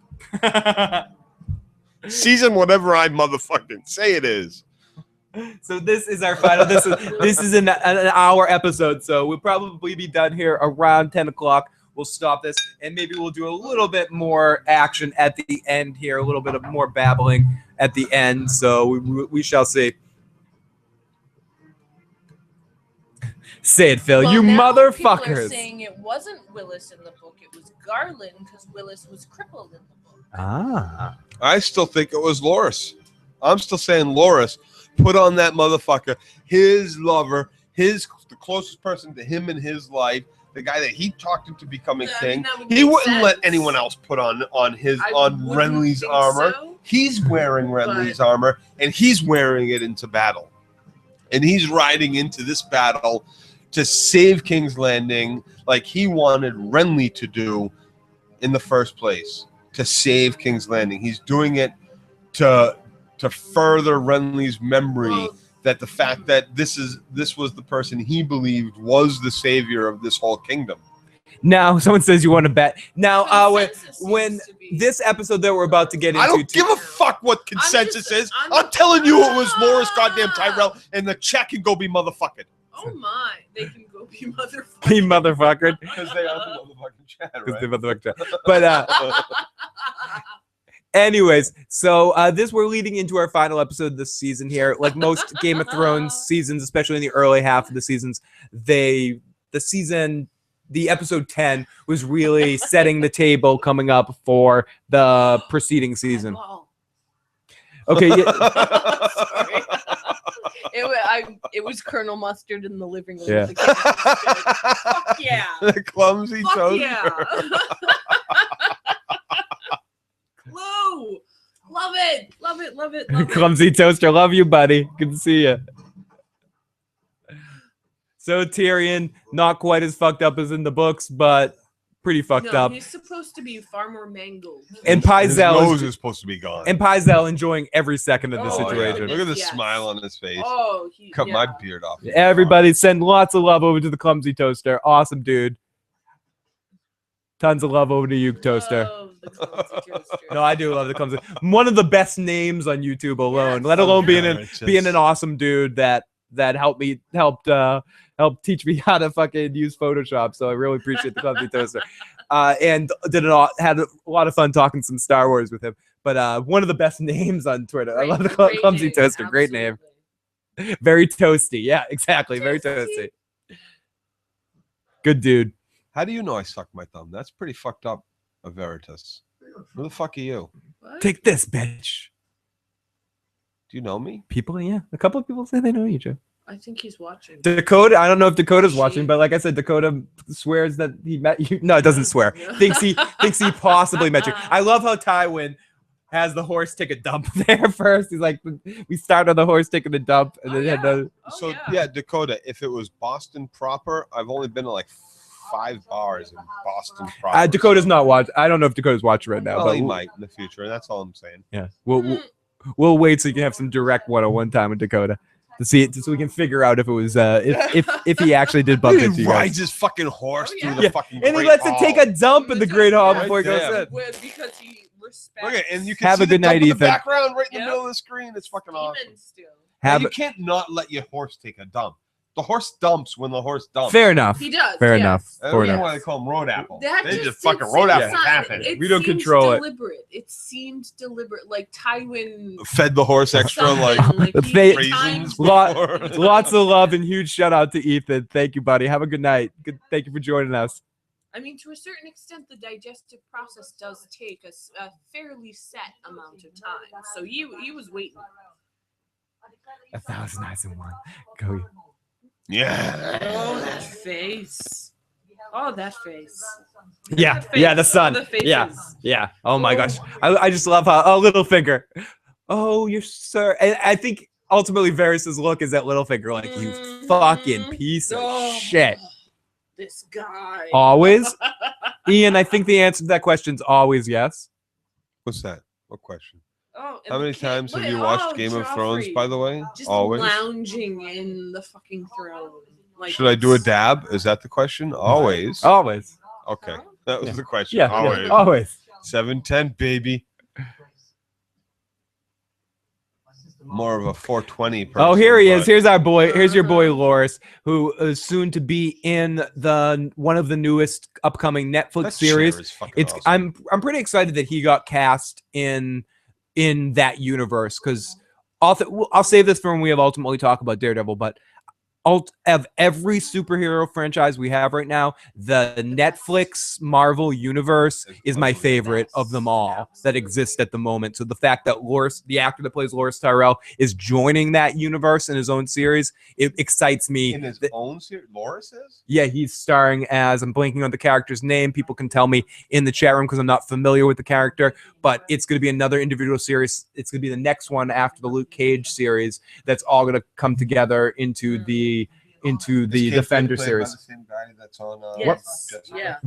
Yes. There, and at the end of, you might have missed it, but the end of the Daredevil season, there is a preview for the next season for the Luke Cage, like not a preview, but just like a teaser.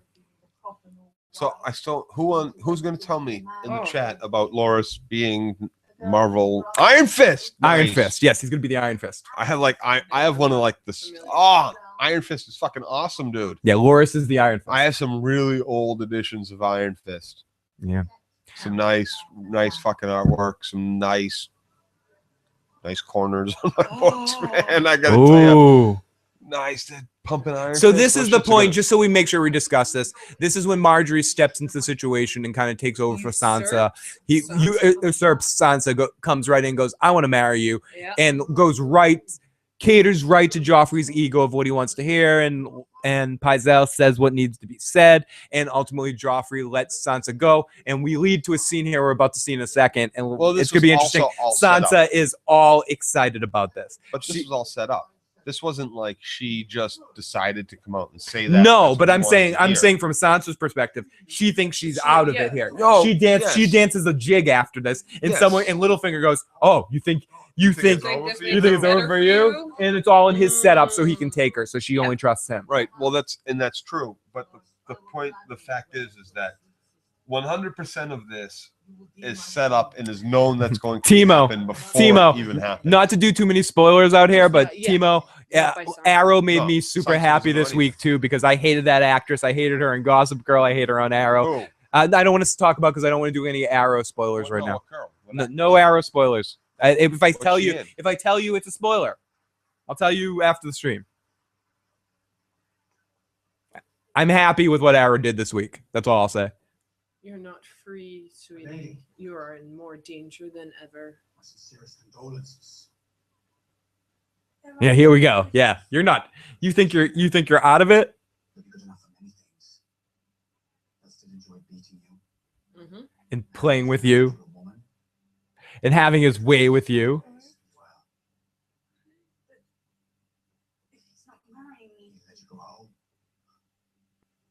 No. Me too, Timo. No, it was good. It was a good episode. I'm still feeling Flash more this season, but it's a good episode. Okay, back to Game of Thrones. Sorry. So I love watching Littlefinger just laying his seeds inside here. Yeah. He's laying it all inside, Katie. He wants to put it all inside. Isn't it nauseating? It's beautifully nauseating. Amazingly nauseating, yes. She's way hotter than her mother ever was. Well, You don't know that. Fair enough. Yeah, Fair enough. I don't think Littlefinger, like, for a while I was feeling like, oh, she could be a good replacement for Littlefinger. No one's Catelyn to him. No, I agree. She's somewhat of a close And- facsimile, but she's just a toy and a tool. Since we're going off on rants like this, I can't wait to see Sophie play Jean Grey. I'm very interested to see how that happens. That's interesting. Very interesting. It's gonna be cool to see if she can break out of it and actually be the one of the first, besides Peter Dinklage, who's all over the place, but one of these other Game of Thrones actors, because Daenerys sucked in the Terminator movie. Jon Snow might have looked sexy, but he sucked in the Pompeii movie.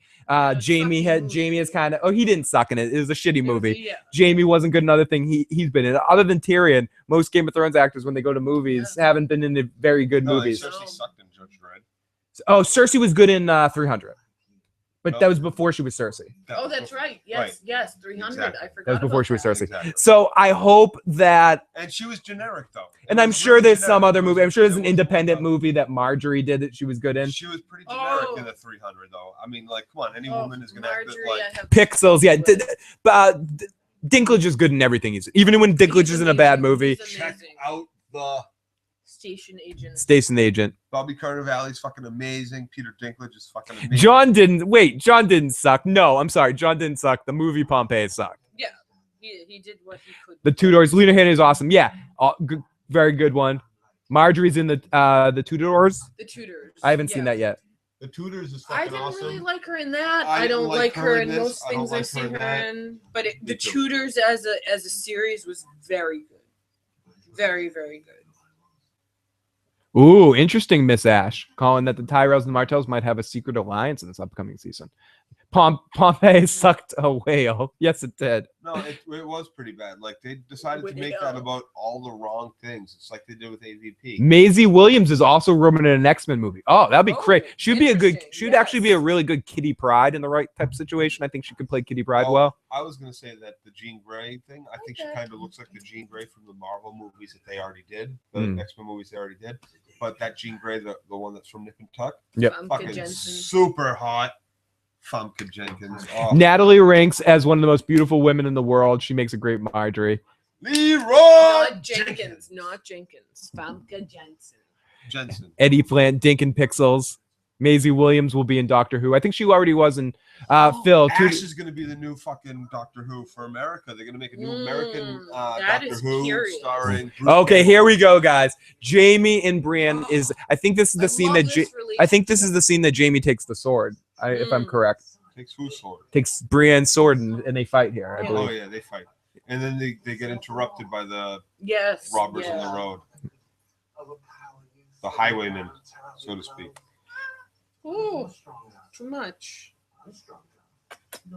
Kitties are easily overwhelmed, especially by tactile Having stimulation. cue ball in his head for like 20 minutes. I can't get enough of Jaime Lannister and Brienne together. It's just Oh, they have one of the greatest balances of characters. just her, especially at the beginning with when he's at his height of his wise assness, and she's at her height of her kind of like stoic, not hating him, but not having My the duty is my duty. Yeah, my duty is my duty. Duty. I missed that, Jamie. No, I love though, like where his character goes with her influence around him. You see that he is capable of. Someone said being a no, good Kitty. man. No, she said 3 rubs, not exactly go. No, okay, I think no. Was that no Phil for no? She couldn't play. That not right for Kitty Pride. I don't know what I'm not sure what the no Phil was for. Just in general. No, Phil. No. No. But that's my most common thing heard in my life. No, Phil. No, Phil. Just no. Just nobody. Kitty, no like. She said, well, okay. Walking David, amazing. I was playing your I was playing your buddy Rick Grimes for Stephanie earlier, Walking David. She's like, wow, that's really awesome, Rick Grimes. That's quite amazing. So good stuff, Walking David. Yeah, Kitty George, no like. Yeah, George is a he. That's what I think the misunderstanding came from. And this is the moment where we know that Jaime Lannister would rather fight with Brienne. Like that look that he just gave her. That's the moment we know that Jaime would rather fight with Brienne than sit there and watch or join them. Well, it just violates his pride. It If violates nothing everything. else. No, he doesn't look at himself like a bad person. He looks at himself like a pretty honorable person still. Yeah, he thinks. I think he thinks about I himself. think he wrestles with. Oh, good point, Katie. I think you're correct about that. And he knows these people. Wait. That's not very interesting. Fuck you, Katie. You're an idiot. Katie, what the shit are you talking about? Everything Jaime does is art. Everything Jaime does, by definition of Jaime Lannister, is fucking art. So this is one of those scenes that to talk about what we were saying earlier, that ultimately Jaime is so not popular, so well known that his face gets in his way. Oh yeah. I don't even know what a Kingsway looks like. I was at Whispering Woods. I saw him. Attacking up the woods and threw him down before the king. Joe, what do you think of Jaime Lannister as a character? Like, what's your opinion of him as a whole? What do you mean? Like, do you think he's an honorable man? No, he threw a fucking child out a window. So you think throwing a child out the window is a deal breaker of whether you're an honorable man or not? To save the fact that you're fucking your sister, like from the public knowing. That But you're it's out of fucking love. your- But he's fucking her out of love. Yeah, so what? I think his not an honor is honorable man. relative to the context. It's kind of like he has a relative morality. And there's no black and There's white no to black honor. and white with him. Whatever You know, look at- situation he's in, he does what in that moment he believes is right, whether in the general context. There's a of whole life is region right of or this fucking world who thinks it's honorable to fucking kill your daughter because she decides to love somebody that's not a Well, certain way. Even though people thought it was the right thing to do for him to kill the king, he's still seen as dishonorable for doing that. Brienne. Right. Yeah, this is an amazing Brienne scene. Watching how much joy 3 of she them. takes out of 3 of killing, them. and Jaime's view of watching her. Like, remember how we used to say, like, Jaime's thud in this moment. Jaime Yeah. is so turned on in this moment right now. Jaime's not just thud. Jaime's I think like, he oh my sees her fucking as- god! as Yeah. I thought we were wholly all about to beautiful. die, and you just murdered 3 men. I think Hello. he's Nothing. seeing a goddess. Yeah, he's seeing a goddess right now. as That's far true. as, like, Only in woman in every his way. eyes. The Wow, only this real woman woman in is his eyes. Now, Joe, is there any way that Jaime could redeem himself in your eyes? How do you redeem yourself from throwing a fucking 12-year-old out a fucking window? Well, you How do you- recognize that people are neither starkly good or No, bad. we're not and talking so about it's me recognizing whether or not he's starkly good or Okay, bad. It's I me was. recognizing. Sorry. Miss Ash, I love you. Miss Ash is getting in your head, I Joe. wasn't trying to. I was talking about that. You made me not so much. Oh my gosh. How? No. Honor is not black and white. It is only shades of gray. Clumsy toaster. and that doesn't mean Jamie's that wishing he had that hand back in that bath scene. No, yes, good people do bad things, but there are some bad things. Yeah, priests are good people, and then they rape all sorts of fucking people on top of Sure. it. Does it mean that those priests are redeemable. It means that like there is yes, no such thing as I've starkly done good and 3,000 communions and Well, 30,000 it depends brisses on what or you whatever, think is but I've good, only too. fucked 3 little boys in the ass that were only 9 years old, so I must be an honorable person. So, well, no, if you consider there's someone some things. doing communions and brisses good, no. then There's some sure, things that but I'm talking not about what the I was overall talking about. aspect of a religious person. There are No, some things that you just fucking being do a human. that there's no coming back from. Okay, Period. You rape a sure. little fucking child, and you deserve to be fucking strung up by your head. It's not There's about- I'm no not coming talking back from about it. what you So he didn't deserve. rape Bran. He threw him out a fucking window. How much of a Alright. fucking dick He is that? raped his He can't childhood. use his fucking And legs so he anymore. has depth of evil in No, him as he well is as evil. depths of He good. threw a little boy out the fucking window And so to he's protect the capable fact of that ever nobody would doing a know good deed that he ever was again. fucking his sister. I didn't And say that he's defines incapable him of as a doing a good. person No. in its I never said he was entirety. incapable of doing a good deed. Good deeds doesn't No, mean you're a it good makes person. him Okay. Good deeds do not make you a good person. We Let's- need to calm down because we're affecting the kitty. Let's Fuck the kitties. let's No. leave it. Let's leave it there. Don't touch And me. We missed it. We missed a Rob scene that Rob was dealing with the outcome. Rob was dealing with the outcome from his mother.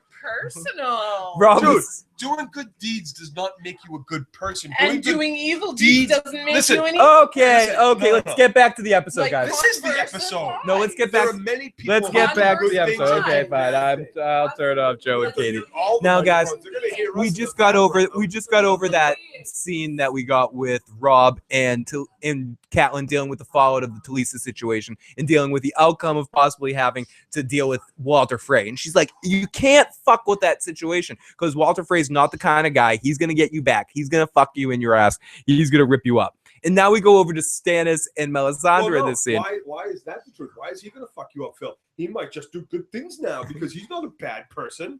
He might be capable of doing good deeds. So now we're getting in this big scene between Stannis and directly into yours. And That this is- bad and- people do good things, and good people do good things, and bad things. And that's one of the And that's Stannis part of being killers. human. So here we go into a Stannis and Melisandre scene where he is attacking Melisandre for not being there, and Melisandre gets all into this intense situation about, "Hey, you didn't bring me with you. How could I have helped you?" Ash, if I go a month without getting laid, it's your fault. Are you kidding?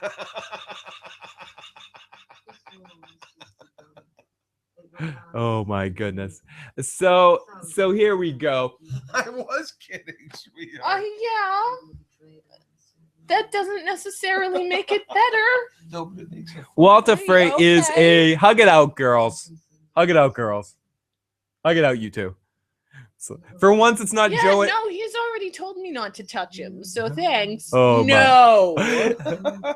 So Melisandre in this scene's really trying to get inside Stannis, build his ego back up after the loss. I had to pee too, but it just retreated right back up. Too much. Wow. Oh my goodness. It's tough being wrong. I Yeah. understand. Yeah, it's tough when you take things personally that are really. Okay, kids.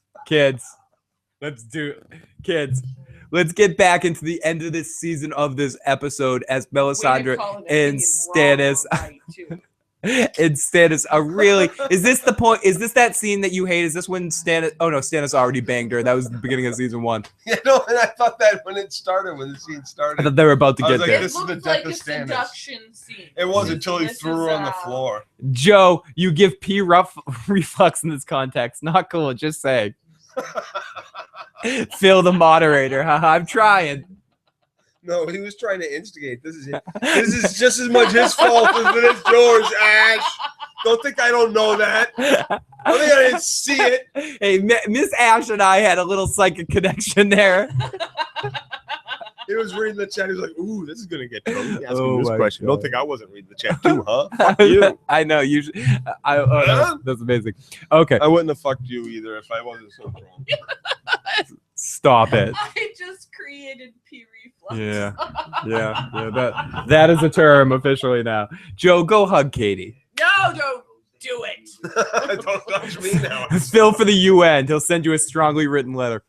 So here we go in this scene with everything just ultimately coming to a head with Theon. Yara sort of completely not disobeyed him, left him there. He's not getting the support from his father. He's left in a lurch here at Winterfell until. And it's just about time that the Boltons are going to surround him and fuck him in his fucking balls. So, Oh, poor balls. you feel bad for Theon in this situation. No, you don't feel bad. I feel bad for Theon in a little bit in this situation. I'm sorry that I said. He just murdered 2 little boys. How do you feel? Yes, he's done horrible shit. Yeah. Oh yeah, but he's a flawed character, so it's okay. He's a good What? guy. To know I could go out and murder little boys Where and in you'll be the okay. world did you get that his So you guys are behavior both was going to be okay with me when I go out and start murdering little boys? When did I ever say that the reason someone has for doing what they do excuses it? Ever. I didn't say that. That's what you just said. That's not what I just said. Are you kidding me? Oh my goodness. Can't, guys. I said, why would you feel bad for a guy who goes out and kills little boys? That you said more than that. No. Yeah, you did. And then I said, Quite a bit. okay, so you'll feel bad for me when I go out and kill little boys. But he's a flawed character, so it makes it okay. I never said that. Oh, whoa, okay. I said you're saying that. I said you said that. I said, when did I ever say that? By And saying you you said, feel bad for him. wow, okay, I'm walking away. I'm putting Yeah, you. you're better because you have no argument. I'm putting No you. logic. You've suffered from logic. I'm putting you both on. I'm putting you both on timeout. So LDD. here we go. I don't care if I can hear me through the mic, but I'm putting Joe and Katie both on timeout here as Theon is dealing with the situation and basically everything in his whole plan, his whole what he was trying to do for good or for bad in making this effort to take Winterfell is all blowing up. And Lewin, in fairness, is like he's saying here, I'm bound by oath to serve you, is trying to give him good advice. Wouldn't you say that like Lewin is at least trying in that situation? Yeah, no, I think Lewin, as much as everybody else, really, they've known Theon since they were young, since he was a young boy. They don't want to see him be doing this. They wanted good things for Theon. They didn't want him to be like Balon. Yeah, no, they did, and they all knew Balon, and they knew what kind of person he was, knew what kind of person all the Greyjoys were essentially. People need to have a good couch. Katie's gonna piss on the couch. Katie did the Poppy from Seinfeld. She peed on the couch. What's that wet? Wait, what's that wet spot over there? Did Katie pee on the couch? She's had no bladder control for a long time. I think it's heartwarming to see the kind of affection, even through like whatever. I don't want to argue in the sense of what he did was right or wrong, Joe. I just think it's interesting to see. I know he's bound by to give whoever's the Lord of Winterfell in the situation, but I think there is a sense of affection that Lewin has for Theon because he saw him grow up, and Lewin has a sense of affection for all of those kids of that generation. Even though he does have his own Meister plot going on with the Citadel to take over the world. Totally. So I think, oh my God, Joe, you know what your anger has done, Joe? What did my anger do? Your fucking anger has driven us to fucking technical difficulties. Oh my God, I should have done this a long time ago. You're figuring out the chords and getting that ready. I'm going to pee. Yeah, we get technical difficulties there. Wait, no, Katie's already peeing. One of those is poison. Is this the poison one? I have no idea. One of them is poison. Fucking piece of shit. What the fuck? So we'll wait on that. Oh, she's still in the toilet. So guys, 1 second about that. Oh. Someone says, love that idea. Jim, who said, Jaime and Theon. Oh God, Phil gonna rub one out. 2 out. He gets off of watching argue. I do. I'm like a weird version of Eugene. Why was I hearing Seinfeld copy references? Because I said you peed on the couch, Katie. Have a seat, Katie. I need a co-host. Joe's doing some business. Come on. Okay. So there's verbal communication too. I was asking without verbal communication. Oh I my caught goodness. on Did you not to know that. what I was trying to Guys. do? I had no idea because I wasn't paying attention to you. In that So this is one of the best speeches I think the actor Alfie Allen has ever put on screen. I really enjoyed this speech, and I love how the conclusion of it all, where the guy that ends up ultimately betraying him hits him in the back and goes, "Oh, I let him go on because it's a really good speech." It is a good speech. You got to give Theon credit for this speech. He tries. Next technical difficulties. No one is on the couch but the cat. What was that? No, he really is. Alfie Allen is amazing in this role. And to see the transformation that he makes, it's really incredible to watch. And I love that bit. He looks like a full-on psycho. And perfect comedy time. I thought he'd never show, but it was a really good speech. That's the guy whose ass he kicked and was kicking. I love it, Ian. Great stuff. It was very inspiring, that speech. By the way, Katie's human form is quite pretty. Nothing against her crow form though, but Lady Squeeze says. Oh, thank you. And I want to steal her shirt. My Yeah, that's a full shirt. How much longer will us guys be on? Well, The end of we wanted to steal the it, but episode someone has did it. about Yes, 30 minutes Phil, longer. Very good. I would look thought at he meant for like on stage. Oh no, someone in the chat, dude. But I would wear that shirt. Aver says I have dibs on the shirt.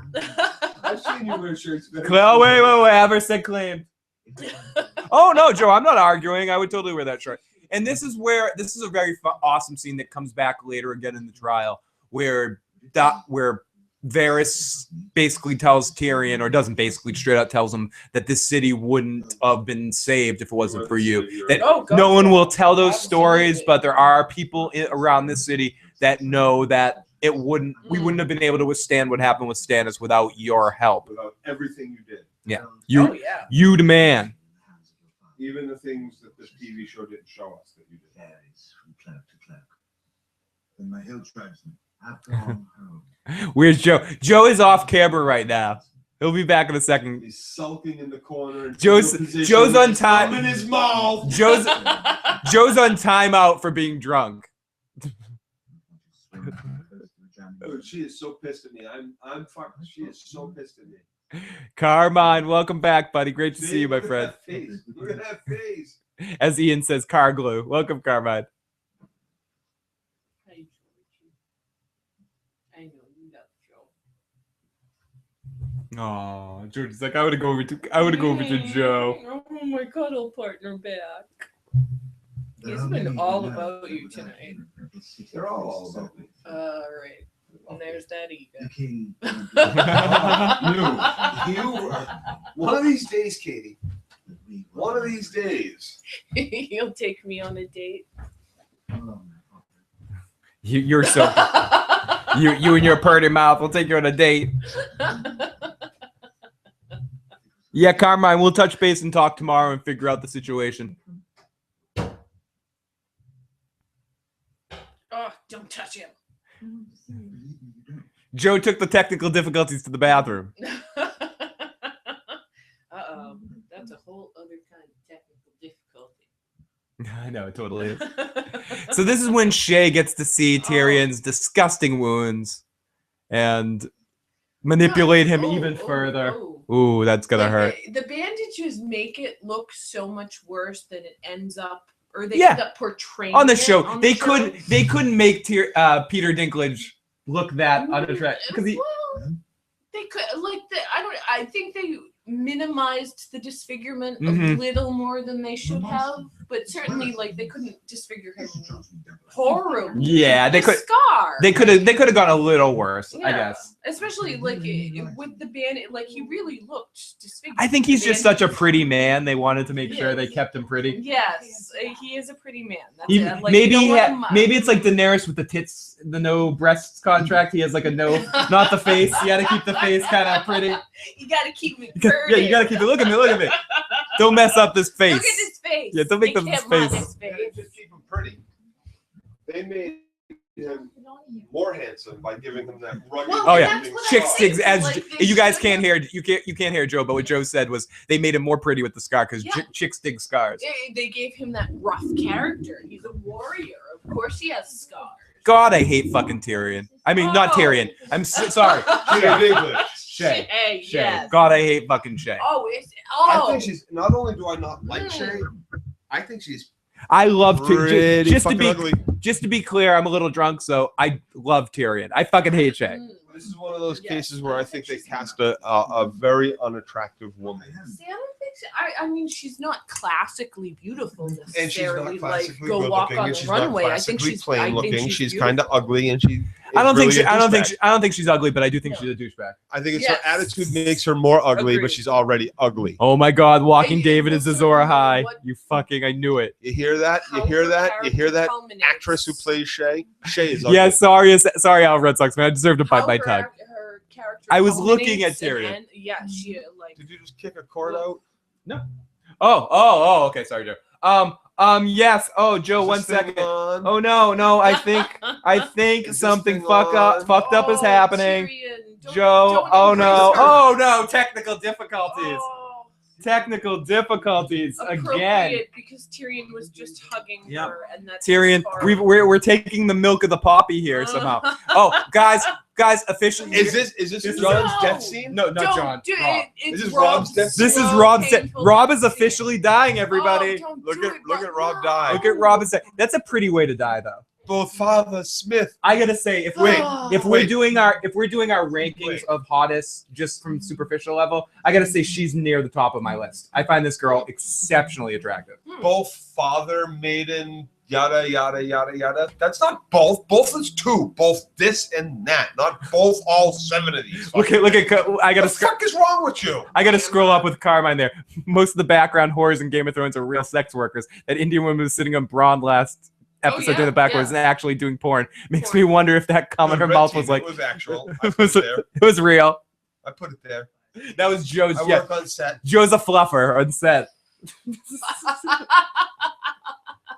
I didn't think we get all this backhand knowledge. Yeah, that's a you're in set. You're in set. Interesting use of terms, Joe. Backhand is correct. And God, this was the stupidest fucking. I hated this. I hated this in the books. I hated this here. What House of Dying bullshit? Yes. And at the time, I was playing a warlock on World of Warcraft, so I was all like, "Yeah, warlocks!" See, that's what, warlocks are cool. Is he gonna conjure something? No. See, that's what I liked. What they did better. Look at there's a door right there. You saw her walk up there. Look at there's a port right there. There's a way in. There ain't supposed to be any kind of ports or windows or any of that shit in this. That's fucking bullshit. You fucked up. Well, that's why and now as we walk around, so let's listen to what Emil Clark has to say about this. To gross. And yeah, the only way to get up there was to just hike up there in the heat and those. And they wanted me to show my tits, and I would. Can I just talk about the way England can walk in a suit of armor? I know, It is so incredible. beautiful. I would never be able to walk in a suit of armor. Incredible. She disappeared. Where did I go? How did that happen? Is it like a magic? I'm actually just crouched behind Okay, the wall. right. Sorry to spoil the So you ruined it again. Now he does I'm his sorry. Khaleesi! Stanley Kowalski. It's Stanley Kowalski. I'm here. Hello. Oh my goodness, this tunnel. That's what they called him in the commentary. This is on location. Part of the city walls again. Wonderful stuff. Yeah. So much history in those like. Well, that's what. Yeah. Through the door. When I read this, I mean, it was very scary being in there. Yeah, because again, it was like taking because you're a wimp. Yeah, and fundamentally. But taking Kit up to Iceland, it's there's no pretending you're anywhere else here, and it's Red taking you team into these dungeons. And they did it in more of I don't know, a way that translated better for me as far as what a warlock might do in this. I don't know. So let's get to something more interesting than Daenerys and her lack of titties. Titty. Did you see what Red wrote? Well, she's got titties. They just don't show them enough. Daddy doesn't show her titties anymore. Game of Thrones will never Big be. girls actors show their titties. Terminator's Genesis sucked, you jerk. Bobby Cannavale stormed down hall with his Johnson hanging, flapping knee to knee. Like, come on. Are Come you on, kidding me, Daenerys. Danny? Come on, Daenerys. And that was one of the best scenes in fucking television. Jason history. Segel shows his cock every chance he gets in a movie. Just necessarily for the sake of the cock in that Well, no, scene, you know, it whereas doesn't you have to be guys just are like, let's see calling Danny's for Yeah, titties for in fair, titties' I just sake. want to get into the fairness that in the fact that one thing, just to get through the fact of just directly, oh, we want to see tits. But like the fact that in the book, Danny gets described a lot, walking around naked, being very comfortable because of the Dothraki thing. So in a scene when last season you see her in bed with Dario, and she's noticeably doing the movie cover-up thing. It's noticeable to me that in the book, Danny is the one that's completely free. Khaleesi is free. She doesn't care. Fuck you. I'm going to show you my body because go fuck yourself. It's my body. And I feel like that. I feel like that's a dynamic of Danny that gets taken out of the show because she doesn't show that. I agree so much, fellas. She's very open with us. She's very much a flower child, kind of, with the way she treats her body. Olivia Wilde got naked on vinyl. She did big.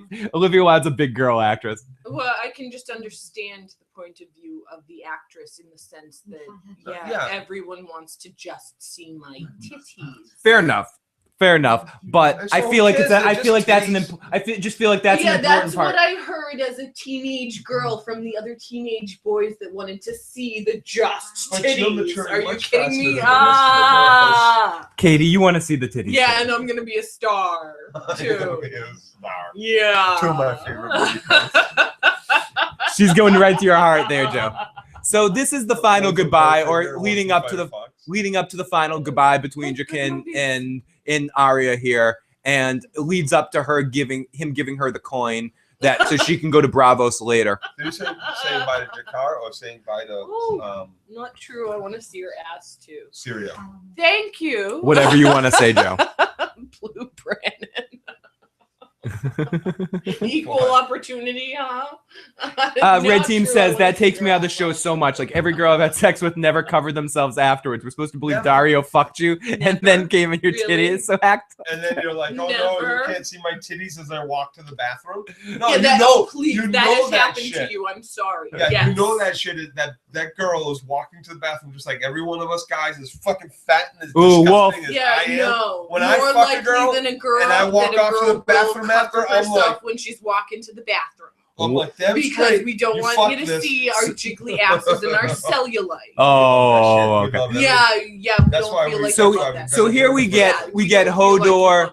We get Hodor and the group looking at the burned Winterfell after all the disaster that happened post the Ironborns doing what the Ironborns do and burn and pillage and shit. Who's that again? Who's that? Some random kid. Who's that guy? Is he is he Osha's kid? Probably. I think that's what I'm thinking. Hodor. So then, really sad music, really sad feels. That dude is huge. He is huge, and having seen him in person, he looks even bigger in person. Like direwolves, drink. I can't drink because my parents have taken away my booze. Yes. The booze I brought to the party. The booze is gone. Is it? No, there's more booze. I brought 4 bottles. Phil only cracked 1. All 4 of mine are. I do have a second one. There's more booze. I do have a second one. Because I could use more. I could too. I could too. I think you could use more water. I haven't drank in an hour. I've had 2 sips. Okay, stop. Over an hour. You two, stop. Okay, in the book, Ramsay burns Winterfell, but I believe in the show, the Ironborn burned it. Me too. That's what I think too, Carmine. I'm pretty sure in the show, the Ironborn burned it. Georgie loves you. Georgie does. Loves you, and he would keep you away from the alcohol. So this is the goodbye. We kind of talked over it, but the Ironborn stabbed Lewin before they all sort of jetted, and now Lewin's sitting there dying, and he's actually getting to see these two one last time before he dies. Yeah. And I mentioned this before, but that is actually that's trees, but the water is actually oil in there, so it's more reflective. Yeah. And did you see the face in the tree? Yes. Yes. That's a weirwood, and it's a pretty silly face, but it's another face carved in the tree. Yeah. Weirwood. I love those little tidbits, like when they do rain, they'll add milk. Yeah. So it adds to it. That's neat stuff. I love those little tidbits about how they make a these raindrop effects. is about 10 times the size as it is in real life when it's on TV. Yes. You can't see it. So okay, so let's see, we're actually running towards the end here. We're at the last like 15-20 minutes here of this. So How did that happen? I know. Very It quick, seemed very quick. Yeah, we're almost here at the end I of got this. attacked for an hour. Oh my. Oh, shut up. I got attacked. This is just If such. anything, This it is a was sad scene. This mutual scene almost reminds me a little bit. This scene almost reminds me a little bit of the Breaking Bad scene when Mike dies. Just leave me the fuck alone, Walter. Or just Lewin's just kind of sitting there like, just leave me the fuck alone and let me die here. Yeah. Kill me. Just kill me here, Osha. Just fucking let it be done. Oh, Osha. Oh, this guy. Oh, he's so good. He is good. He is great. This actor, and that's the thing where Game of Thrones kills it, where so many shows fail. They very rarely Sand Snakes, besides the Sand Snakes and Dorne in general, besides Dr. Bashir. They've had their flaws. They've had their but for the most part, leading up to last season, I think that's where last season sticks out for me a little bit. For the other seasons, I think up until there, like they cast even the smallest parts so well. I just feel like in the Sand Snakes, they bumbled it a little bit in them. Big time they bumbled. They didn't only just bumble the casting of it, they bumbled the introduction of them with that whole like. But they use it. montage But I don't want to get it off too negative on that. But you're absolutely right. But my point is, usually overall they've been exceptional, even in small parts. I was gonna say that a little earlier. One of the only tonight, introductions. too, the peripheral characters That they fucked. Yeah. Yeah. Aside do from a- also Winterfell. Yeah. I they never do liked an the look of amazing it. job with. Oh really? Yep. I like the look of Winterfell. I thought it looked. Okay, so here's Dany. I think the end of this whole. I want to say the rest of this episode is all the end of with Dany in the House of Undying thing. Guys, let's start tripping out because it's. We can never do this again, Phil. It's the House of Undying thing. It's too emotional. She's not gonna talk to me, Bill. Dude, chill. Someone said that they've 18 years and you ruined the chat. Yeah, blame it on them. Sure. Do you think they could recast the Sand Snakes? Dorne could be salvaged. Dorne could be salvaged if they concentrate more on Dorne and ignore the Sand Snakes. If we focus more on Bashir there, and because I think he has potential for bringing something intense to Game of Thrones if he's given the opportunity to. I think they also emphasized the Sand Snakes much more than they were in the book. They tried to make everything about Dorne about them, and they were actually kind of smallish. And I mean, in fairness, it's in reaction to the fact of how popular the Red Viper was, and they needed to feel like, like when Superman dies and fucking we'll have 3 more Supermans come, each with a power like him. One that has this skill that this guy has, one that has this skill, and it's just kind of lame. Okay, everybody, I think Joe has fixed the technical difficulties, and we are officially back. Oh, not yet. Betty, stop it. And why is she in a fucking cathedral? Weird. Just weird. Just weird.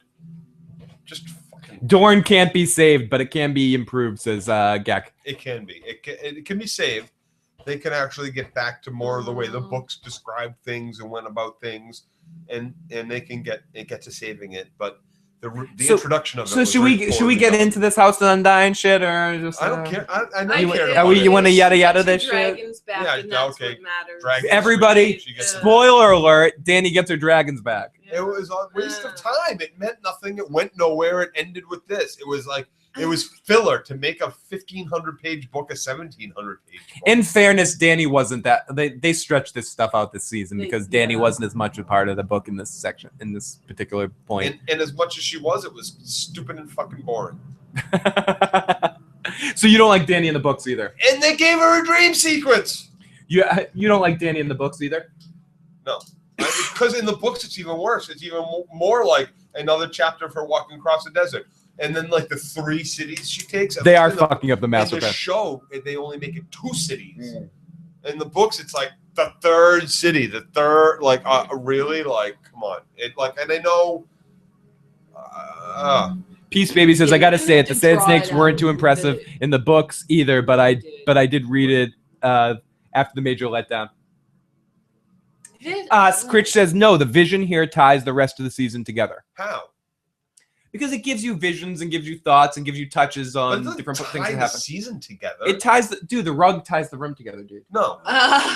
The rug really The ties. rug will tie the room together. Carl, There's no dream Carl sequence Drogo's ever here tied with his anything shirt together. off, dude. Carl Drogo's here with his And shirt that's off. the only redeeming thing of this dream sequence. At least Dany in the books is a bit more realistic, says Red. I've never read a female character in a novel. That had massive diarrhea. I was just talking about the diarrhea earlier. I really have to respectfully disagree with you, Pritchard. I don't think this dream sequence tied anything together. I think it was all kind of filler because he didn't have anything else to fucking write and has never known what to do with her. So he made her take city after city and rewrote the same fucking chapters over and over again with this girl. That it was really tedious and boring throughout the books in my mind. And then in the show, the dream sequence doesn't tie anything together. What the fuck does Khal Drogo have to do, or the son that will never mount the fucking world, have to do with any of this goddamn shit? That is a fucking past chapter. Yeah, Katie, I kind of want to mount the world right it now. might be motivational It'd be into fun. what her motivations are for the future. It would feel But good. It doesn't have anything to do with anything in this season. Really, it's kind of. It's a waste of time. It's a waste of fucking everything. I really found it useless. I find most dream sequences useless. And Yeah, great you shows have- like you have- Sopranos. All Tony's dream sequences were fucking bullshit. Goddamn fucking stupid. Joe- the only Joe- dream sequence that was worth a damn was "Have you ever had our sausages?" In fairness, just by nature, just to make it clear, even non-drunk Joe really hates dream sequences. Yes. They're tough. He's not a fan of the dream sequence at all, They all just try in to general. make it so artistic and so like, oh, it's an artsy dream sequence, and they all come off exactly the same fucking way and have absolutely nothing to do with the fucking show. And it's like, oh, we need an episode. We need episode 17. Look at the chat. What are Joe we gonna doesn't do? dream. Joe doesn't dream. The rug shatters are not the issue here, dude. You're right. I wish I had You're said right, that. Joe. You're right, Joe. But you're just an asshole, Walter. You're fucking right, but you're an asshole. Best dreams ever. I want to say, like, I can get where this is, in a sense, supposed to bring closure because she's still mourning. She's still, like, experiencing the pain from this deep loss of the direction she thought her whole life was going to go in. And this brings closure to it, in a sense. I'm not saying I like it or I'm okay with it. I'm just saying I get where it's coming from. And it's kind of oh, here her transition babies. truly into investing. Link herself has into finally these new found children. Link find the compass in the map so he could find the treasure in the dungeon here, and he's gonna go fight Ganondorf here. Here's Ganondorf. I think that's, Just the dream yeah. sequences is fucking bullshit. I'm not up on my all- Zelda. Oh, I'm glad you even know where I was going, but you knew where I was connecting there. No, that's enough, Katie. All bullshit. They don't have Excuse anything me. to do with the series. Like, we don't learn anything new from any dream sequences. They're all just fucking bullshit. They are episode fillers because we don't know what to do. I think and we some don't have another In episode. fairness, Joe, I see what you're saying, but I think sometimes shows choose, whether it's this show or if we're talking about a grander issue, I think sometimes shows choose to put foreshadowing in dream sequences. Okay, and that may be, And I think Game of Thrones does that too. And They that- put foreshadow. They show you things that are yet to come. No, There's no, a lot of and people that that may be connect true. this scene to that Dany has to the future of how the series is going to end. Yes, and I just that- want to bring that. It's fair to bring that up. And that may be true, but what I'm going to ask all the audience, Read Critch's response too. Burnt red. Oh no, I'm just saying. The burnt red one. Yeah, I guess. Burnt red, keep ice wall with blue rose as John Hint. I don't know what. Yeah, the or fuck it's that means. basically talking about there's the thing where we see the blue flower, meaning that there's a Jon Snow reference in here with the flower.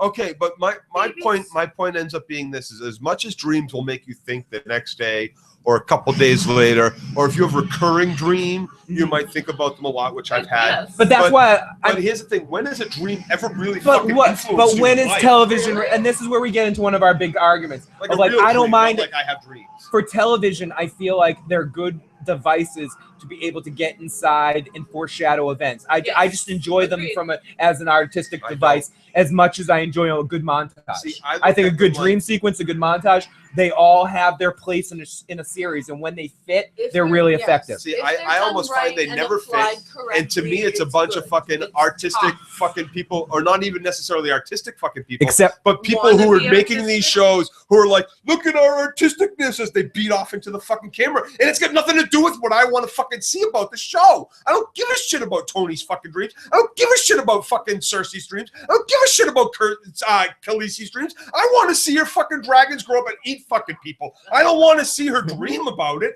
Fuck that. Her dreams don't mean shit. Give her fucking dragons back. Kill the fucking warlocks and get on with this shit. Good. She just did with the dragons. And we all know where Joe stands on dream sequence. So let's get to this scene right here where the half hand is staging this whole situation and kind of setting up his own death and setting up a fight between him and Jon, forcing the issue. You know what it's like? It's like that fucking swirl. We're talking about this. It's like the fucking swirl, but it's supposed to be. Oh, we got that fucking vortex perfect in that dream. Wow. Go fuck yourself, producers and fucking film editors. You didn't get the vortex right. So the half hand's getting here in this situation and fighting Jon and setting up this battle. Joe, it's okay. I can't stop. I can't enjoy fucking half hand fight our little fucking wolf with this goddamn dream sequence shit in my head. It's gonna be okay, Joe. It's gonna be okay. Don't read the chat. It's gonna be okay. You wanted your fucking rant? You had to have a Daenerys dream sequence. Joe needs some milk of the poppy. It's okay. Oh, fucking God. Oh, Sam says on the phone with my mom, have you guys on mute, and I see Silent Joe rant going on. Joe needs a hug, Katie. She's not hugging me for like a month. As the half hand kills, or as Jon kills the half hand right here. We are all watchers on the wall. Big shout out to Watchers on the Wall website. Oh. Yeah, Joe's crushing children's dreams from beginning to end. Eat a sandwich, Joe. Those wouldn't be dream sequences. Those are history of Westeros. They're going to be flashbacks through Bran's visions. Well, a flashback through a vision might be different than a dream sequence. If it's what happened and not what Bran thinks happened, if they present it to me like that, but then I'm okay with it. Before we go too far, I just want to make sure we get the scene where Jon kills the half hand, set up by the half hand, so that he is integrated into the Wildlings situation. And he kind of forced the issue whether Jon wanted to agree to it or not. So Jon ended up killing him. He's accepted now, and Jon begrudgingly now, without his own devices, is now an inside agent. He's Donnie Brascoing the situation. And I will have dreams tonight. I'll dream of gold drops in the division like I have every night since I bought that fucking game, because I think fucking haunts me in my fucking nightmares.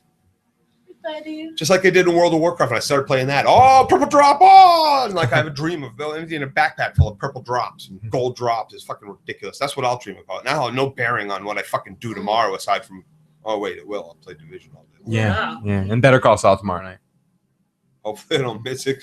No. At this point, Better Call Saul's on Tuesday. At this point, Better Call Saul will be Tuesday at 2 p.m. at 2:30 p.m. I'll still be drunk tomorrow night. Yeah, exactly. That's what I'm saying. Like at this point, everybody, we're announcing that Better Call Saul will be Tuesday at around 2:30 p.m.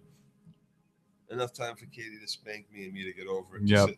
Walking David says, Joe, I think what you're trying to say is that you don't like montages and dreams. No, I love a montage. And Averta says, a montage shows shit getting done. Especially a good 80s montage. Averta says, Phil and Katie, send me some of that hair for sainthood processes. I want to grow just like you two. Oh, thank you. So yeah, Better Call Saul will be on Tuesday. I'm already announcing that now. We're not, Better Call Saul will not be tomorrow night at 11. Tuesday? Roughly 2:30. 2:30. I can do that. I'll be getting home. Yeah, she might join us in the middle. 2:30 on Tuesday. Better Call Saul recap. Just like he did. So yeah, here it is. This guy getting busted for the whole situation and being involved in this. And this is where Danny locks him and the girl in the. I can't wait to see this treasure he's got behind. Steals his treasure, locks him in there, and.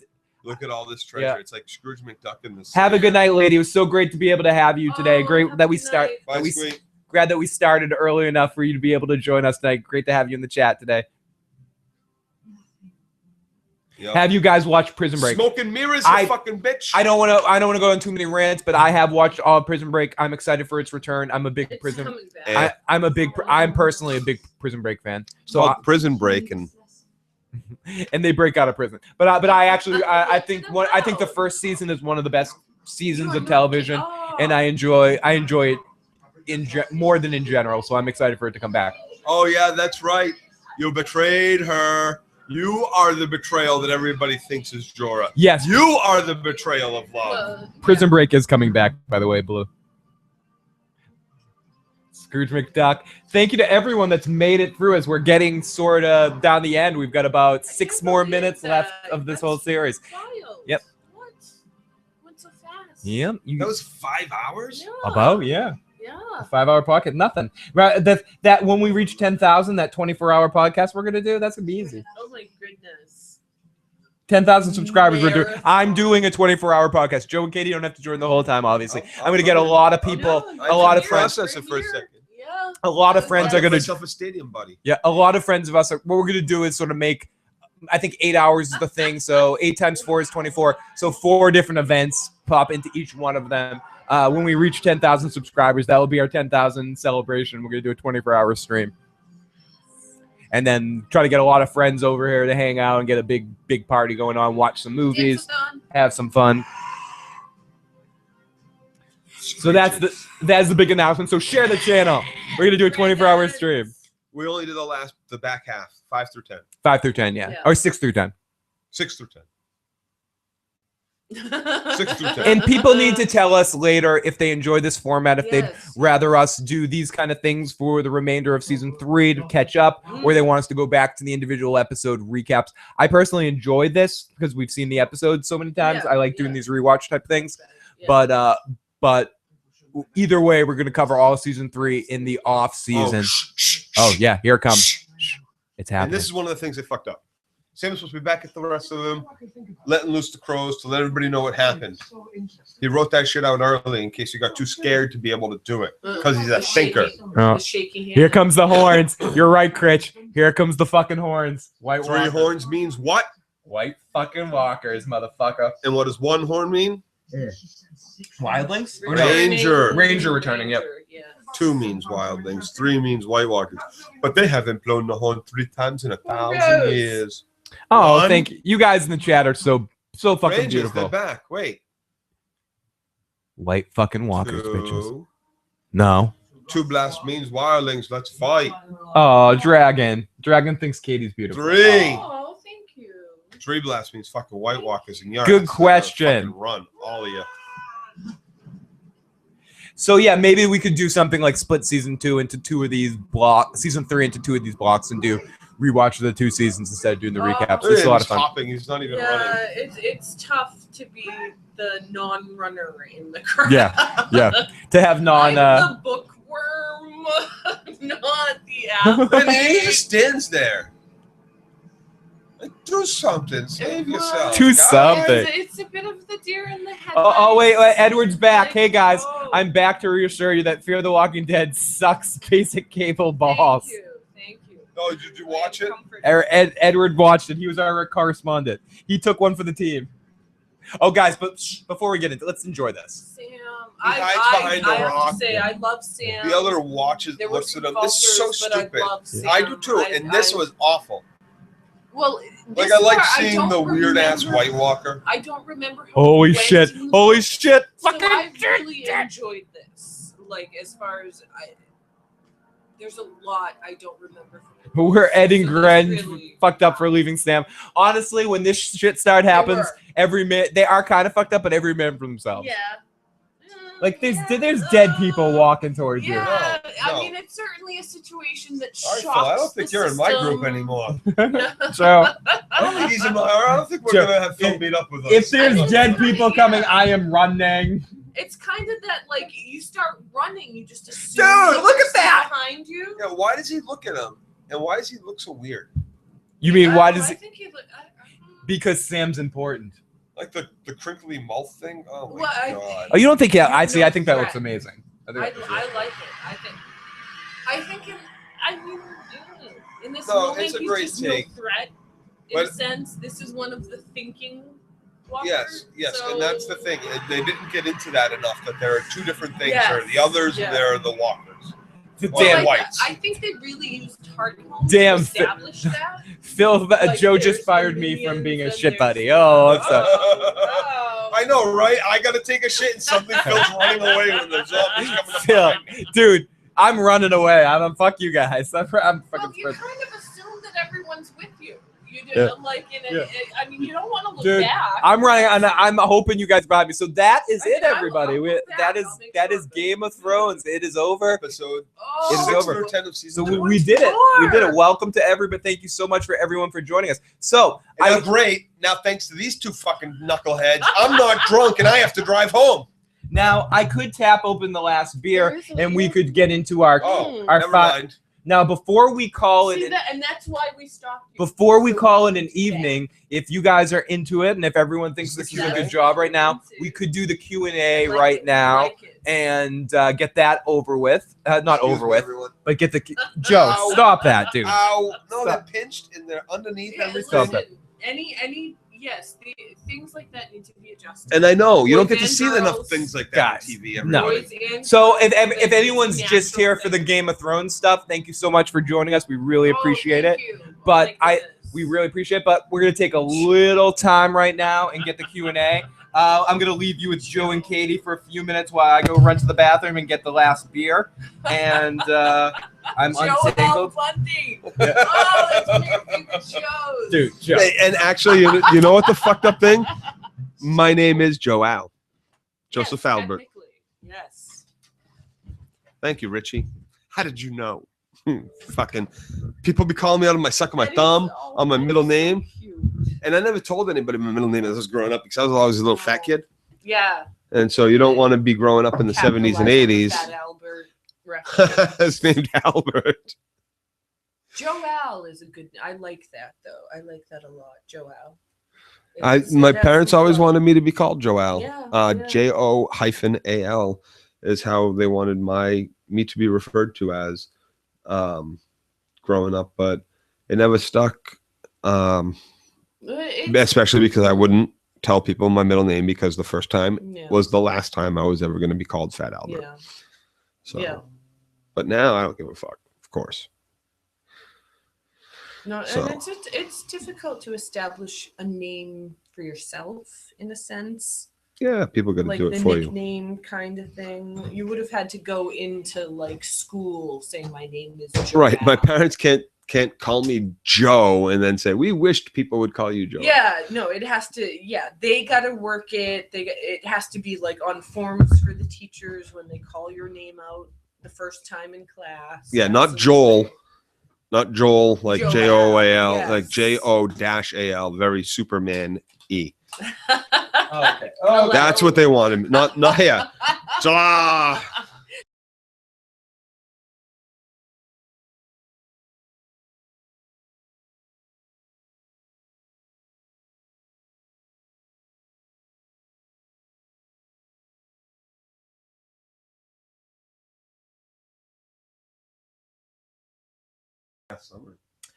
You'll hear. So here we are. We're back, guys. So let's get into this. Let's get into this Q&A. Sorry, guys, the sound. I had a bit of technical difficulty for a second here. Yes, I do. I'm about to grab it and open it. So let me get to this over here. We're gonna get to our Q&A. So, okay. So our first question here is: don't know if this is by Lady Squeak. Don't know if this has been mentioned before, but since I asked it once in G+, I figured I would ask, how did you start making videos, and what's your advice to give to someone wanting to start their own YouTube channel? Okay, how I started making videos was I originally did a radio show that eventually got into a podcast. I found that YouTube was a good place to kind of freely host the podcast, and I kind of did a current events issues program sort of thing on a different channel. That didn't really, you want to open this, Joe? That didn't really, oh, I got it. I'm sorry. That didn't really take off because it was just kind of me doing weird current events, weird sort of stuff. It was a good starting point for where you were wanting to go. Exactly. But ultimately, I ended up starting doing a podcast, and then I used to do my shows live on Ustream. I do them as streaming on that site, and then I'd post the video to YouTube, and then I noticed, oh, YouTube has live streaming. What the fuck? So I started doing that. So what my advice to newer people doing YouTube and all that sort of stuff, my main advice would be to be yourself, do your thing, and keep doing your thing, and eventually people will find you. Collaboration is key. Get as many other people from other channels, networking with other folks, and just having a good time doing it, and make sure you do it to have a good time, and the rest will take care of itself. Whether it's one person watching or 100 people watching, anytime I did a show or anything like that, it really made me feel good to get to have anybody be a part of it. I appreciate every single person and be a real fucking person when it really comes down to it. And I'm not saying people aren't real people, but just be as close to the person you are as you can, and make the stuff that makes you happy, because that's key.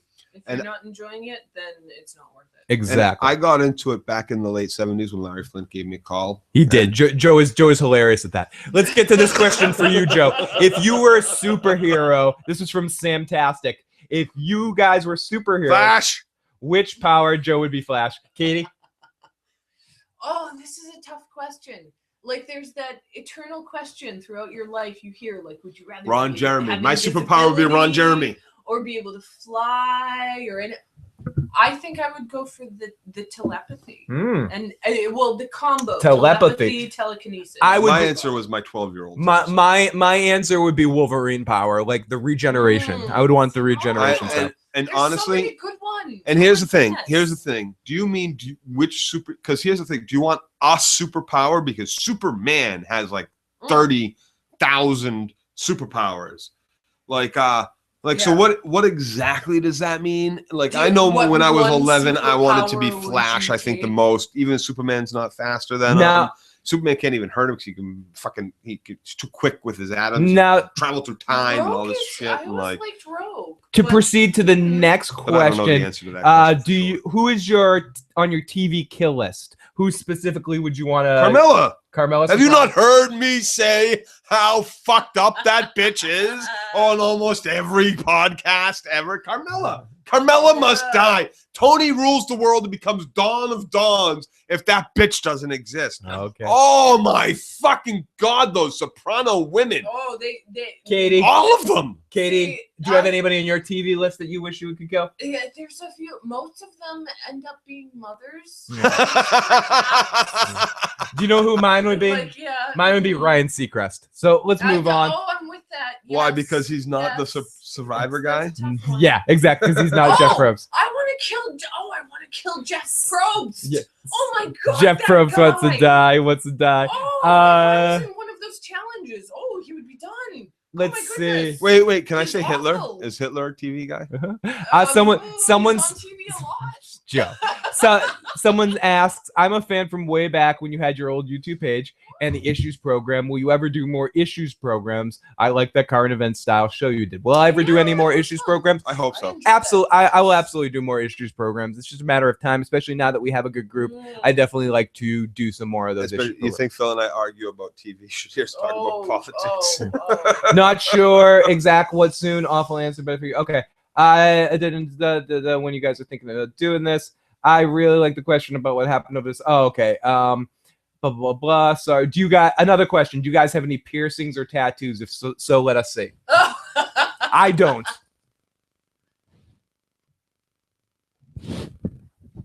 You've all asked about the tattoo on my chest. Yes. Okay, so I'll sit down. You can see my rolls. I don't do my rolls. Showing my penis too. If you want to see it. No. We don't want to see it. I know you two would be. I see it. I've seen it. And then you want to see? You can't see Katie's tattoos. Well, there's a couple. And then there's one on my back. It's going to be hard to show you. I think I can manage if I come over here. Oh, look at you, like, oh, show you. Okay, Joe is getting that. Joe is showing. Yeah, it's good. You're in frame right now, Joe. Yes. You're good. So is that one? Someone says I just threw up something I ate in kindergarten. Oh, I hope so. Joe, you're showing boobs on the air. Showing boobs on the air. That's my shit. Enjoy. Yep. Okay, next question. Enjoy the diet I just put you on. Next question. Beautiful. Would you ever want to do this show full time, Phil? Oh. Of course, I would want to do the show full time. yes. Yes. How did me and Joe meet? We met on a basketball. Joe and I met on a basketball court. I'd like to know if you guys would ever do public appearances. That sounds really odd, but I saw someone that needed some advice on how to shoot a ball, dribble it. yeah. Like Joe, yes.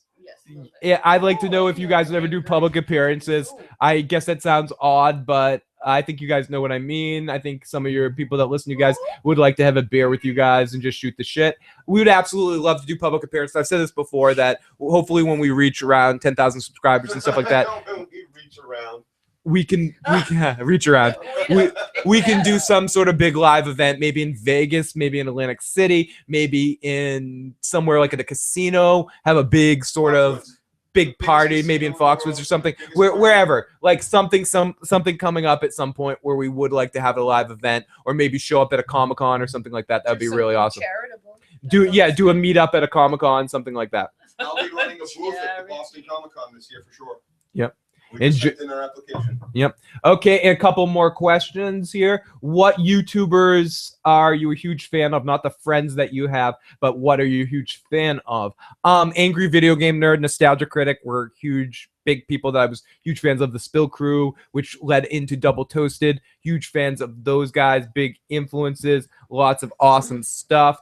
Can't say enough great things about them. Obviously, all the people that are friends, but you specifically asked which ones I'm fans or friends of. What was that? Couch Masters is the only show I've watched more than 3 Joe likes the Couch Masters. That's John Snow. He also happens to be one of my friends, and Phil is a big part of the Couch Masters video game stuff. But I really got to say, I've tried to get into some of the Game of Thrones podcasts. Have you ever dunked on me, Joe, in basketball? Close. Not dunked, but he's definitely beat me a lot. Joe has my number in basketball. It's more with Phil. It's about swatting than dunking. Yeah, I like it. You can't let me get my shot, because if I get my shot, it might go in. Let's get to a couple more. 20% chance. 45, probably now about 10%. So G Smith wants to say, I want to help the show out. How the fuck do I help? Love Phil, Joe, and Katie. Thank you for the love. How you help the show? There's a couple ways you can help out the show. One way you can help, we obviously donate through Patreon or PayPal. I fully accept that. But another thing, if anyone out there ever wants to write the recap I read, and you're watching the episode, you're typing up the recap, and you want to send it to me before the show and offer to like do the notes for the show, I'd fully be willing to read your notes. That would be awesome. The first time you slip in and then puts the penis in his backside, that's it. No more notes for you. Yep. So read it without thinking, like he does the chat. He just starts reading. And he's like, "Oh wait, that has nothing to do with it." And I'm gonna get. I know some of you guys in the chat are asking questions too. I'm gonna get into the chat question. I'm just trying to get through all the questions that I have. And this is a question I wasn't sure if I was going to answer, but someone did ask it. What was up with me last summer, and was I okay? I don't want to talk too much about this because I don't want to bring it down, and I also don't want to get too into it, but I did have cancer over the summer. No pity parties. Yeah, no pity parties here. But I did have cancer over the summer. I had surgery. It was a little small bit that they found on my kidney. They were able to take away half my kidney and get it all out of the way. I'm okay. 6 months later, all my checkups go good. I'm perfectly good shape. But it was a scary situation. So I appreciate any of the people that did help out. Joe and Katie were very helpful in the situation. So to answer that question, was I all right? I'm never all right. But to answer your question, that's what happened. So thank you to all my family and friends and all those people that were there for me. So thank you. To answer the next obvious question is yes. If I was a match, you could have absolutely had one of them. Yeah.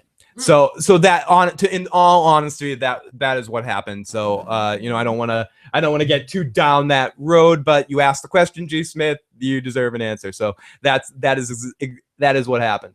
We're keeping him healthy. Yeah, they were keeping me in the fucking situation. Well, kind of. So let's go.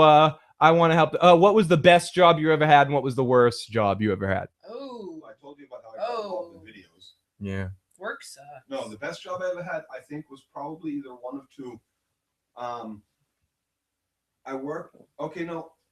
I guess the job I just lost after 15 years, I got fired. There's another question about that, Joe. Someone asks, Joe, you've said you were in healthcare before. What did you used to do for work? So I'm a mental health drug addiction counselor. I work on a locked psychiatric unit.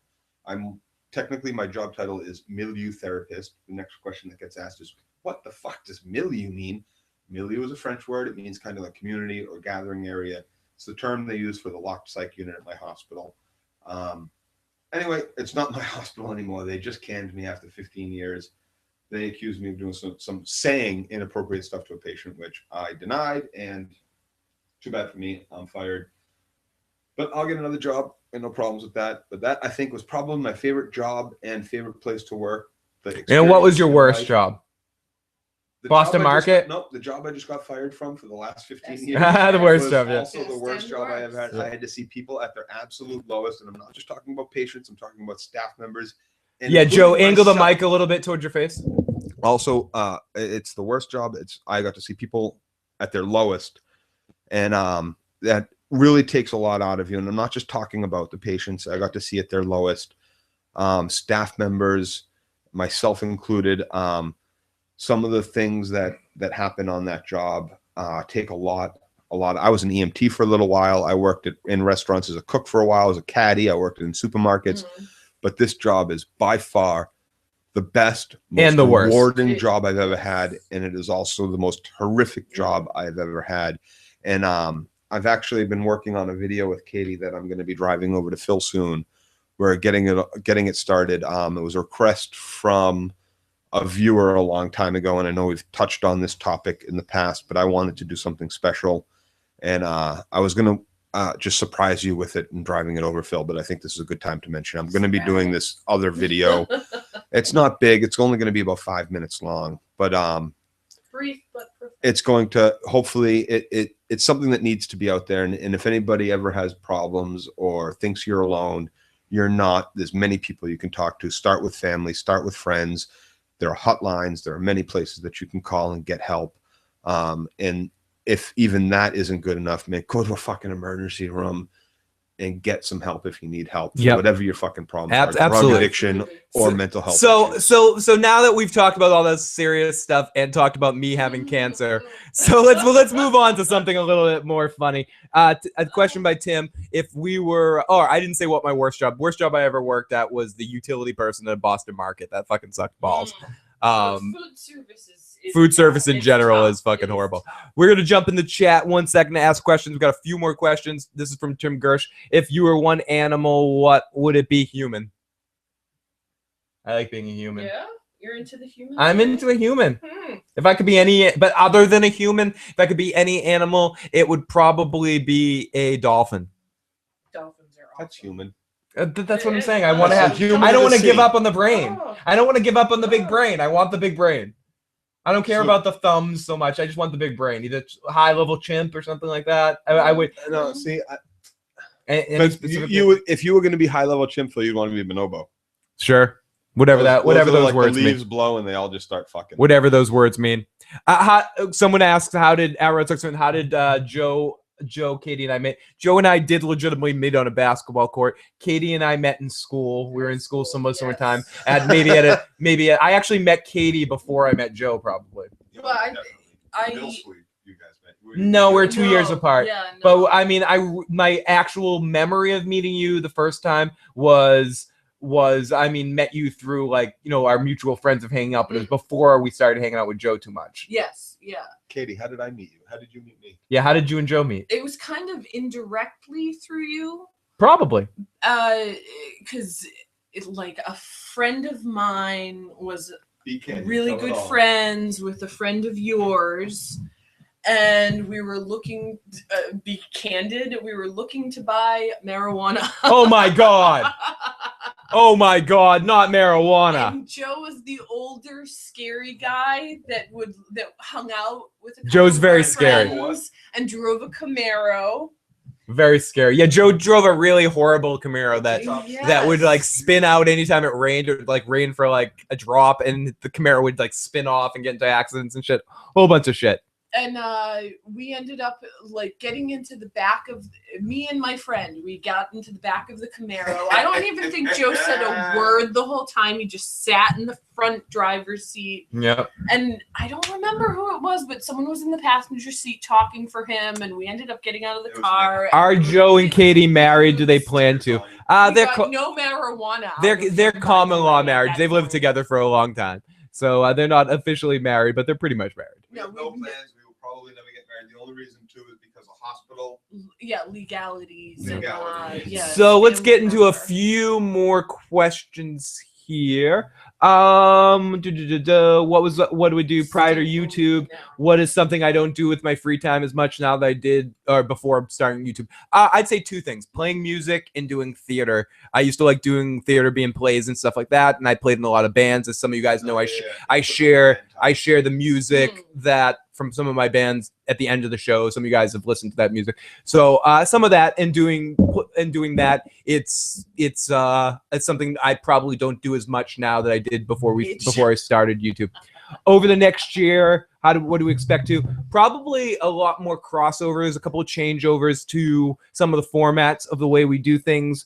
In some ways, some more crossovers from some other YouTubers that you guys like joining us on our channel. I want to maybe bring back the current event show and maybe get to a point where we're doing maybe a couple of nights a week that we know it's a couple of nights a week and we cover multiple things on a couple of nights a week. But a couple more of the same, really, up until this point. We're just going to keep plugging away, doing what we do, and having a lot of fun. Dead or Alive, what's my favorite character from Game of Thrones? Tyrion Lannister is probably my favorite character in Game of Thrones. Tyrion or Arya? As far as, age differences. I'm 40, he's 38, almost 39. She's 36, almost 37. I'm on the cusp of 37. And Steph is what, 25? We met each other like 20 years ago. I don't know if you even know for sure about that. So who are your what house would you be a part of? We answered that earlier. Who are your idols when you were younger? Robert De Niro, Marlon Brando. I was a big fan of a lot of actors growing up and things like that. Are there many single? My brother, as awful as it is, my older brother, the curse tortured of the me. Youngest child. Yes. Dead or Alive, if you could attend what concert? Dead or Alive, if you could attend one concert, what would it be? I would attend the Pink Floyd Live at Pompeii, the filming of that concert, so I could be like one of the people in the stands of Pompeii watching. If you could kick one person in the nuts, who would it be? I'm still thinking about the Alive or Dead concert. Yeah, like these are some tough questions. Yeah, there are. Yeah. Oh my. Kick one person in the nuts right now. Rochambeau somebody. Besides me. That's a tough one too. I don't really like. I wouldn't want to like. If I was gonna kick somebody in the nuts, I'd just knife them in the back of the head. Let's make no half measures. Let's make you guys the butt of a joke. What embarrassing something embarrassing you can tell about yourself? Showing my titties and tattoos on YouTube for the world to see. Picture wise, we'll say that at 10,000. I'll save some horrible kid pictures for pictures. But let me tell you two stories. No. Let me tell you two stories about me as a kid. One was when I was in junior high school. I had a rollerblade across the stage when I was in like a play thing, and I fell. I wiped out on stage in front of an entire junior high school or middle school group of kids, and everyone laughed at me. And then later in that same year, I was dancing a slow dance with a girl at the end of the year dance that I liked all year that didn't have the guts to talk to. My friend Amanda W. You guys know who I'm talking about. Amanda Warnock. Yep. You know, she's hot, dude. Yeah, whatever. But I had a crush on her all year because I sat next to her in homeroom. So I was like, all year I couldn't wait to ask her to dance. The end of the school dance, I asked her to dance. I was dancing. It was a great time. We were having dance. We were vibing. And then out of nowhere, these random doofus dudes that weren't dancing with anyone ran from the side of the crew and they pantsed me while I was dancing with her. You've never told me this. And I had a big blah. And she looks down and goes, and I ran out of there scared, like and then running out of there, I fell down a flight of stairs. Like in the junior high, you know how the junior high, once you left the gym, there was like a staircase right there. I ran through there and fell down the stairs face first with my pants at my knees. It was one of the most embarrassing moments. And to tell you guys the truth, I have about 1,000 more of those type of He stories. really does. I know some of them. Yeah, He Joe really knows does. some of them. I have like more of those stories. More at 10,000, guys. More at the 10,000 Q&A. Okay, so we'll get deep. I don't know what my most embarrassing moment in life is, but the one moment that's haunted me is, okay, I was a late bloomer as far as girls were concerned. Not until after high school did I finally like seal any kind of And he deals. was the cool older drug dealer. And I was a kid, right? Which I never dealt drugs. Never. Anyway, I think it was when I was in high school. I think I was a sophomore or freshman. My high school was all boys, Catholic high school, and they had dances, and they would invite girls from the local high schools and from the other. That's Catholic the high issues schools. program, Avers. Sorry. And Georgie. and I asked a few girls to dance. You know, I was a little fat butterball, so they had kind of said no. And at one point, I was like, okay, and I was being big for my friends, who were also really geeky, nerdy kind of, and this was a nerdy school too. And I was like, this is how you do it. And I winked at a chick, a girl, and she started fucking laughing her ass off. As soon as I did it, she started laughing. And then she came up to me and she was like, did you just fucking wink at me? I thought my friends and started making fun of me with her two girlfriends. And I just fucking crumbled and I didn't talk to See, her. Joe. For 4 See, years. Joe, again for the 10,000 thing. I thought you were. Oh, we'll save one for the 10,000. I thought you were gonna tell a different story. But let's save that story because that's a different story. I don't know which one I'm talking about the outside of the person's work. The one crazy summer story. Oh, that's heartbreaking. Oh my that's a God. heartbreaking one, Save yeah. it. Save it. No, that's Save Oh my it. God. Save that for a different podcast. That's just not it. I wasn't embarrassed. There was no part of me that was embarrassed, but I was just. It is a story though that people would say, oh, Yeah, that's a different. Someone said we need a story podcast. Save that for the story podcast. oh, that's gonna be a long. That's going to be a long podcast. Yeah, we'll do that. Okay. No, now you make. I want to tell that. No, not quite. Not quite. Save that Can I one, Joe. say names? No. Initials. Initials. Yeah, save that story. We'll talk about that later. Okay, so if you could revive one canceled TV show, what would it be, Katie? MASH. Joe says MASH, Katie. No, not MASH. MASH ended. It wasn't canceled. I think Stephanie would be very proud of you for that one. I loved that show. And especially it ending on that cliffhanger. Yes. Where would she go, Jordan, or would it be the guy next door? Yeah, That's that's another the one. one. I can't say MASH. MASH wasn't canceled. MASH ended and ended Yeah. brilliantly. It got heavy in the end when Alda took over as director. I gotta say, I don't Oof, know but the answer to it's- what series that was canceled would I want to have continued.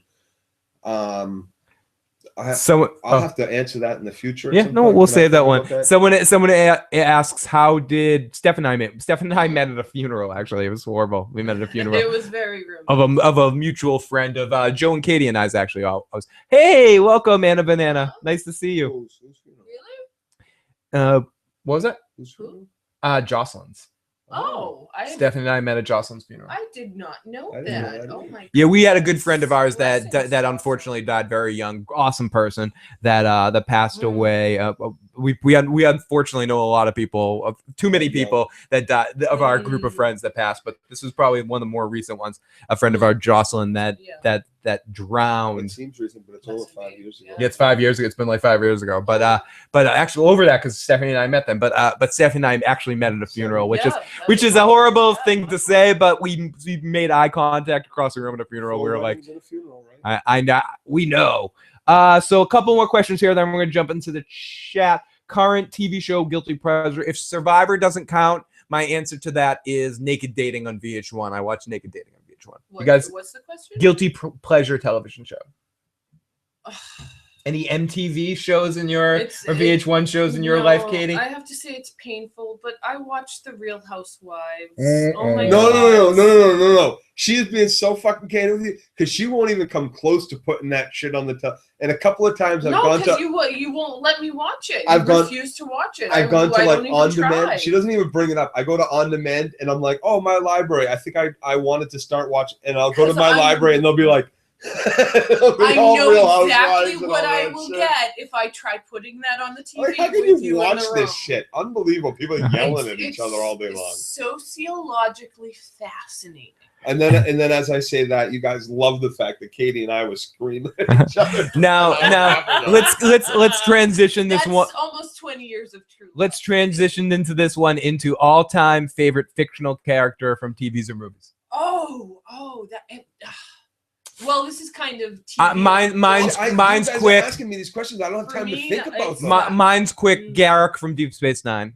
That's just my answer. See, mine's my book character that was turned into a PBS TV character. Really? Anne of Green Gables. Interesting, Katie. No, and I can attest that's love true. it, She's love talking it. Joe, when did you I get your want to go dreadlocks? to Prince Edward's Island. So okay, in 1995 in the spring. Well, 2 sets. I Yeah, was you've had 2 sets. in I was with my buddy Nick, and I believe I was with Phil, and we went to this place called Eisman's Beach, and there was a friend of Phil's family there. His name was Barai. At the time, my hair. Jamaican. I have very, very, very curly hair, and at the time, Tight all through curls, high school, I got tight made curls. fun Beautiful, of. beautiful tight Brillo pad, Chia pet, toilet bowl brush. You Jealous, name jealous, it. jealous. You name it, and I got made fun of my entire life for my afro, for my curly hair. 'Cause I hated it. people who Old don't women have loved it, want and it. everybody else made fun of me for it. Because So I the old put women are wise straightener in enough my to hair. admit what they want. And this is around the time I had met Phil too, and my hair was straight out like this. Beautiful. He put straightener in it. Looked like a Charlie Brown cartoon. Oh It god! was Oh, like- yes, that's when I first met you. It was- Your hair was It was all like yeah, it was a straight up It was stuff. no longer Straight up. that no much longer more a intimidating. curly afro. It was it was like wild. it was a straight afro. My hair got straight. It looked crimped almost. It was fucking It was weird. amazing. It was like People would say Was it it looked like I Kid and kissed Play? an electric socket when I woke up in the morning. one of Kid and Play, I think.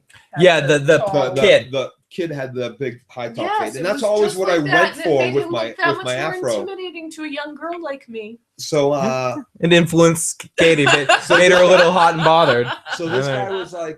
was like, and Barai was a musician. He and- played reggae music. Yeah. You can actually look up his music online. and his dreadlocks were so fucking long. He had like 5 dreadlocks off the Good back night, of his head. Al.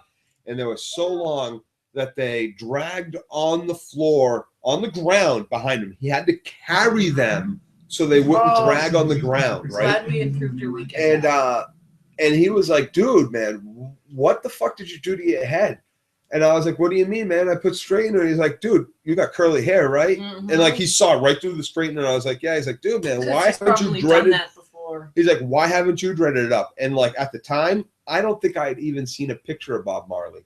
Honestly, that I had like been like, oh, I don't even think I'd ever seen anyone with dreadlocks. And he's like, you should be dreaded. And I was like, oh. Like a month later, I had to bring a girl to the prom, so I shaved my head. And then from that moment, I was on a mission to grow dreadlocks. He looked really goofy with that, Katie. And I grew it for 3 years, from 95 to 1998. I went home completely sober one night, completely I like this alone, flavor. It's good. completely I'm bored, enjoying it. and looked in my mirror and was like, what the fuck? And started with the razor in the middle of Been my there, forehead. done that. Yeah. And cried and had to Yeah. wrap a towel around my head for a week because it was too cold. I couldn't sleep. Awesome. And awesome, Spicy. I love Rob and Josh. Fucking amazing stuff. Love post show recaps. Huge influence on me, just to say, love Rob and Josh. Awesome that they're there. Great people. Hopefully one day, believe it or not, hopefully one day Rob and I will do some sort of crossover together about Star Trek. There's been talks of it.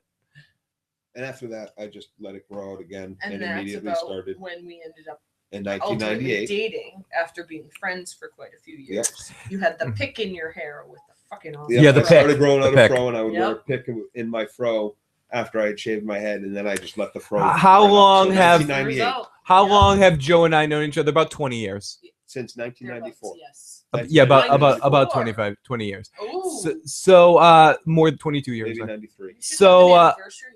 So let one more question. What cartoons did you watch most when you were childhood and your teen years? Oh, So my my answers for that is, as a kid, Looney Tunes and Tom and Jerry probably watched the most. As in my teenage years, Batman the animated series, Superman the animated series, those kind of things are the shows I think are the best cartoons. I think they're some of the best entertainment ever put out. The Timverse stuff that exists, the Batman animated series, Justice League, Static Shock, Batman Beyond, all that stuff in my teenage years was probably the best. Even early seasons of Pokemon was something that I was a huge fan of. But in my early years, in my childhood years, would be Looney Tunes, and ultimately my favorite cartoon of all time was Mickey and the Beanstalk. It's the Jack and the Beanstalk story with Mickey, Donald, and Goofy. And it's one of my favorite cartoons probably ever made. So, Joe, Katie? He-Man, G.I. Joe, Transformers, Smurfs. Katie? Well, yeah, He-Man and She-Ra. Oh, someone just asked in the chat, did you watch He-Man? Don't laugh. He-Man, G.I. Joe, She-Ra. Transformers, and the fucking Smurfs are the only 4 cartoons that anybody needs to watch in life. Those are the best 4, period. Shut up, everybody. Wow. Love Josh and Terry Schwartz is fucking awesome. She's amazing. She's one of the best Game of Thrones correspondents on the fucking planet. So, sorry. I have to say, too, even though they have some very racial things in them. Yeah, Tex Avery. Tex Avery. I like. No, and of course, when I was growing up in the 70s, there was only so much as there was cartoons, and basically Saturday morning and Sunday morning was blanketed with Tex Avery stuff, Bugs Bunny, Donald Duck, all that shit. There was just the WB, and then so it was and Hanna-Barbera. Yes. Yeah. And one of the things, and aside from the redhead Woody Woodpecker, it's in that show, the OG inside Woody Woodpecker show was something that I've always remembered, and it was not just Mighty Mouse, but there was the rope man, the tornado guy, the baby with the bottle, and cuckoo. Loved that shit. Yep, the superhero thing. It was actually in the Tom and Jerry hour, I think. I thought it was Woody Woodpecker. But Thundercats! I love Thundercats too. And Animaniacs, Tiny Toons. Love all. That was when I was a teenager. Late teens for me, and those were just brilliant. Animaniacs. Elevator goes up the hall, elevator goes down the hall. Animaniacs. I want to love them and get back here, George. I want to love you and hug you and squeeze you and call you George, motherfucker. So that are basically all the questions we have sent to us. Rainbow Bright. If anyone else has any questions, I want to love them and hug them and squeeze them and call them George. It's 10:47 here on the East Coast where we're at. Stuff. I love that fucking owl, man. We are probably going to cut the stream off at 11 o'clock p.m. So if anyone has any more questions in the next 13 minutes, jump it in the chat right now, and we'd love to answer them. Any more Q&As for our thank you to everybody for our 5,000. Yeah, huge thank you to first 5,000 subscribers. Really appreciate the support from everybody. Why did you start doing the podcast? I started doing the podcast originally because I did a radio show, and I wanted to kind of transition the radio show to online. I really loved a lot of other people that were doing similar things, like the Double Toasted guys. Joe's watching Fear the Walking Dead in the background right now. I'm watching Ed's comment. What did Ed say? I love that I'm old enough that I got to laugh at the antics of a skunk constantly attempting goodness! Oh my gosh! Yes. Attempting to rape a male cat. What seemed like a male cat. Oui, I'm going to get you. Oui. So I started doing the podcast just because. Gonzalez. Our cartoons were not the most. No, definitely not. Yeah. Oh, any nicknames and stories behind that? Joe, do you have any nicknames growing up? In high school, I just went through a bunch of them: toilet bowl brush, chia pet, all this shit, insults basically based on my hair. But the only really term of it, which was probably meant to be an insult, but I kind of liked it because it in no shape and it was part of my personality and has never been. It fit with you. It didn't fit with me. It was like the exact opposite of me. So it was like, okay. It was like, calling the big guy tiny. Yes. But I joined the football team as a freshman late. And so the coach came out and pulled me out of a class, kind of wanted me to join the team because I was a big boy as a freshman. But all the shirts were gone. So they only had one practice jersey left that was big enough to fit me as a freshman, and it was yellow. And of course, from that moment on, it was send Yellow Belly in. You know, they called me Yellow Belly, and like, and it wasn't that I would be put in for against varsity squads and shit like that, and I was both varsity wrestler for heavyweight and junior varsity as a sophomore. I was not Yellow Belly, but that was my nickname, and I loved it. Yellow Belly. Kate, did you ever have any nicknames? No, I mean, I remember. Only to do with my actual name. Yeah. Nothing real. Yeah, nothing really. Character-wise. So, not a question, but major thanks and chills for chill vibe Katie Ghetto community. Booty. Awesome. KTB. As a Mexican, nothing offensive about Speedy.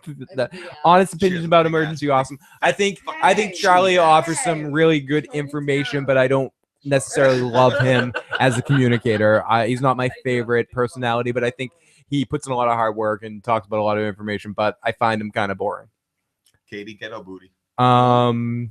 He is. Did any of you guys watch Fear the Walking Dead? It was totally shit. We have it on in the background while we're talking right now. Silent. It's Did awful. anybody watch Fear the Walking Dead? Of course. Lots of people. Some Joe. people, Nobody yes. watched that Lots of shit. people. It was on in the background. Lots of people. Nielsen lies. Don't believe the hype. Don't believe the hype. Don't believe the hype. Don't believe the hype. Wile E. Coyote, super genius, one of my favorites. I love him. So the best community for the Walking Dead, Game of Thrones, it's Better Call Saul. Okay. Oh, you're fucking awesome, and a banana. Thank you so much. Huge hugs. One of the best cartoon characters in all movies and cartoons that I ever really, really, truly was like, that thing was fucking awesome. There were two. There was the squirrel in Over the Hedge and the dog in Over the Hedge. Caffeine. Yeah. Which, and the squirrel and caffeine, it's like, you know, it's Fry on caffeine on his 100 or 300 cups of coffee or whatever. Also genius, but far more adorable in school. Right. Clumsy Toes. Can't wait to be stuck in a boat for a fucking season. It's the farm all over again. Fucking bullshit. Mighty Mouse. Anyone love Mighty Mouse? Are we doing a live stream for the new seasons of Game of Thrones? We are doing reviews. With Game of Thrones, we're going to be doing a couple of different things. I'll be talking about that more next week. I got to talk to Joe and Katie. Got to talk to a couple other people. We're going to be doing something different for Game of Thrones this season. It's going to be a lot of fun, but we're going to be doing multiple podcasts a week for Game of Thrones. So it's going to be a lot of content coming up. But yes, I still will be on after the Game of Thrones episodes. So it's going to be fun. We will talk more about that next week. We're going to do a preview cast, and we'll get you guys prepared for how we're going to be covering the season. Yeah, there's no way he can make me watch Game of Thrones and tell me not to be texting him and talking about it during the show if we're not going to fucking talk about Game of Thrones directly after the show. And there's no way in fuck he's going to make me wait a day to get all this shit off my head. Maybe. You don't want a day late rant for Game of Thrones. Some weeks, Joe, possible. We'll talk about that after we're done here. So I love when Daffy Duck had to sit on an exit. Now I love that shit An too. occasional thing is okay. Yeah, occasionally. Maybe, but again, we'll talk about that after we're done here. So that'd be awesome. Yeah, it's gonna be a lot. It's gonna be a lot of fun, and I know a lot of good stuff to look forward to for Game of Thrones season. So any more questions anyone has in the live chat before we call this officially a stream? And before you ask it, like 3.5, 4 inches. What? How long a ruler is? How long your ruler in your pocket is? How long the joint we're gonna smoke after this is? In his pocket. What the fuck? The carrot in your fucking pocket?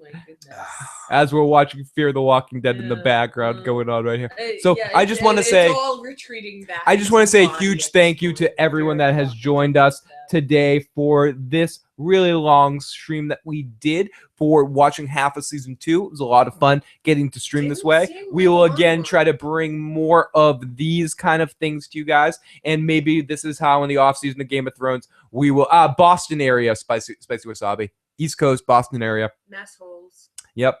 When can I see? Of course, Brady, Ed. Of course. Excuse me. Coach for 100 years. Brady can't throw the ball like when he's 50. When can I see a Fill the Issues guy both at some convention? Let's take this show on the road. I want to take this show on the road, and I want to come see you, Anna Banana. No, but I want to come see. Well, is that inappropriate? I want to see all of you. I mean, I'm coming for you, Anna. You and that puppy. I want to snuggle. I pull my trump once to twice daily. The puppy is like the most snuggable looking puppy. It looks like a big giant white fluffy puppy. No. For your puppy. Where's my little baby? Lotus is over there. Lotus Oh, has cuddly her puppy. cozy Lotus papa's is on there. the chair. Oh my goodness. So everybody, thank you so much for joining us. I think this is probably probably Belichick isn't a cheater. Joe. Let's not He's get just you just don't know the rule books. Now let's talk about politics. win if you can, lose if you must, but always cheat, Joe. That's what Cheat, never beat. The only person you Joe. beat is yourself.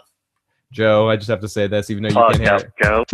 Oh, I can hear it. Oh, you can I hear can it. always hear it. I hear that in my fucking dream sequence. Shut the fuck up, Joe. Playing that shit in the background. Shut the fuck up, Joe.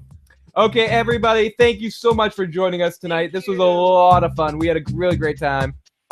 Lotus the pup. Thank you, everybody. Good to see you all. So we're gonna call this a night. If we'll take, let's see if we have it. Let me just send some speech. Medford Somerville's a nice place. Mellow Yell says my harvest just came through. Let me send a peaceful donation. That would be amazingly appreciated. You can find all that sort of stuff in the description box below.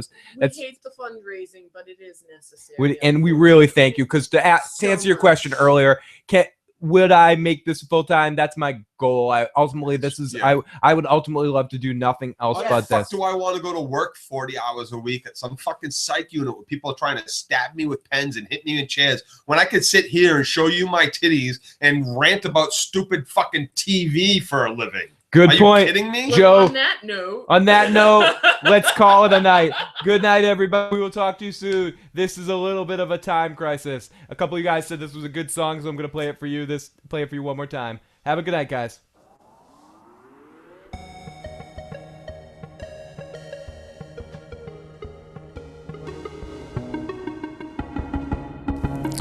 Grab your sword and shield. It's a stolen horse, it's real. It's Groundhog Day on a 3. And we'll be on Tuesday for Better Call Saul, not tomorrow night, because we already know we're gonna by tomorrow night we're gonna be sleeping. Tuesday at around 2:30 for Better Call Saul. Tuesday at 2:30 Eastern Standard Time. Better Call Saul will be the next time we'll be on. Final man starts to strafe. Keep this weapon. If you wanna be safe, run around like a stick in the mud. In the fairy rains, in the mouths of floods. It's funny how evil can push politeness. You can't fight. It's a time crisis.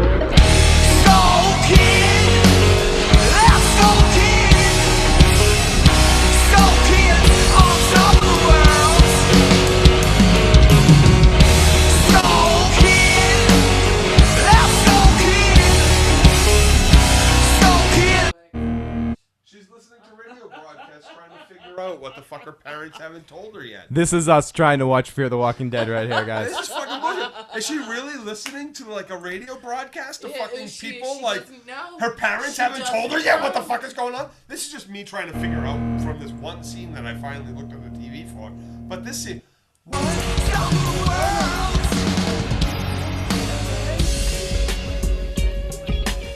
And I only know about the LA shit because I'm posting it in chat. Oh, show me that fucking angle one more time. Thank you. That is stupid. That is the worst television angle ever. It's a potion in his hands. Link to the past. Her with the fucking idiot. What? All he ever did was whine. The princess will be reaped. Shifty eyes. Tripping along. Spooky like that Walker song. Last time I need a source of pain.